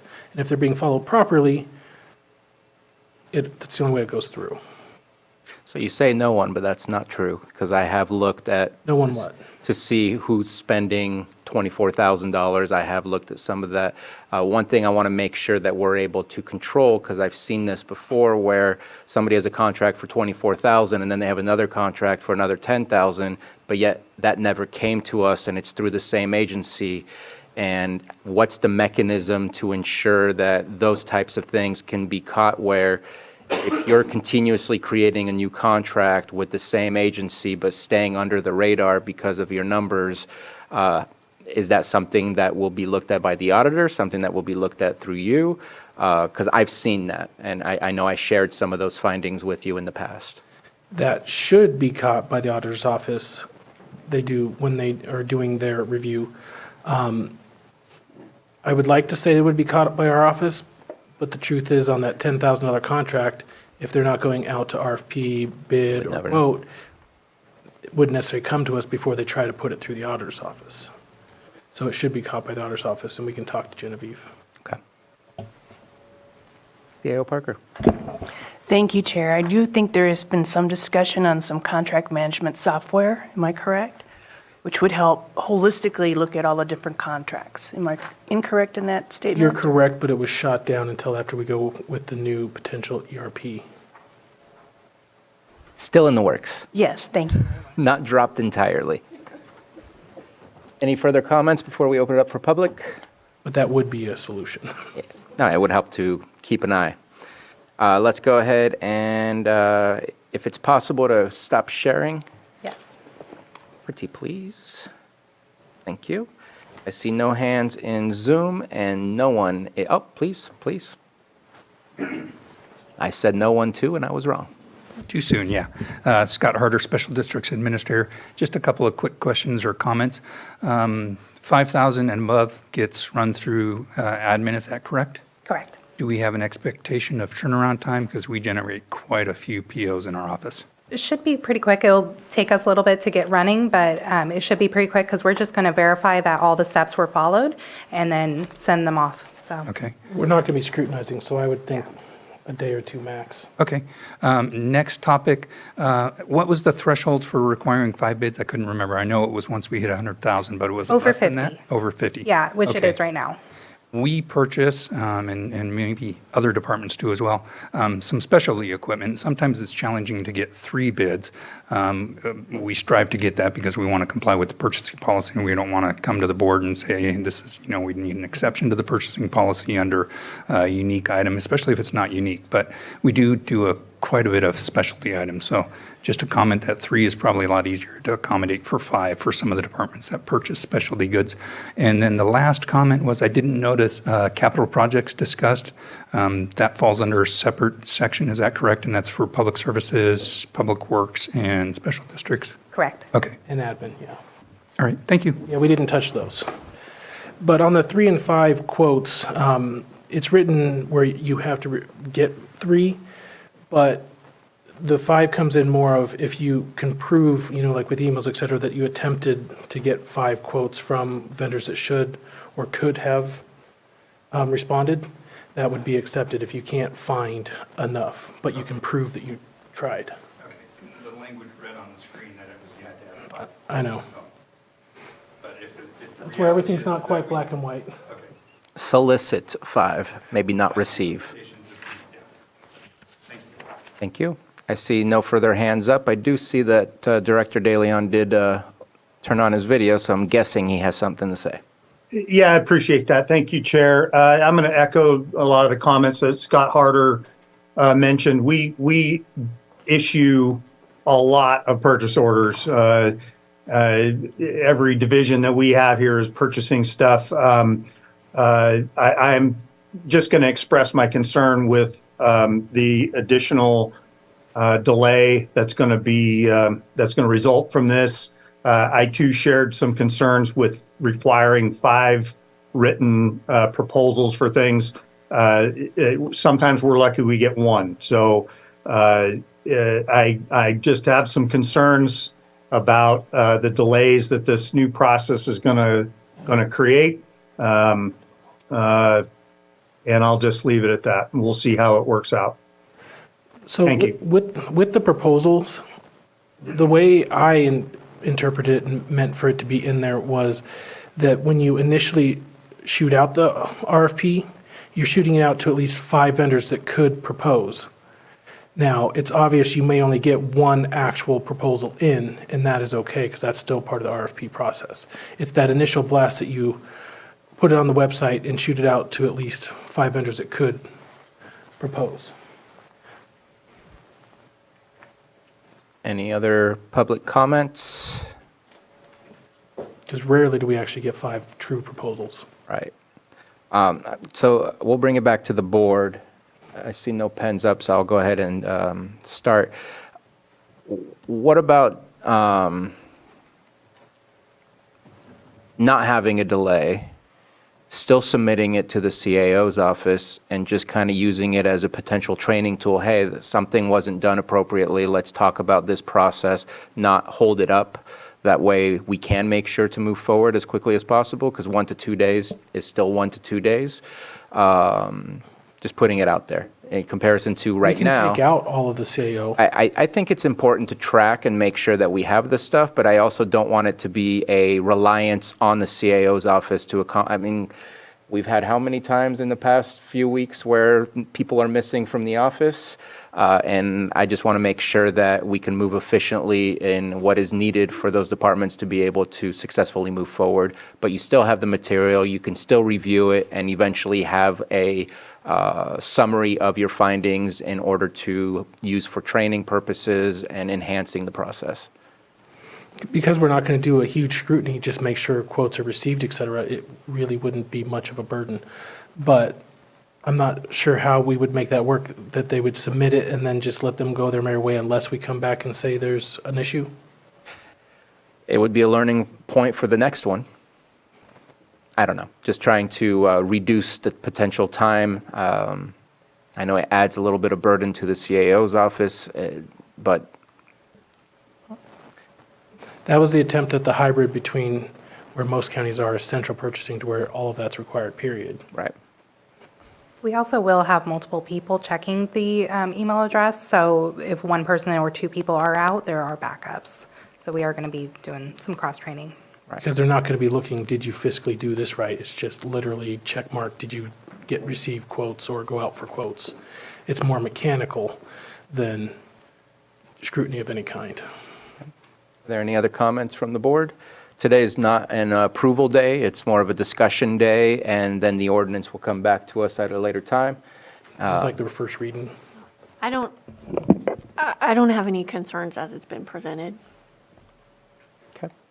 Bruno, did you want to bring up that change about the verbiage in the RFP section?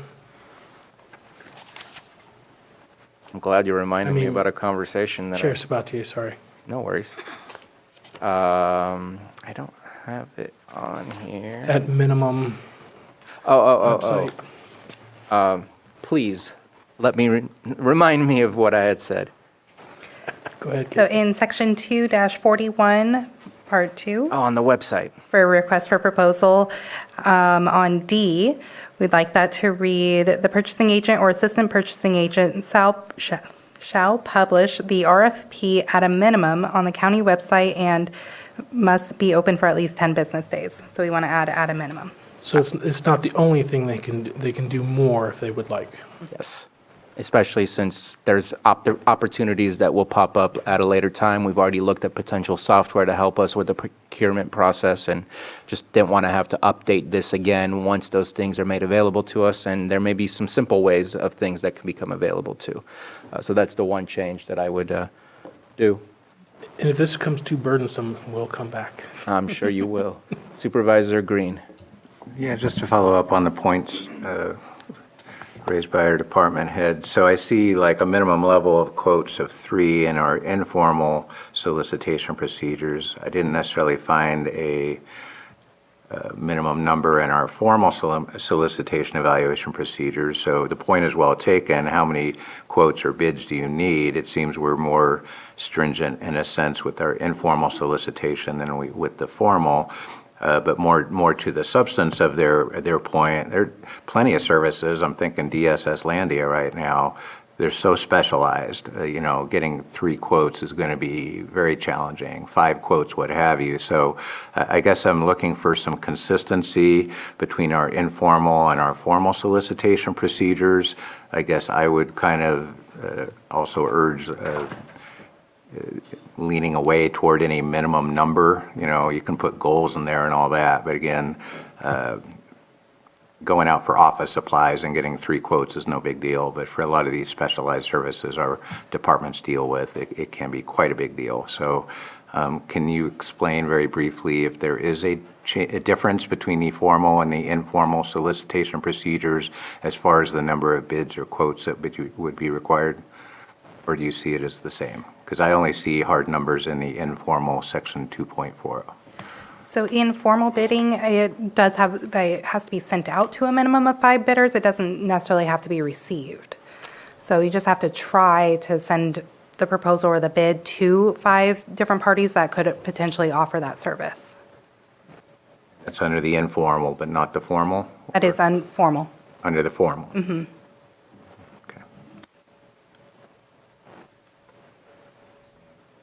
And if it does turn out to where you can only do 1 quote, et cetera, like there's only 1 vendor that will do it, then we start looking at potential unique services.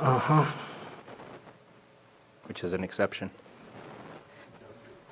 Doug, did you have, Director Gerhardt, do you have something that you want to add to the conversation? Yeah, I was just going to respond to the posting on the county website issue. And, as you know, the air district's a little different than county departments. And we get billed every time we ask for anything to be posted on the county website. So putting an RFP on the county site will actually cost the district additional funds to do a project. I'm not sure exactly, we get those quarterly and monthly from IT, but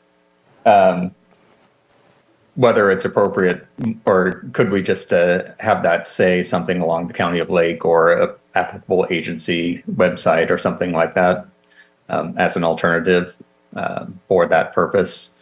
And then, with that, if public services, public works, and everyone's posting their RFPs and things to the website, anything we put out is going to be completely buried in minutes, so it'll never get seen on the county's website. If we put out 1 and they're putting out 50 or 20 or whatever every day, it's not going to be helpful to us to do that. So just thought I would mention that and see if there's an option for a little more flexibility on that idea.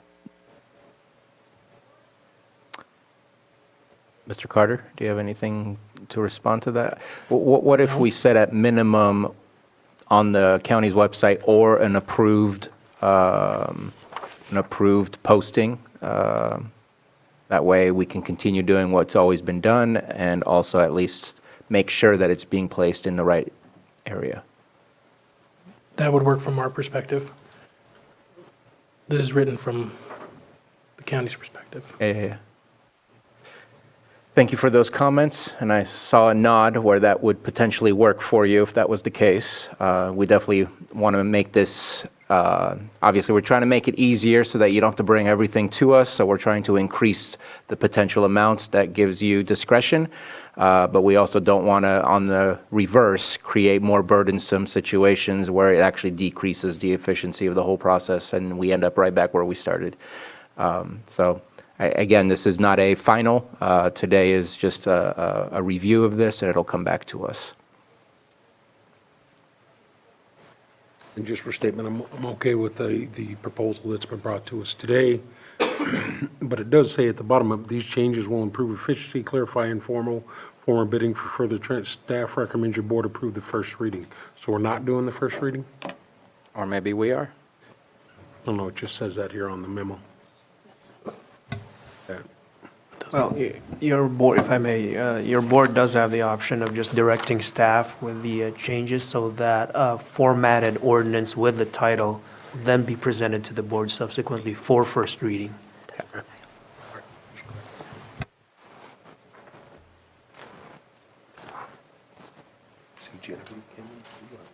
Come on up if you wanted to speak. This has nothing to do with you. Sorry, I've been listening. I just wanted to just add a little bit to of support to the process where it's going through the CAO. That's part of a bigger process, and so with the increases in the limits for the departments, for them to approve their own purchasing, we want to make sure that some of that. The oversight is still in place. And so I just wanted to add my support. So we are hoping that that process will happen the way it's written so that we can build and expand on it and just help countywide. So that's all. And I'd like for maybe after this is approved, whatever it is that's approved, once we get to the second final reading, maybe using the department heads to kind of do a straw poll of how's it working, just to it's going to impact everybody to a certain way, shape, or form. I think just kind of checking in with the department heads and coming back to us and letting us know how it's working, I think would be an ideal way of making sure that we understand how this is working. Like so long after it's. Yeah. Everybody okay with that? Yeah, I think that'd be a good idea, especially the folks who've made comments today. Yeah. Okay. I'm pretty sure we'll help pretty quickly if it causes too many problems. Please. All right, thank you. I apologize. Lars Ewing, Public Services Director. I stepped out and I just did confirm a question, so I'll echo what I understand may have already been stated from special districts and I believe Public Works. So I don't know what they said, but I'll just say my concerns with going through the CAO's office. Not that that's bad, but there are a lot of purchase orders that Public Services does. There's no question about that. I'm sure many other departments have that as well. I just, if we can have some agreement on timing, there are time-sensitive purchases that we make, and we need to make sure that those go through. So, not trying to derail this, far from it. Just want to make sure that we fix the rails that we're not really considering yet.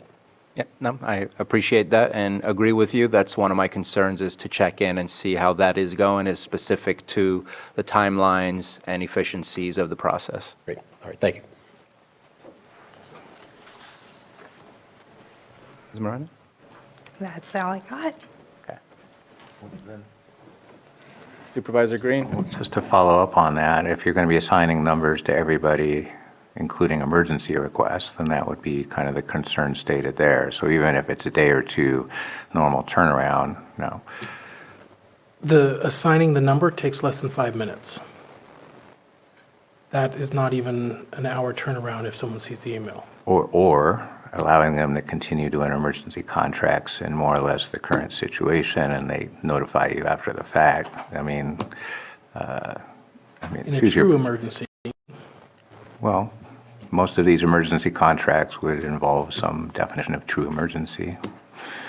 It just something to think about. I think the hiccup is there, even if it's only at 2 hours. If the normal pattern is we just get the emergency contracts done and admin is not in that loop, then adding admin to the loop, whether it's 5 minutes or 2 days, is adding something to the loop. So Do other counties also kind of loop in admin for their emergency contract requests? Most of the department heads aren't even included. It's through a central purchasing.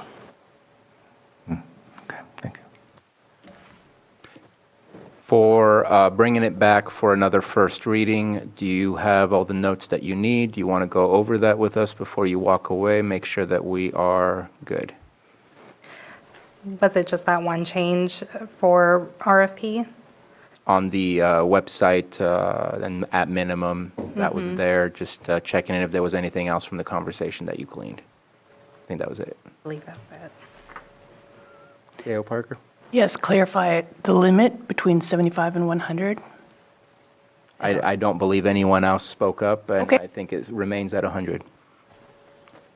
Okay. Thank you very much. Thank you. Oh, well, let's make a motion to continue. When do you think you might have that updated? Is that possible for the 27th? Yeah. Do we have room on the 27th?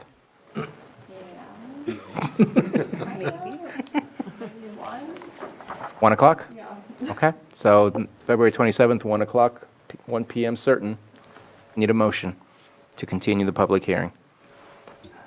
Move to continue this public hearing for an ordinance amending the purchasing ordinance, Article 10 of Chapter 2 of the Lake County Code to include increased purchasing limits, additional definitions, modify a requirement for exemptions from competitive bidding, and additional procedures for informal and formal bidding to a date and time certain, which was?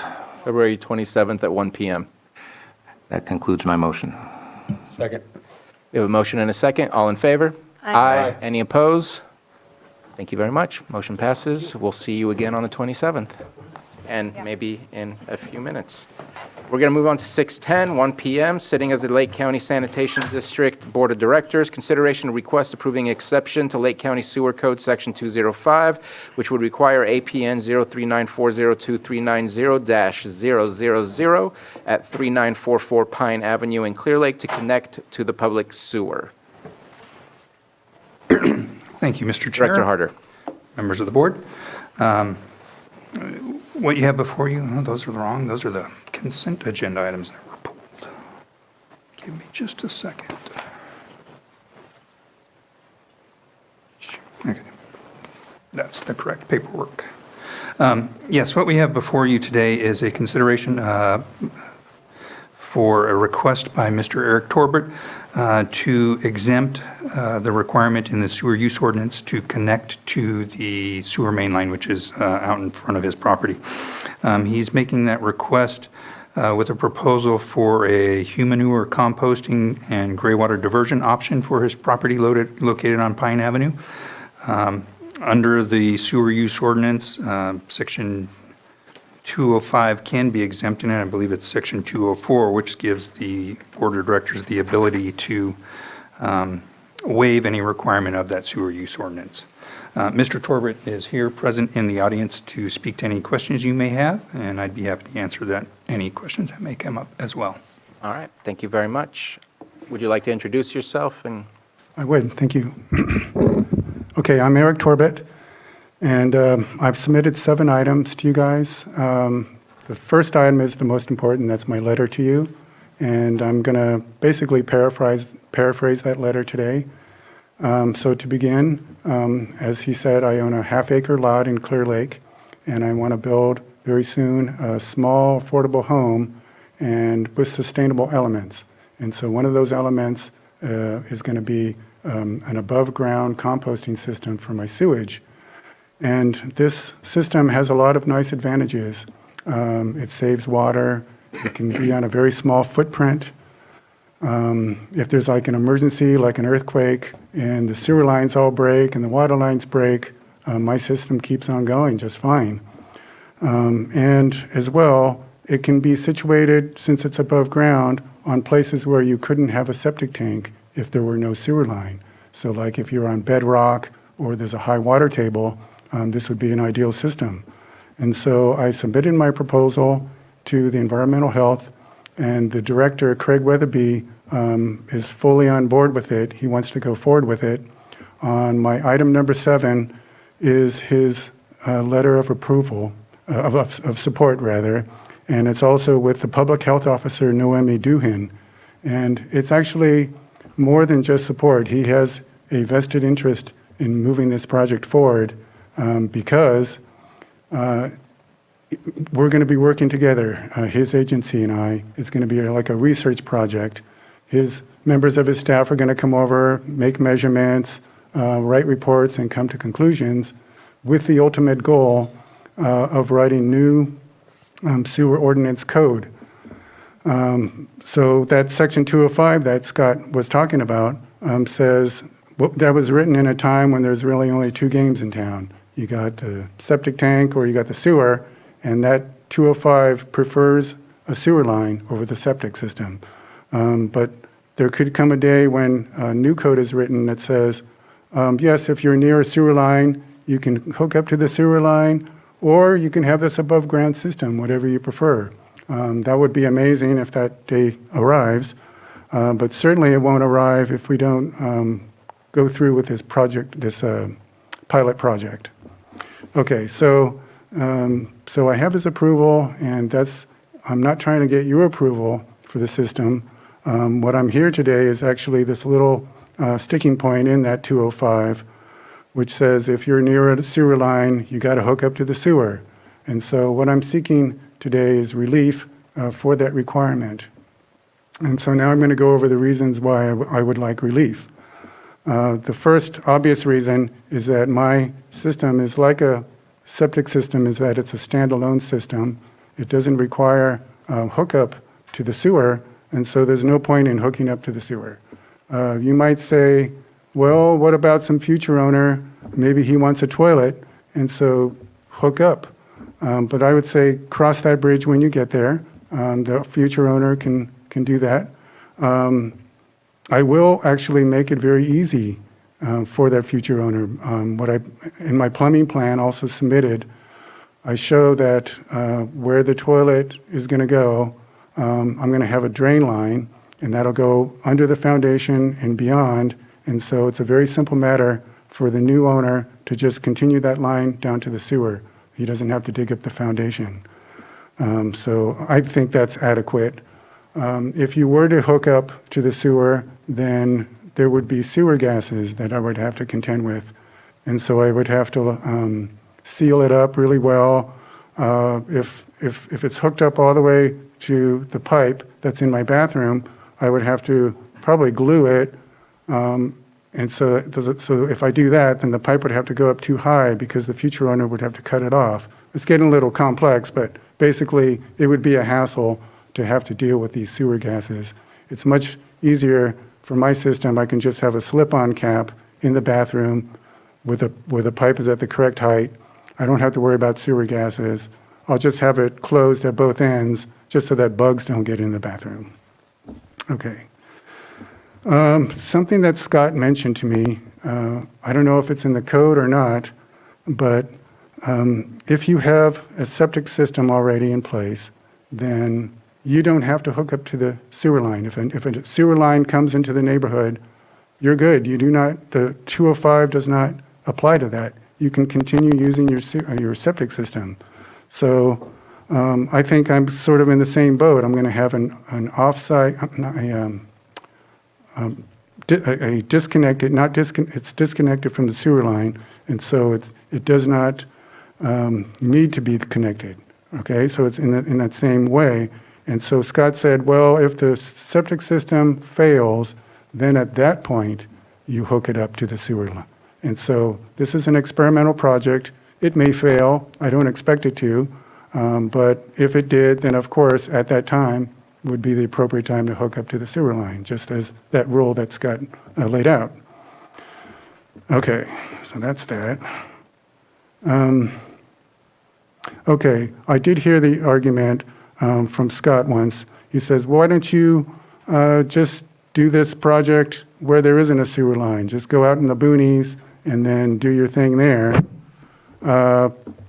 One, I've already bought the land and I like living in the city. And since it will be a research project in collaboration with the environmental health, I wouldn't want to be out in the boonies. I mean, I want to make it convenient for them. And so I live right off the highway.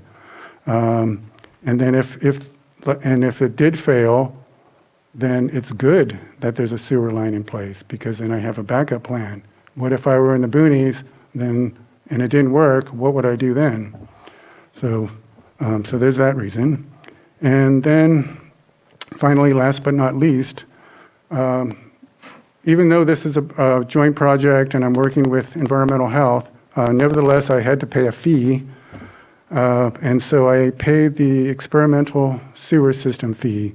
And just as if I were to have a septic system, I would pay the septic system fee. If I were connected to the sewer line, I'd pay that fee. So I've already paid that fee. It seems it would be unfair if I also had to pay the sewer line fee, because that would be a service that I wouldn't even receive. So that would be kind of like asking to have your cake and eat it too. So it's just unfair, I would think. So for all those above reasons, I ask you to please waive this requirement for me to hook up to the sewer, and I can proceed with this project. Thank you very much for your comments, and I would say stick around just in case for questions. Are there any questions or comments from board members? Supervisor Green? Yeah, thank you. And I don't know if Mr. Weatherby's with us, but this whole project relies on some shared understanding that I don't share right now about the existence of an experimental human sewer system, much less the intersection with our current sewer ordinance and what would go with that. So can you cite chapter and verse what health and safety code or other code is applicable to an experimental human sewer system? No, maybe Scott can. I'm going to just kind of butt in and say we have a letter from Craig Weatherby, and I think that would be enough to know and trust that our expert in that field would have reason to approve such a system at this moment in time. Well, I would disagree with that. And the public health officer also is in support. Any other comments or questions? So I will say, I think there's a good reason for the law that we have. Sewer systems, just like water systems, work better the more people are connected to it. It's an expensive process to deal with such systems, and the more people contribute to it, very physically, the more efficient of a process the entire system is. It's a very high-density area out there. Actually, I think it is in the zoning for the city of Clear Lake, a high-density residential area. There's some smaller lots that surround you, that you're surrounded by other lots. While I won't say that you need to be out in the boonies, I would suggest that there needs to be a minimum lot size for that type of, and I'll just quote your words, experiment. I feel uncomfortable saying yes because of the vicinity of the neighbors, and the vicinity of the main road is right next to your property right there as well, on the way to the landfill on Moss and Davis. And I know that we have had one of these recently, and given some reasons as to why, and we also said, no, you need to connect, and that one was even more of a difficult situation than this one currently. So at this moment in time, living in a city, I think, requires to do the city thing, and that's to contribute to the greater good of all the systems and infrastructures that are part of that city. Once you go outside of the scope of that, and it's no longer an urban area, then I think that's when those types of experiments can be looked into and supported. So I struggle. I appreciate you looking for options, but within a city environment, I'm uncomfortable with moving forward without saying, with the exception, I'm uncomfortable moving forward. Well, if I can speak on that precedence that you were talking about, that difficult situation, he wanted to do a septic system. And so the 205 is very clear that it prefers sewer over septic. I'm doing a third type of system. While it's definitely different than septic, I see it as a ulterior option than connecting to the sewer. That's the way that I read 205, is again, the system was not built for two people to connect. It was built for those that are on the line within the vicinity to connect to it, because in an urban environment such as this, it is the right way to dealing with infrastructure and making sure infrastructure is efficient in how it is used, how it is maintained, and everything else. So those are my final words. Any other comments from supervisors before we open it up for public input? Supervisor Green? Yeah, I'll just add on to that process. So regardless of whether the technology is great, not here to debate it, I'm not aware of it, maybe we need to have a broader conversation. It does sound promising. So I definitely don't want to rain on that parade. That said, we have not had that broader community discussion, much less in a very dense urban footprint. It sounds like you're in there. And because it's characterized as experimental, when we turn to the issue here, shall thou connect to the sewer or not, I don't want to set precedent for an experimental system that, again, we haven't had that broader conversation with. So even if you and I both agreed it was the greatest thing, we haven't had that broader discussion. So I can't support an exemption or a waiver from the sewer hookup at this point. I mean, even the argument that, well, if the experimental system fails, we can hook up to the sewer, it's kind of a hollow argument unless you've actually connected to the sewer and you can activate that connection on short notice, as opposed to some potential installation of a line somewhere down the road. So I do see a challenging precedent question here. So again, I don't want to shoot down any experimental technology that may have promise for the future, but it's going to be a bigger talk than we can have here today. If I can respond to that, I mean, it's not really a precedence. It's a pilot project, and it's under the leadership of Craig Weatherby, and he'll say whether it's a precedence or not. He'll say, yes, other people can do it, or no, this is a one-time thing that we're just trying out. So I don't see it as a dangerous precedent. Appreciate the comment. C.O. Parker, I heard a snapping of the button. Yes, thank you, Chair. Craig Weatherby is on if you wish to speak to him and ask questions.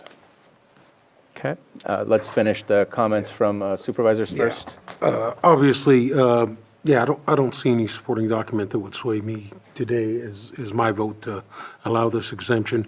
I know after the Valley Fire, after the multiple fires we had, myself and you tried to look at some different building codes, K-class, yeah. And this was a conversation that came up. We never got anything completed because it was so complicated on how we looked at it. So, I don't see anything today that would allow that, especially in the city environment. We're trying, if it's there, we should hook up to that. You know, we're even talking about expanding that to other areas in the county as far as the Full Circle project, other things like that. So, appreciate the conversation, but nothing sways me today that would allow me to vote to exempt this from being hooked up to the sewer to build this project. Maybe down the road, a conversation out into other areas that don't have it. You know, when we were looking at it, I think it was some of the structures built out at Double Eagle was some of the conversations, some other places in the county, but. And I think we were looking at a minimum of 5 acres or Yeah. something along those lines as well. So at this time, I don't have anything, so. I would like to hear from Craig Weatherby, and I do want to just note something in his letter. It makes it very clear it's not allowed in Lake County at this point. I understand you're saying pilot projects approved by Craig Weatherby, but I'm not sure if that's exactly what his letter was saying. So I don't have a specific question to Director Weatherby at this moment, but if you wanted to speak on this project or maybe respond to anything that you've heard. Hi, thank you. This is Craig Weatherby, Lake County Environmental Health. We have been working with this gentleman for quite some time, and I believe as far as intent goes, this is one of the most qualified people I've worked with. He's put a lot of work into this project. Supervisor Simon just mentioned that we aren't necessarily approving this system for use. However, there is a section of our Lake County ordinance that allows for experimental systems. And it's definitely something that I would very much like to work with the board to kind of develop what does sewage look like in Lake County? What kind of alternative systems that use less water? These are things that are good to be talking about. However, in this specific project, we are not recommending this experimental system in lieu of connection to a sewer system. Our recommendation is that the property be required to connect to the sewer system in the same manner as every other development that's required. However, we would be willing to discuss the possibility of an experimental system with him on this property with very strict controls and protocols in place. And this is also in conjunction with our health officer as well. That's really what my letter was meant to convey, was that there is room to do some experiments, maybe not necessarily on this particular property, although this just happens to be the first person who's brought such a system to us. So I wanted to kind of clarify where our position was. Thank you for the clarification. Any further comments or questions? Very quickly, Mr. Weatherby, are you citing to some section of the Health and Safety Code or other code for your understanding of the experimental, the ability to even explore experimental use like this? Yes, it's covered within the Lake County rules and regulations for on-site wastewater discharge systems. LCR, I don't have the specific code section to give you at the moment, just that there is an allowance for it. Okay. Thank you very much. And you were looking for direction. I would suggest that we have direction at this moment in time, or would you prefer that in a motion to deny or approve the waiver? I think short of an approval of the waiver, then he complies with the code. That would be my interpretation. And I think that's where we're at. You didn't approve an exception to the code, so we're still bound by the code. Okay. So that's the direction that you're getting. Thank you for the application. Sorry that didn't work out for you.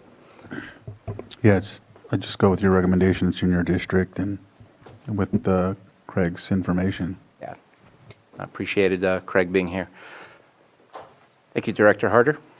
Can we do, or I've got 2 consent items we can get knocked out quick while I'm here. Let me see here. 527 and 528. I think we need to do the 130. Hold on one sec.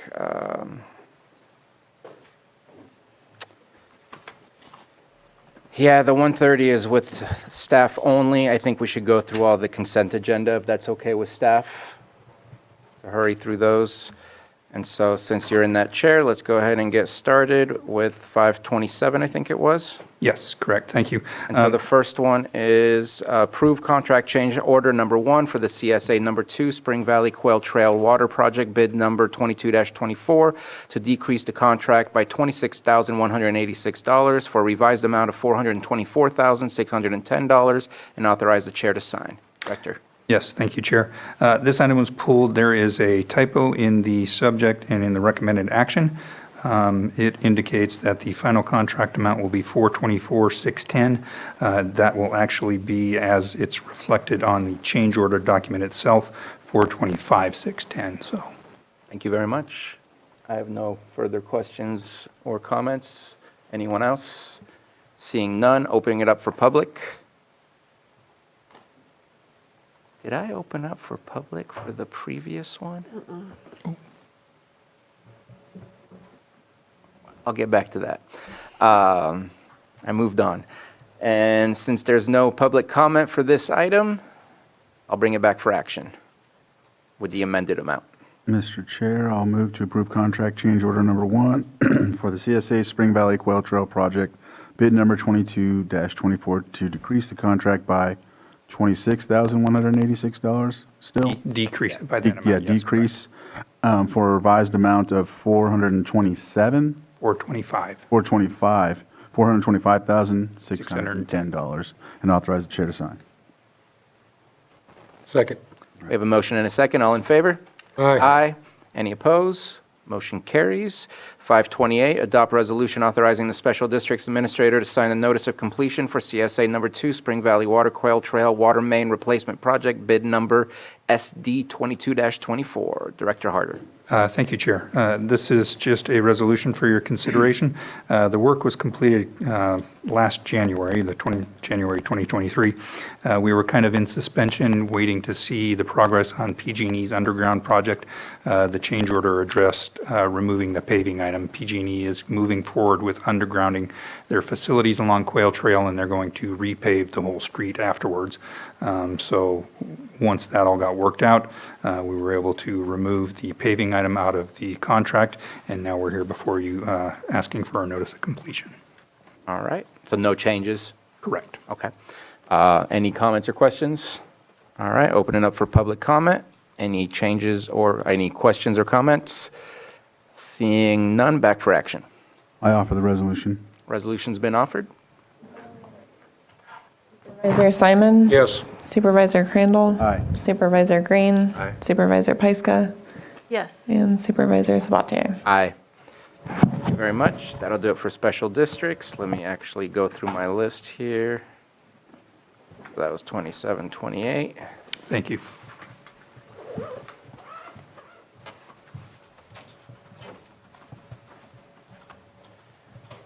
And let's do behavioral health, since behavioral health has been waiting absolutely patiently. And which ones are those? Is that 5-9? Yes. Okay, looking at 5-9, approve California Mental Health, thank you for the help, Services Authority Participation Agreement for Data Archive Solution in the amount of $58,704 for fiscal year 23 through 26, and authorize the board chair to sign. I'll go ahead and just comment real quick. Don't mean to take away from what you might have to say. The only thing that I needed on there was the waiver of the bidding process. In the memo, it states that it is, I don't know if it states it's a sole source, but something along the lines of that. And I just wanted to make sure we had that on record, that we waived the formal bidding process. Thank you, Mr. Chair. Apologies for missing this on this, the language regarding the competitive bidding process on this item and the previous item from Calumet Chesay. So the deal here is the same as the previous item, where, again, Calumet Chesay has a proprietary product. We're tied to this EHR, which is unique to the state and the nation. And this will help us fully migrate our data out of the old EHR and hopefully render it more accessible in the current EHR. Thank you very much. And any comments or questions? Opening up for public comment. Seeing none, bringing it back. And Mr. Guantanamo, can you help us to make sure we have the proper waiving of the bidding process? Yeah, so the first motion would be to waive the competitive bidding process for this proposed agreement on the basis of Lake County Code Section 2-38.5. That would be the sole source grounds. So moved. Exemption. Second. That was a yes. We have a motion and a second. All in favor? Aye. Any opposed? Motion passes. And then the final Mr. one. Chair, I move to approve the California Mental Health Services Authority Participation Agreement for Data Archive Solution in the amount of $58,704 for fiscal year 2023 through 26, and authorize the chair to sign. Second. We have a motion and a second. All in favor? Aye. Any opposed? Motion carries. Thank you very much. Thank you. All right, next we have, let's see here. I'm going to quickly go through 525. Is Mr. De Leon available for this one? I see he's coming on. Approve change order number 2, Middletown Multi-Use Path Improvements Project, State Project number ATPL 5914-102, bid number 2205 for a decrease of $114,481.12, and a revised contract amount of $1,161,688.48. And Director De Leon. Good afternoon, Board. I too have a minor typographical error in the title of this item. So if it would be okay with the board, I will just reread the title with the correct dollar amounts. It will be approved change order number 2, Middletown Multi-Use Path Improvements Project, State Project number ATPL-5914-102, bid number 22-05 for a decrease of $114,459.12 and a revised contract amount of $1,161,690.48. And so basically the numbers on the change order itself. That's correct. Okay, thank you very much. Any comments or questions regarding this, Supervisor Simon? No, just writing down the ready. numbers, trying to get it right. Perfect. Well, let's open it up for public comment. And seeing none, let's bring it back for a motion. Mr. Chair, I move to approve change order number 2 and that the board change order number 2 and the board authorizes chair and execute said change CCO for a decrease of $114,459.12 and a revised contract amount of $1,161,690.48 and the chair to sign. Second. We have a motion and a second. All in favor? Aye. Aye. Any opposed? Motion passes. Thank you very much. Okay. And we do have, do not see Director Marketan any longer, so let's go ahead and go to 5.4. And 5.4 is approve continuation of emergency declaration for drought conditions, and I believe this was pulled by Supervisor Green. Yes, thank you. Just checking in, of course, earlier today, we just ratified an emergency proclamation for the opposite of the drought, atmospheric river flooding and what have you. This particular emergency declaration dates back to early 2021. I believe some of the findings that are made in the proclamation are not necessarily applicable anymore. And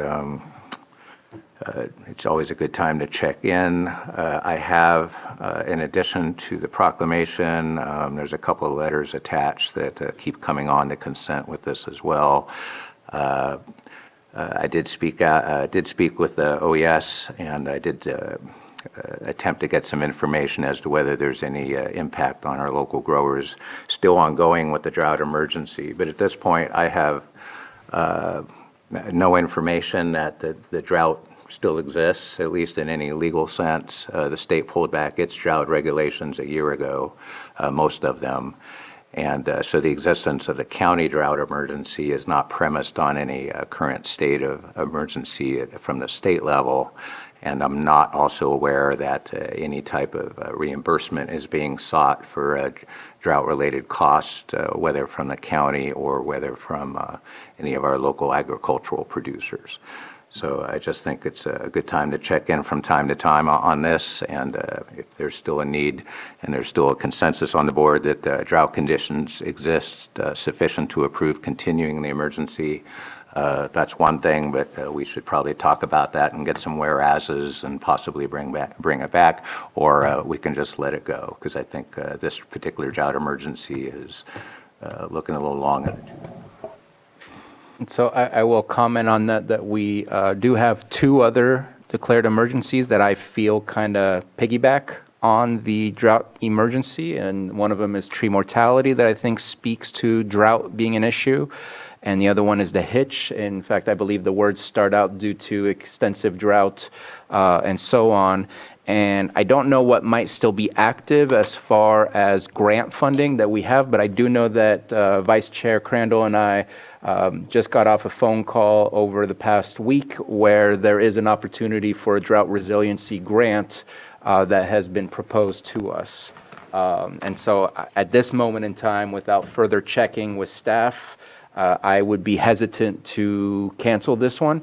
As you know, we see these lasting for quite a while, especially our fires. The fires are long gone, but the reimbursement process and the whole monetary portion of those emergency conditions, we're told by Cal OES to continue those things, prior to shutting them down and being completely done with the financial portion. So those are my reasons that at this moment in time, I do not want to eliminate it. I'm not against the idea of reviewing it, but it would be a little hard pressed, and I agree with you, to review it in light of almost flooding and almost having a full lake. But the fact that we are still benefiting at this moment in time financially, I do not want to put a wrench in the wheel. Well, if I can just respond, we're going to be talking about water supplies in a number of realms. So this is an emergency proclamation. When we talk about sustainability, groundwater supplies within a groundwater supply plan area, or just good ideas, how do we use water more responsibly? Those actions aren't taken on an emergency footing. So I would differentiate between this need for an ongoing emergency proclamation, absent any evidence that I've been able to find that there is any type of funding being tied to this, and continuing to have those important discussions, but outside the realm of this emergency proclamation, because I think this wrongly indicates that we are in a state of drought. I think it, in addition to whatever benefits you think may still be in there for funding, there may be some unanticipated or unfortunate consequences that could come from having a stated emergency in the county, but not within the state as a whole. So I won't be supporting this today. Okay. Supervisor Pyska? Yeah, I think this is tied to a lot of other proclamations and other programs and possibly other funding. And so I wouldn't be in favor of canceling this without having a presentation from staff and understanding all the ramifications of what that might be, or what they might be. Anyone else have comments? Yeah, I'm in the same aspect. I know a couple of years ago, I think going back now, we had a presentation on all the ones that were still outstanding, to get a breakdown of all of that from the directors. So definitely willing to hear that at another calendar date. Obviously, we don't meet until the 27th. That's filling up. So it's probably going to happen in March, but definitely willing to have the conversation so we could make sure that talk we're about all it. on the I same know page. It's been a while, and going on the 7 years I've sat here. We've taken a few off, but there's still some on that have been back for quite a long time. And so that would be my recommendation, or what I'd like to see. Okay. I agree with that and concur that it's good to kind of touch base, see where we are, rather than making assumptions, and make sure that we're asking everybody rather than the ones that we think would be impacted by this. Anything further? All right, I'm going to open it up for the public. Any public comments regarding this? There's a lot of excitement in this room, but not to the microphone. So we will go ahead and come back for action. Move to approve the continuation of a proclamation of emergency declaration for drought conditions. Second? We have a motion and a second. All in favor? Aye. Any opposed? Nay. Motion passes. And then next is our 5.6. Actually, if you don't mind, I'm going to take 529 real quick. I think that one's pretty fast, and we have somebody, staff member, waiting on us at this moment. So for 529, approve First Amendment to master contract between County of Lake and qualified contractors in amounts up to $100,000, and authorize the chair to sign. And I pulled this mainly because I disagreed with the $100,000, and that was my only reason for disagreeing and pulling this. But it looks like we have Ms. Davis with us. And Yes, hi. I'm Deputy Social Services Director over Child Welfare. Good afternoon, Board, Chairman. This amendment hasn't changed the upper amount from the original master contract that was approved by the board. The reason we had to amend it was because we had set it from essentially being able to allow us to do contracts between $25,000 and $100,000. And there's no way for us to 100% guarantee to the auditor's office that every contract we start will end up being $25,000 for wraparound services. And so that's why we wanted to come back today and just change that wording so that it can be basically 0 to 100% that we can cover under the master contract. Perfect. Thank you very much for that summary. Any questions or comments? I'm going to open it up for the public. Any questions or comments from the public? And bringing it back to the board for action. Move to approve the First Amendment to the master contract between the County of Lake and qualified contractors in amounts totaling up to $100,000 and authorize the chair to sign. Second? We have a motion and a second. All in favor? Aye. Any opposed? Nay. 4-1, motion passes. Thank you very much. All right, now let's go to 5-6, and I believe that is our last consent agenda item. 5-6 is approve continuation of proclamation declaring a Clear Lake hitch emergency, and I believe this was pulled by Supervisor Pyska. Yes, and I think that we should reapprove this today, but I do want to pull it and see if we can have consensus for a presentation in the future. The Farm Bureau had their presentation a couple weeks ago, and so there's a lot's happened since we were here a year ago, and I think it's prudent to kind of revisit this and see what our next steps are. Okay. Any comments or questions? Supervisor Green. Refresh my memory. It seems we did just revisit this. Wasn't that long ago, a couple months. And we doubled down at that point. So is there Yeah, so Supervisor Spatier had brought it up in December, asking these questions, but that summit had just happened, which was not public for the presentations, and the Farm Bureau did have presentations, which were for the public, and I think it's prudent for the board to have a chance to review what's happened over the last year, and last year we made this proclamation with the best available information we had, and a lot's happened. We had a pretty big water year. We had a really big hitch run. And we do have a lot of grants that are tied to this emergency right now and funding opportunities. So I'd just kind of like to put all of that out for a discussion for all of us. And basically, you're asking for just an update and a presentation on the past year's happenings, activities, numbers, and things like that. Yes. From the agencies too, right? Yes. That were attendance. Yes, that would help, to have them there to explain the same way they did at that, and then also what we discussed at the forum for the Tribal Hitch Summit. Is that what you're meaning? Yes, and the Fish and Wildlife Advisory Committee as well. Okay. Well, I guess my question would be, the more updates, the merrier, but in the context of linking it to the continuation of the emergency, that's a slightly different animal, because we do the presentation in conjunction with the renewal of the emergency, then there's probably going to be at the ask at the end of that. I don't want to predict anything about continuing or not. Could we do the presentation without necessarily putting the proclamation under the microscope? Well, there's a lot of questions out there, and I think if we're going to have this emergency continue, I think we all need to understand why, set some metrics or set expectations, or figure out how we move forward with this. And we do know that there is funding tied to this, but the public has a lot of questions, and I think this would be a really good opportunity for us to walk through all of that.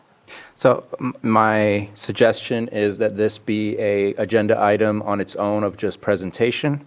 Just like today, any one of us can pull this item to discuss the continuation or not the continuation of. That's a possibility every time that we do a continuation. But I think that it should be a standalone item of presentation to separate it.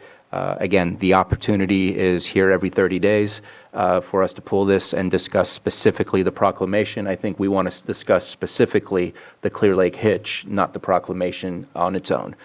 So that would be my suggestion to find the compromise and find the right pathway to move forward. That seems to be consensus as well. I'm in agreement with that. Okay. I'm going to open it up for the public. See if there's any comments or questions on this. And thank you for the conversation. Looking for action. Mr. Chair, I move that we approve the continuation of proclamation declaring a Clear Lake Hitch emergency. Second. We have a motion and a second. All in favor? Aye. Any opposed? Motion carries. Thank you. And that depletes our pulled items. Our last item, other than calendars, is our 7-point or 6-point. Such a long agenda, I'm getting to it.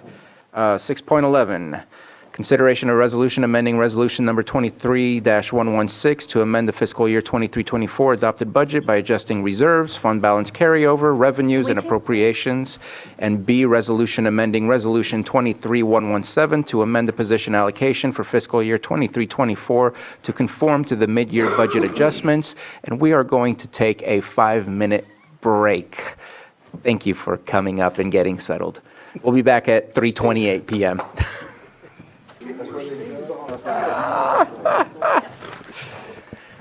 All right, welcome back. Thank you very much. And we've already read and introduced the item. We are again on 6.11, and I'm just going to go on and introduce Ms. Moreno so she can start with this item. Thank you. Casey Moreno, Deputy County Administrative Officer. So I am presenting the mid-year budget adjustments today, but first I would like to go over the general fund discretionary revenues. So the cannabis cultivation and business tax through January, $1,162,858 has been received. That does include some payments of both installments on the cultivation tax. We are expecting around $1.5 million to be received, which is in line with the $1.4 million that is budgeted.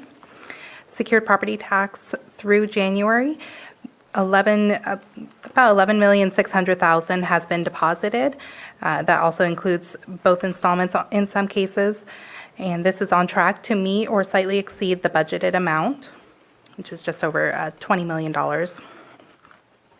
Sales tax, Bradley Burns is $159,000 less than it was this time last year. We did budget $600,000 less this year than we did last year, but it is still on track to come in close to what we did budget. Prop 172 is $347,000 less than it was this time last year. We did budget around $100,000 less than last year, but we are anticipating it to be around $525,000 less than what we did receive last year. The difference there is what we received last year versus what we budgeted last year and this year.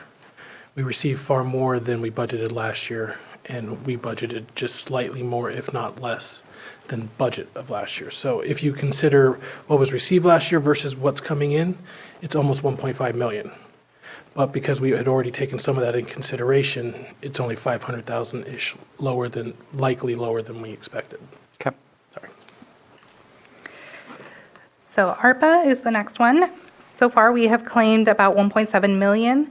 I have checked with a few of the departments, and they are on track to be either under contract or have fully expended their allocation by December 31st of 2024. If they have not expended, they will be under contract by December 31st. So that will give them an additional 2 years until December 31st of 26 to expend those funds, but they have to be under contract. And then LATCF, Local Assistance and Tribal Consistency Fund, we have just over $3 million in reserve. Only 1% has been obligated, but has not been expended yet. So now I'm going to go over mid-year. So overall, the reserve adjustments total just over $80,000. The reserve adjustments are just under $5 million, and the appropriation adjustments total about $7.8 million. The FBA, or fund balance available for general fund and non-general fund, was completed just after final recommended budgets, so additional carryover was available to the departments and to general fund. So the revenue, the reserve adjustments, and the FBA fund balance available for general fund and non-general fund total the appropriation adjustments. From the fund balance available for general fund, about $1.8 million is new requests. So now I'm going to go over a few of the highlights. The highlights do not include every change, but are the ones that we think are most important to point out. And I will go over some of the more significant requests.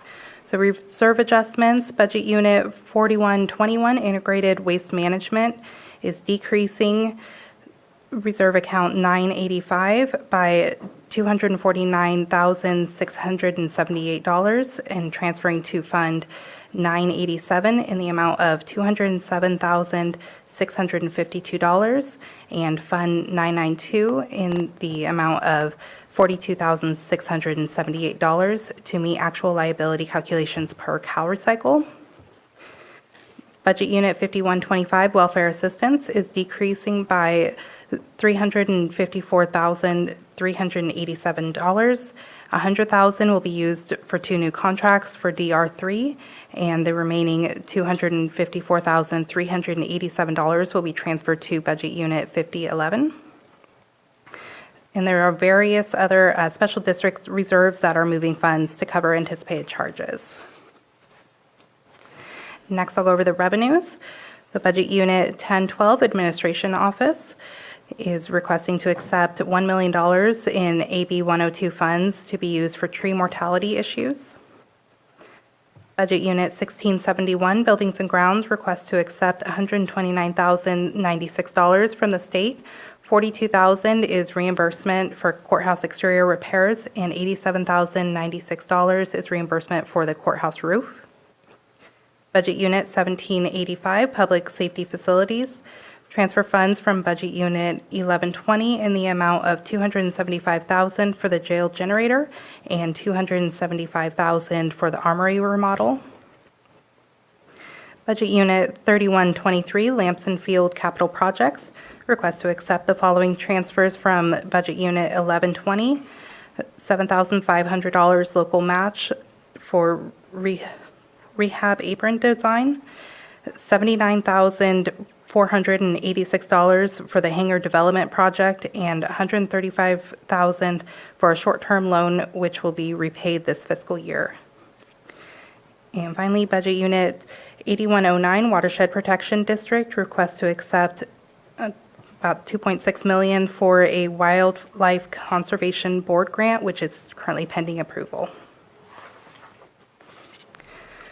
So appropriations, Budget Unit 1011, Board of Supervisors requests additional general fund in the amount of $21,500 to cover increased salary and benefits costs for the Board of Supervisors. Budget Unit 1121, Auditor, requests additional general fund in the amount of $300,000 for a needs assessment for a new accounting system. Budget Unit 1671, Buildings and Grounds, requests to increase budget by $47,000 for electronic locks for the courthouse and $84,000 for increased maintenance and repairs from shelter occupants and operations. Budget Unit 2106, Grand Jurors, requests additional general fund in the amount of $20,775 to cover increased costs for grand jury operations. Budget Unit 2111, Public Defender, requests to transfer funds to increase attorney contracts to cover the Lake Indigent Defense Agreement through the end of this fiscal year. And there was 5 budget units that were affected, so a total of $242,777 in general fund is being used to reimburse the Intercare workers' compensation overpayments. So during Intercare's tenure in processing the county's workers' compensation claims, it overpaid $242,774.08 in checks to the county to cover for temporary disability of employees under the coverage provided by the county's insurance risk sharing pool, which is Public Risk Innovation Solutions and Management, PRISM. Staff subsequently confirmed the occurrence of these overpayments, and staff recommends paying the $242,774.08 back to PRISM. Budget Unit 2703, Animal Care and Control, requests additional general fund in the amount of $21,000 due to a decrease in license fee renewal and an increase in overtime costs. Budget Unit 7011, Parks and Recreation, requests additional general fund in the amount of $10,313 to clean up and block off access of an illegal dump site on county property. There are 2 staffing changes. In Budget Unit 4121, Integrated Waste Management, they are requesting to remove 1 office assistant and replace it with a office assistant/office assistant 3, so flex position. And in Budget Unit 5011, Social Services Administration, they are requesting to remove a social worker CPS 1234 and replacing it with a administrative assistant. For capital assets, I'll go over a few of the new ones. Budget Unit 2201, Sheriff Coroner, new capital asset in the amount of $11,077 for WatchGuard mitigation fees. I can't say. Migration. Migration, sorry. You're good. Thank you. You're good. It's not a number, I can't say it. Budget Unit 2214, Sheriff Asset Forfeiture, $120,000 for night vision equipment.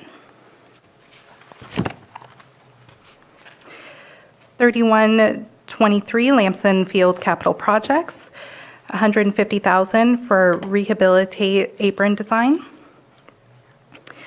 Budget Unit 8109, Watershed Protection District, $15,000 for hauler trailer purchase. Budget Unit 8354, Lake Hosan SE Regional System, $5,800 for breaker and contractor test equipment. Budget Unit 8480, Soda Bay, $14,000 for lab charge analyzer. And then we have 3 additional changes that were requested after the posting of the agenda. Would you like me to go over those now? Or? Absolutely. Okay. So we would like to add to the capital asset list for Budget Unit 2703, Animal Control, $45,000 to account 6274. This will be for an additional box to replace a box that was just damaged in the storm this past weekend. We would like to allocate $200,000 from Budget Unit 1072 Cannabis in account 8123 to Budget Unit 8109 Water Resources in their account 8122. On December 12th of 2013, your board approved the allocation of funds for the design portion of PG&E transmission and distribution line relocation within the Middle Creek Restoration Project. So allocating these funds will pay for that. And then we would also like to allocate funds from Sheriff Budget Unit 2201 to Budget Unit 2202 in the amount of $300,000 from 01-11 to 01-11. And the reason for that is the funds are for 2 deputies. Keep going. Sorry. Okay. 2 deputies which are working in dispatch are budgeted for 2201, however, are being paid from 2202. This will lower the overall appropriations in 2201 and increase the appropriations in 2202. That's it. Thank you very much. Are there any comments or questions? Appreciate your guys' time with me yesterday to go over this, and I'm sure that I'm not the only one, but Supervisor Pyska. Well, I'm delighted that we finally get to talk about the $1 million that's coming here to help us with tree mortality. This is something that I worked on with Senator McGuire's office for a long, long time. And I don't have the details to share with you about the program. I know that's still being worked out with staff, but it's significant, and we really appreciate the support from the state. Anyone else have a comment or question? Okay. Appreciate the additions of the things that we discussed. Really feel bad for our animal control and having to deal with falling trees on their vehicles, but appreciate the fact that we can jump on it and make it available so they can start processing of a new acquisition of a vehicle. 4 to 6 months. It's a 6 to 8 month process for the box. 8 months. It's a process that needs to be started today, and it was pretty fast for you guys to add it in there, and just wanted to share appreciation for that. I don't have any further questions at this moment in time. Everything that I was going to bring up, you already did, so appreciate that. And Supervisor Simon, you're playing, or you? Okay.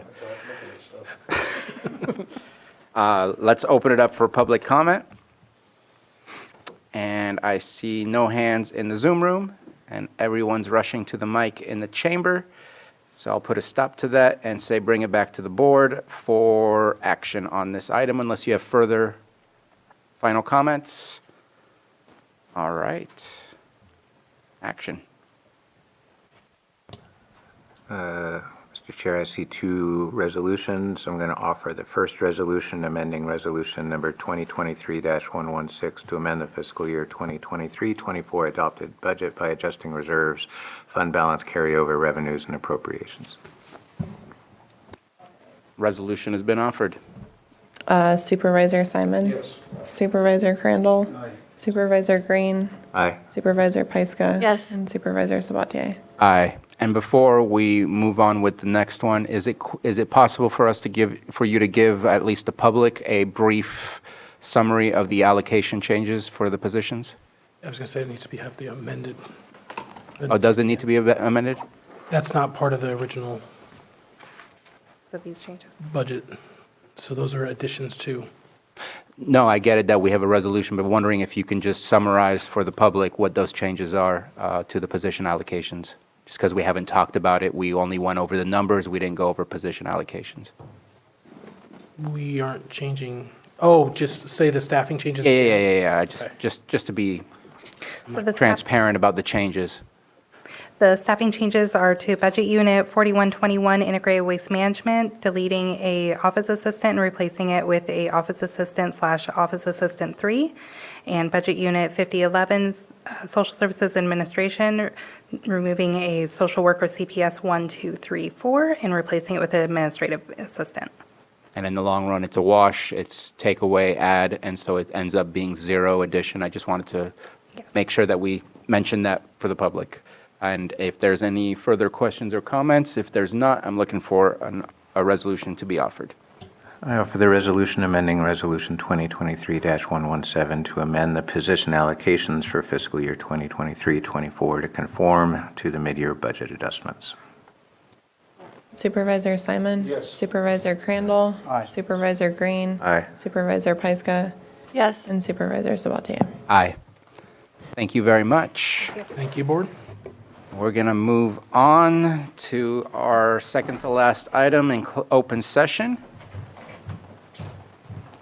Thank you for your patience. We're close. I said 1:30. Consideration of the award of a 300-kilowatt generator purchase to Lead Generators and authorize the Public Services Director to sign the attached purchase order in the amount of $176,959.28. And B, consideration of change order number 2 to the agreement with G.D. Nielsen for the Hill Road Correctional Facility Standby Generator Project 22-08 in the amount of $174,651 for a revised agreement total of $713,145 and authorize the chair to sign change order number 2. All right. Good afternoon. Lars Ewing, Public Services Director. For the last couple of years, Public Services has been managing a project to provide new generators, new backup generators at the jail on behalf of the Sheriff's Office.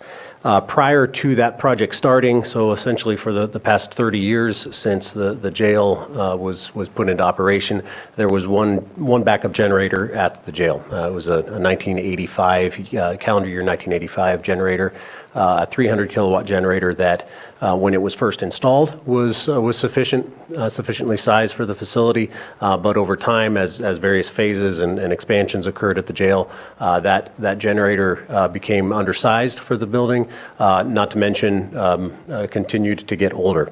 So a couple of years ago, in recognition of that, your board approved funding to pursue the project. We Sheriff's Office and Public Services, designed the project. There were a couple of options. A generator of the size of about 800 kilowatts to a full megawatt was fully recommended. In consideration of the delivery time for that and the upfront cost, the recommendation was to pursue a double generator set. So there was always the anticipation of 2 generators being in place. So last year, we did install a new generator, not to take the place of the old 300 kilowatt generator, but to be side by side with it. And I apologize if my memo lacked some clarity in that realm. While the intent was to keep the old generator, the old 300 kilowatt generator, it came to light from air quality that because there was a new generator there, the old generator, which does not meet current emission standards, could not be essentially grandfathered in, could not be used. So we had to fast track a project to replace that generator.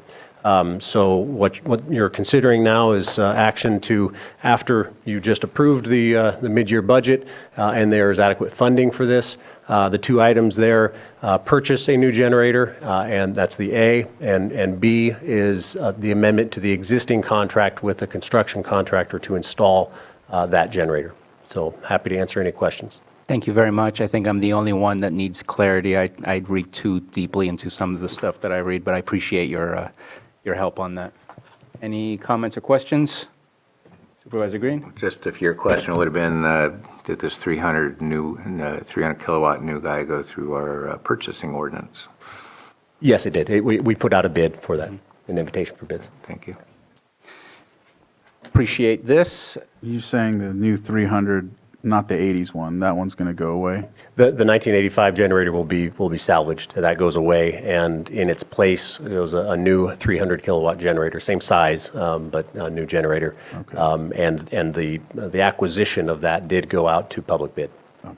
Yep. So that gives us a total of 700 kilowatts. Correct. That can fire up and energize the jail facility. Any questions or comments before I open up for the public? All right. Open it up for the public comment. Questions, comments? No hands in Zoom. No one in the chamber. And coming back for action. 2 actions. So if nothing further, Chair, I move to approve the award of a 300 kilowatt generator purchase to Elite Generators and authorize the Public Services Director to sign the attached purchase order in the amount of $176,959.28. Second. We have a motion and a second. All in favor? Aye. Any opposed? Motion carries. Next. Also move to approve change order number 2 to the agreement with GD Nielsen for the Hill Road Correctional Facility Standby Generator Project 22-08 in the amount of $174,651 for a revised agreement total of $713,145 and authorize the chair to sign change order number 2. Second. We have a motion and a second. All in favor? Aye. Any opposed? Motion carries. All right, thank you. Go forth and get that installed. Thank you very much.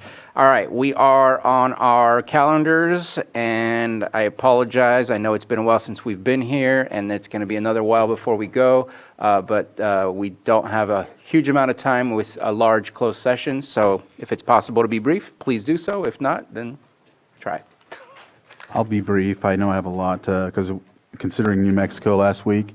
All in all, did a tour, talked about some University of New Mexico, gave a presentation on not only at their satellite office to talk about how they're working through farming with the minimum amount of water. So that was good information. I'm getting more as I collect from the slideshow on that, so I can have some information on what they're doing. And then I have more on it, but like I said, I'll be brief. Then we passed our document finally. Last time I know we struggled with it. We got to concept last September, and then this time we actually all voted for not only the recommendations to Administrator Regan from the EPA, but also for the rationales. So that's done, and we will form and then come back in July to finalize and send off. And so that work is done, and it actually went faster than the last time we went out when I went to Colorado, because that took like 4 days instead of 3. Anyhow, more and more, there was a lot of other different presentations, but I won't get into those. And let's see, tomorrow I have Earth agenda review, and then let's see. Next week I'll be in DC as well. I know that you all will be there, but I'll be there too on other business. However, I'll be conducting county business and RCRC business, whatever I can mix in as well.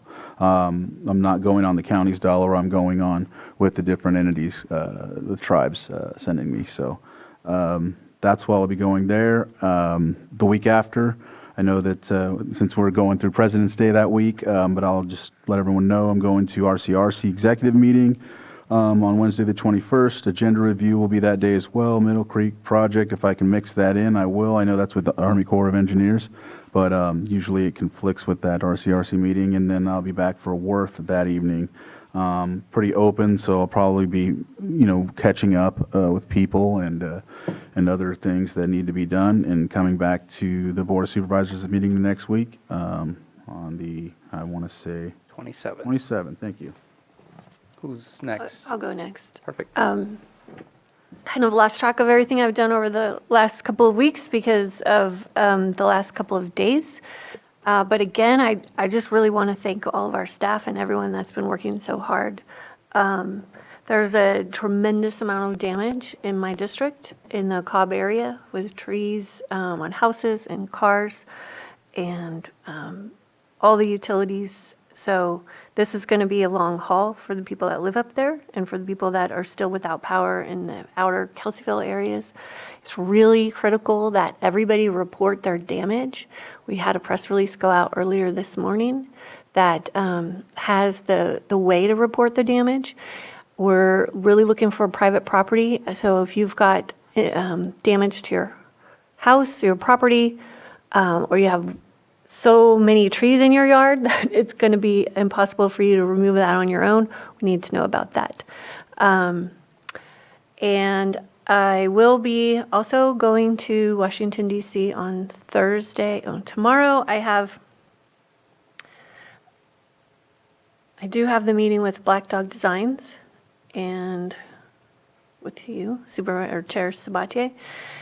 And then we will be going to Washington, D.C. for the week. But Friday, our first day, is our FEMA training, which couldn't be more appropriate since we have so many disasters here. I'm really looking forward to this because I think a lot's changing with FEMA, and for us to be more proactive on how we respond is only going to strengthen us in our resiliency as we move forward into these events that we know that will keep coming. Then when coming back, I have the Cobb Area Council meeting on the 15th. The Soda Bay Core evacuation route planning is, the draft is going to be out for public comment, and I'm going to have a meeting on the 16th after the tree mortality task force meeting. But on February 29th, we will be having our 28th, we will be having our public, final public meeting at Canocti Harbor Resort. I need the public to be reviewing that document as soon as it's out until I think it's the first week of March, because that's going to be finalized the end of March, and that grant will be wrapped up. There's a couple other highlighting things we need to talk about.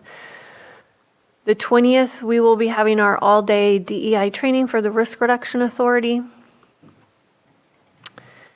And other meetings, I think I can, those were the highlights of the things that are most important that I've got coming up. So I'll just stop there. Thank you very much. Supervisor Green? Yeah, thank you. Looks like I'm meeting with Black Dog Designs tomorrow morning as well. Also have a 2:30 Zoom whose subject escapes me, but I'll be pleasantly surprised.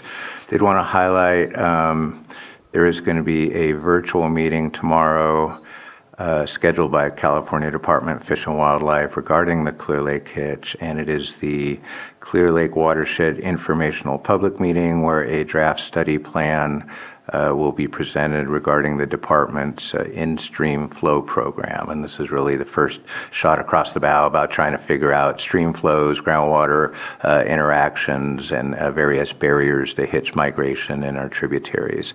So that will be a live meeting at 11 a.m., but it looks like there will be a recording made available, and the draft plan itself will be made available on the CDFW website. CDFW does not have yet a dedicated Clear Lake Hitch page, but we can always hope they will get there. But if you go to their main CDFW website, you can search for this event. Thursday, I hope to make Juvenile Justice Commission. That's not the same as Juvenile Justice Coordinating Council, but Superior Court is working to get that up and running again, and I'm interested in that. But if I don't make that, I am going to probably leave Thursday afternoon for some family business out of county, and probably won't be back until Sunday.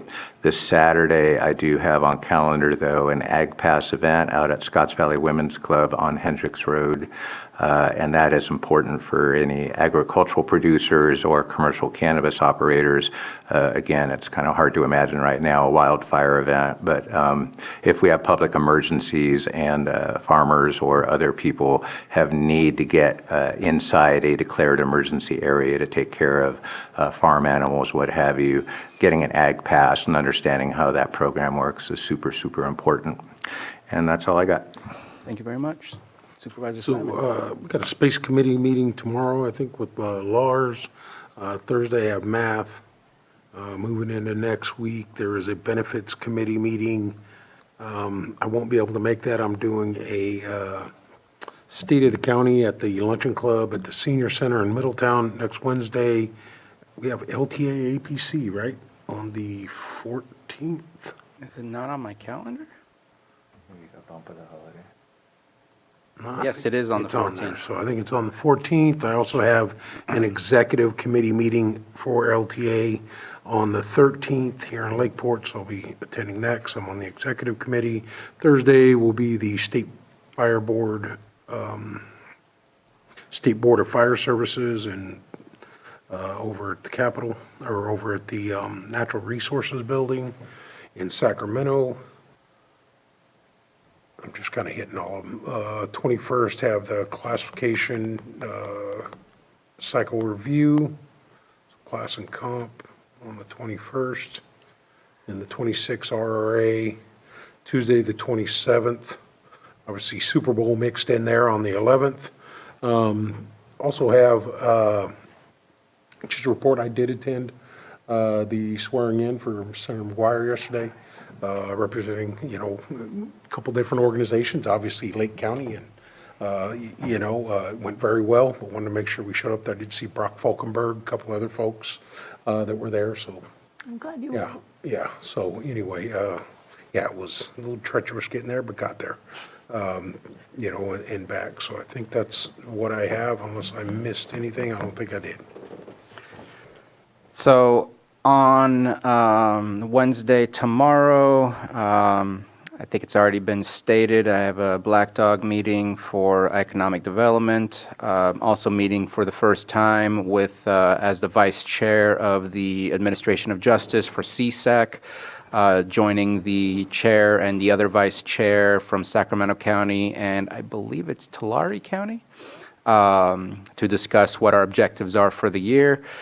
And I'm excited about our trip to go to Washington, D.C. I have co-sponsored one of the bills to change our emergency medical services reimbursement rates, and one of the changes that they're looking at, amongst other changes, is to do on a per-mile reimbursement, which has been some of the issues here, is it can take anywhere between 4 to 8 hours to transport a patient from one hospital to a higher level of care outside of the county, but the reimbursement rates don't even pay for our ambulance services to be able to do that. Therefore, we end up not having a private ambulance that wants to stick around when we contract with them, or the inability for our fire districts to be able to hold on to staff and still be able to provide that support. And so pretty happy that I got my name on that and that I can help push it through and see if somebody in the legislature is, or Congress is interested in taking on this important change for everybody.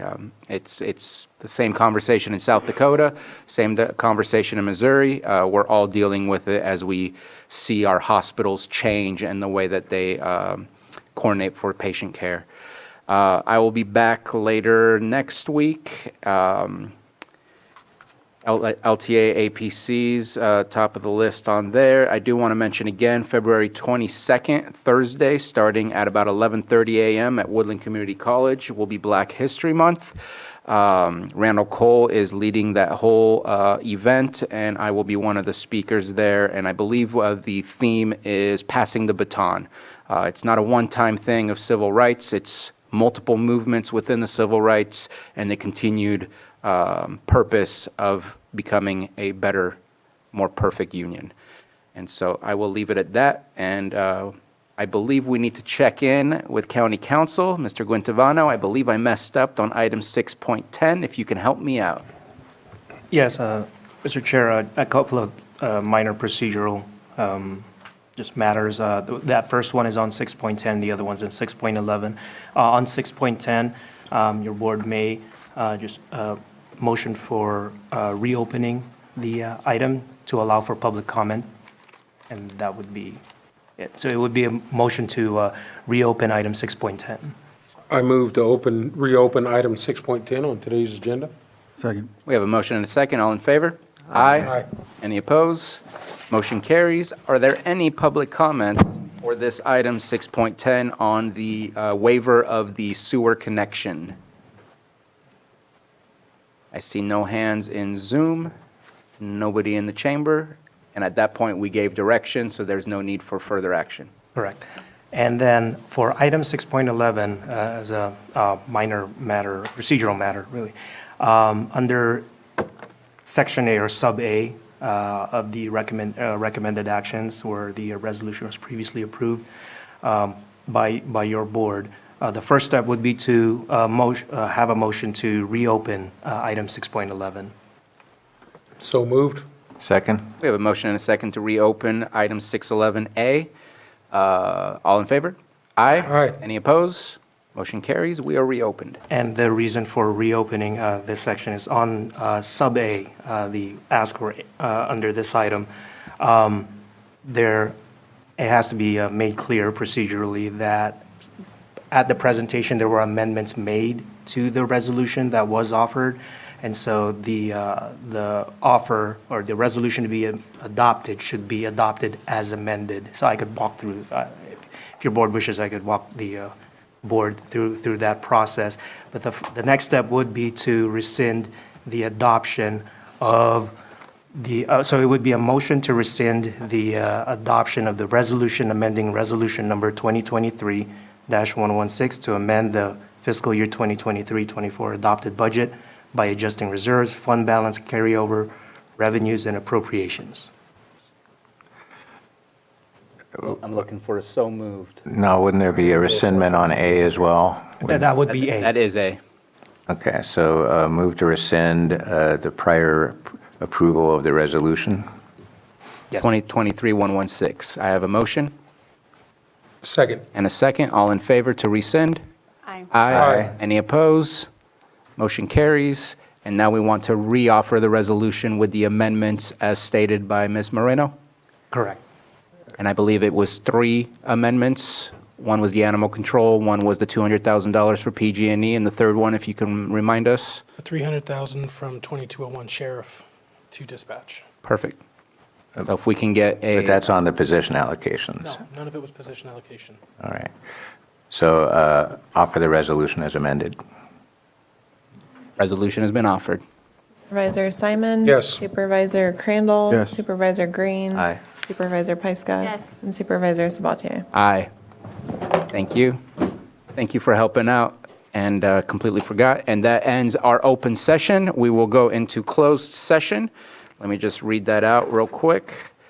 We have public employee appointment pursuant to Government Code Section 54957B1, interviews for Health Services Director, appointment of Health Services Director.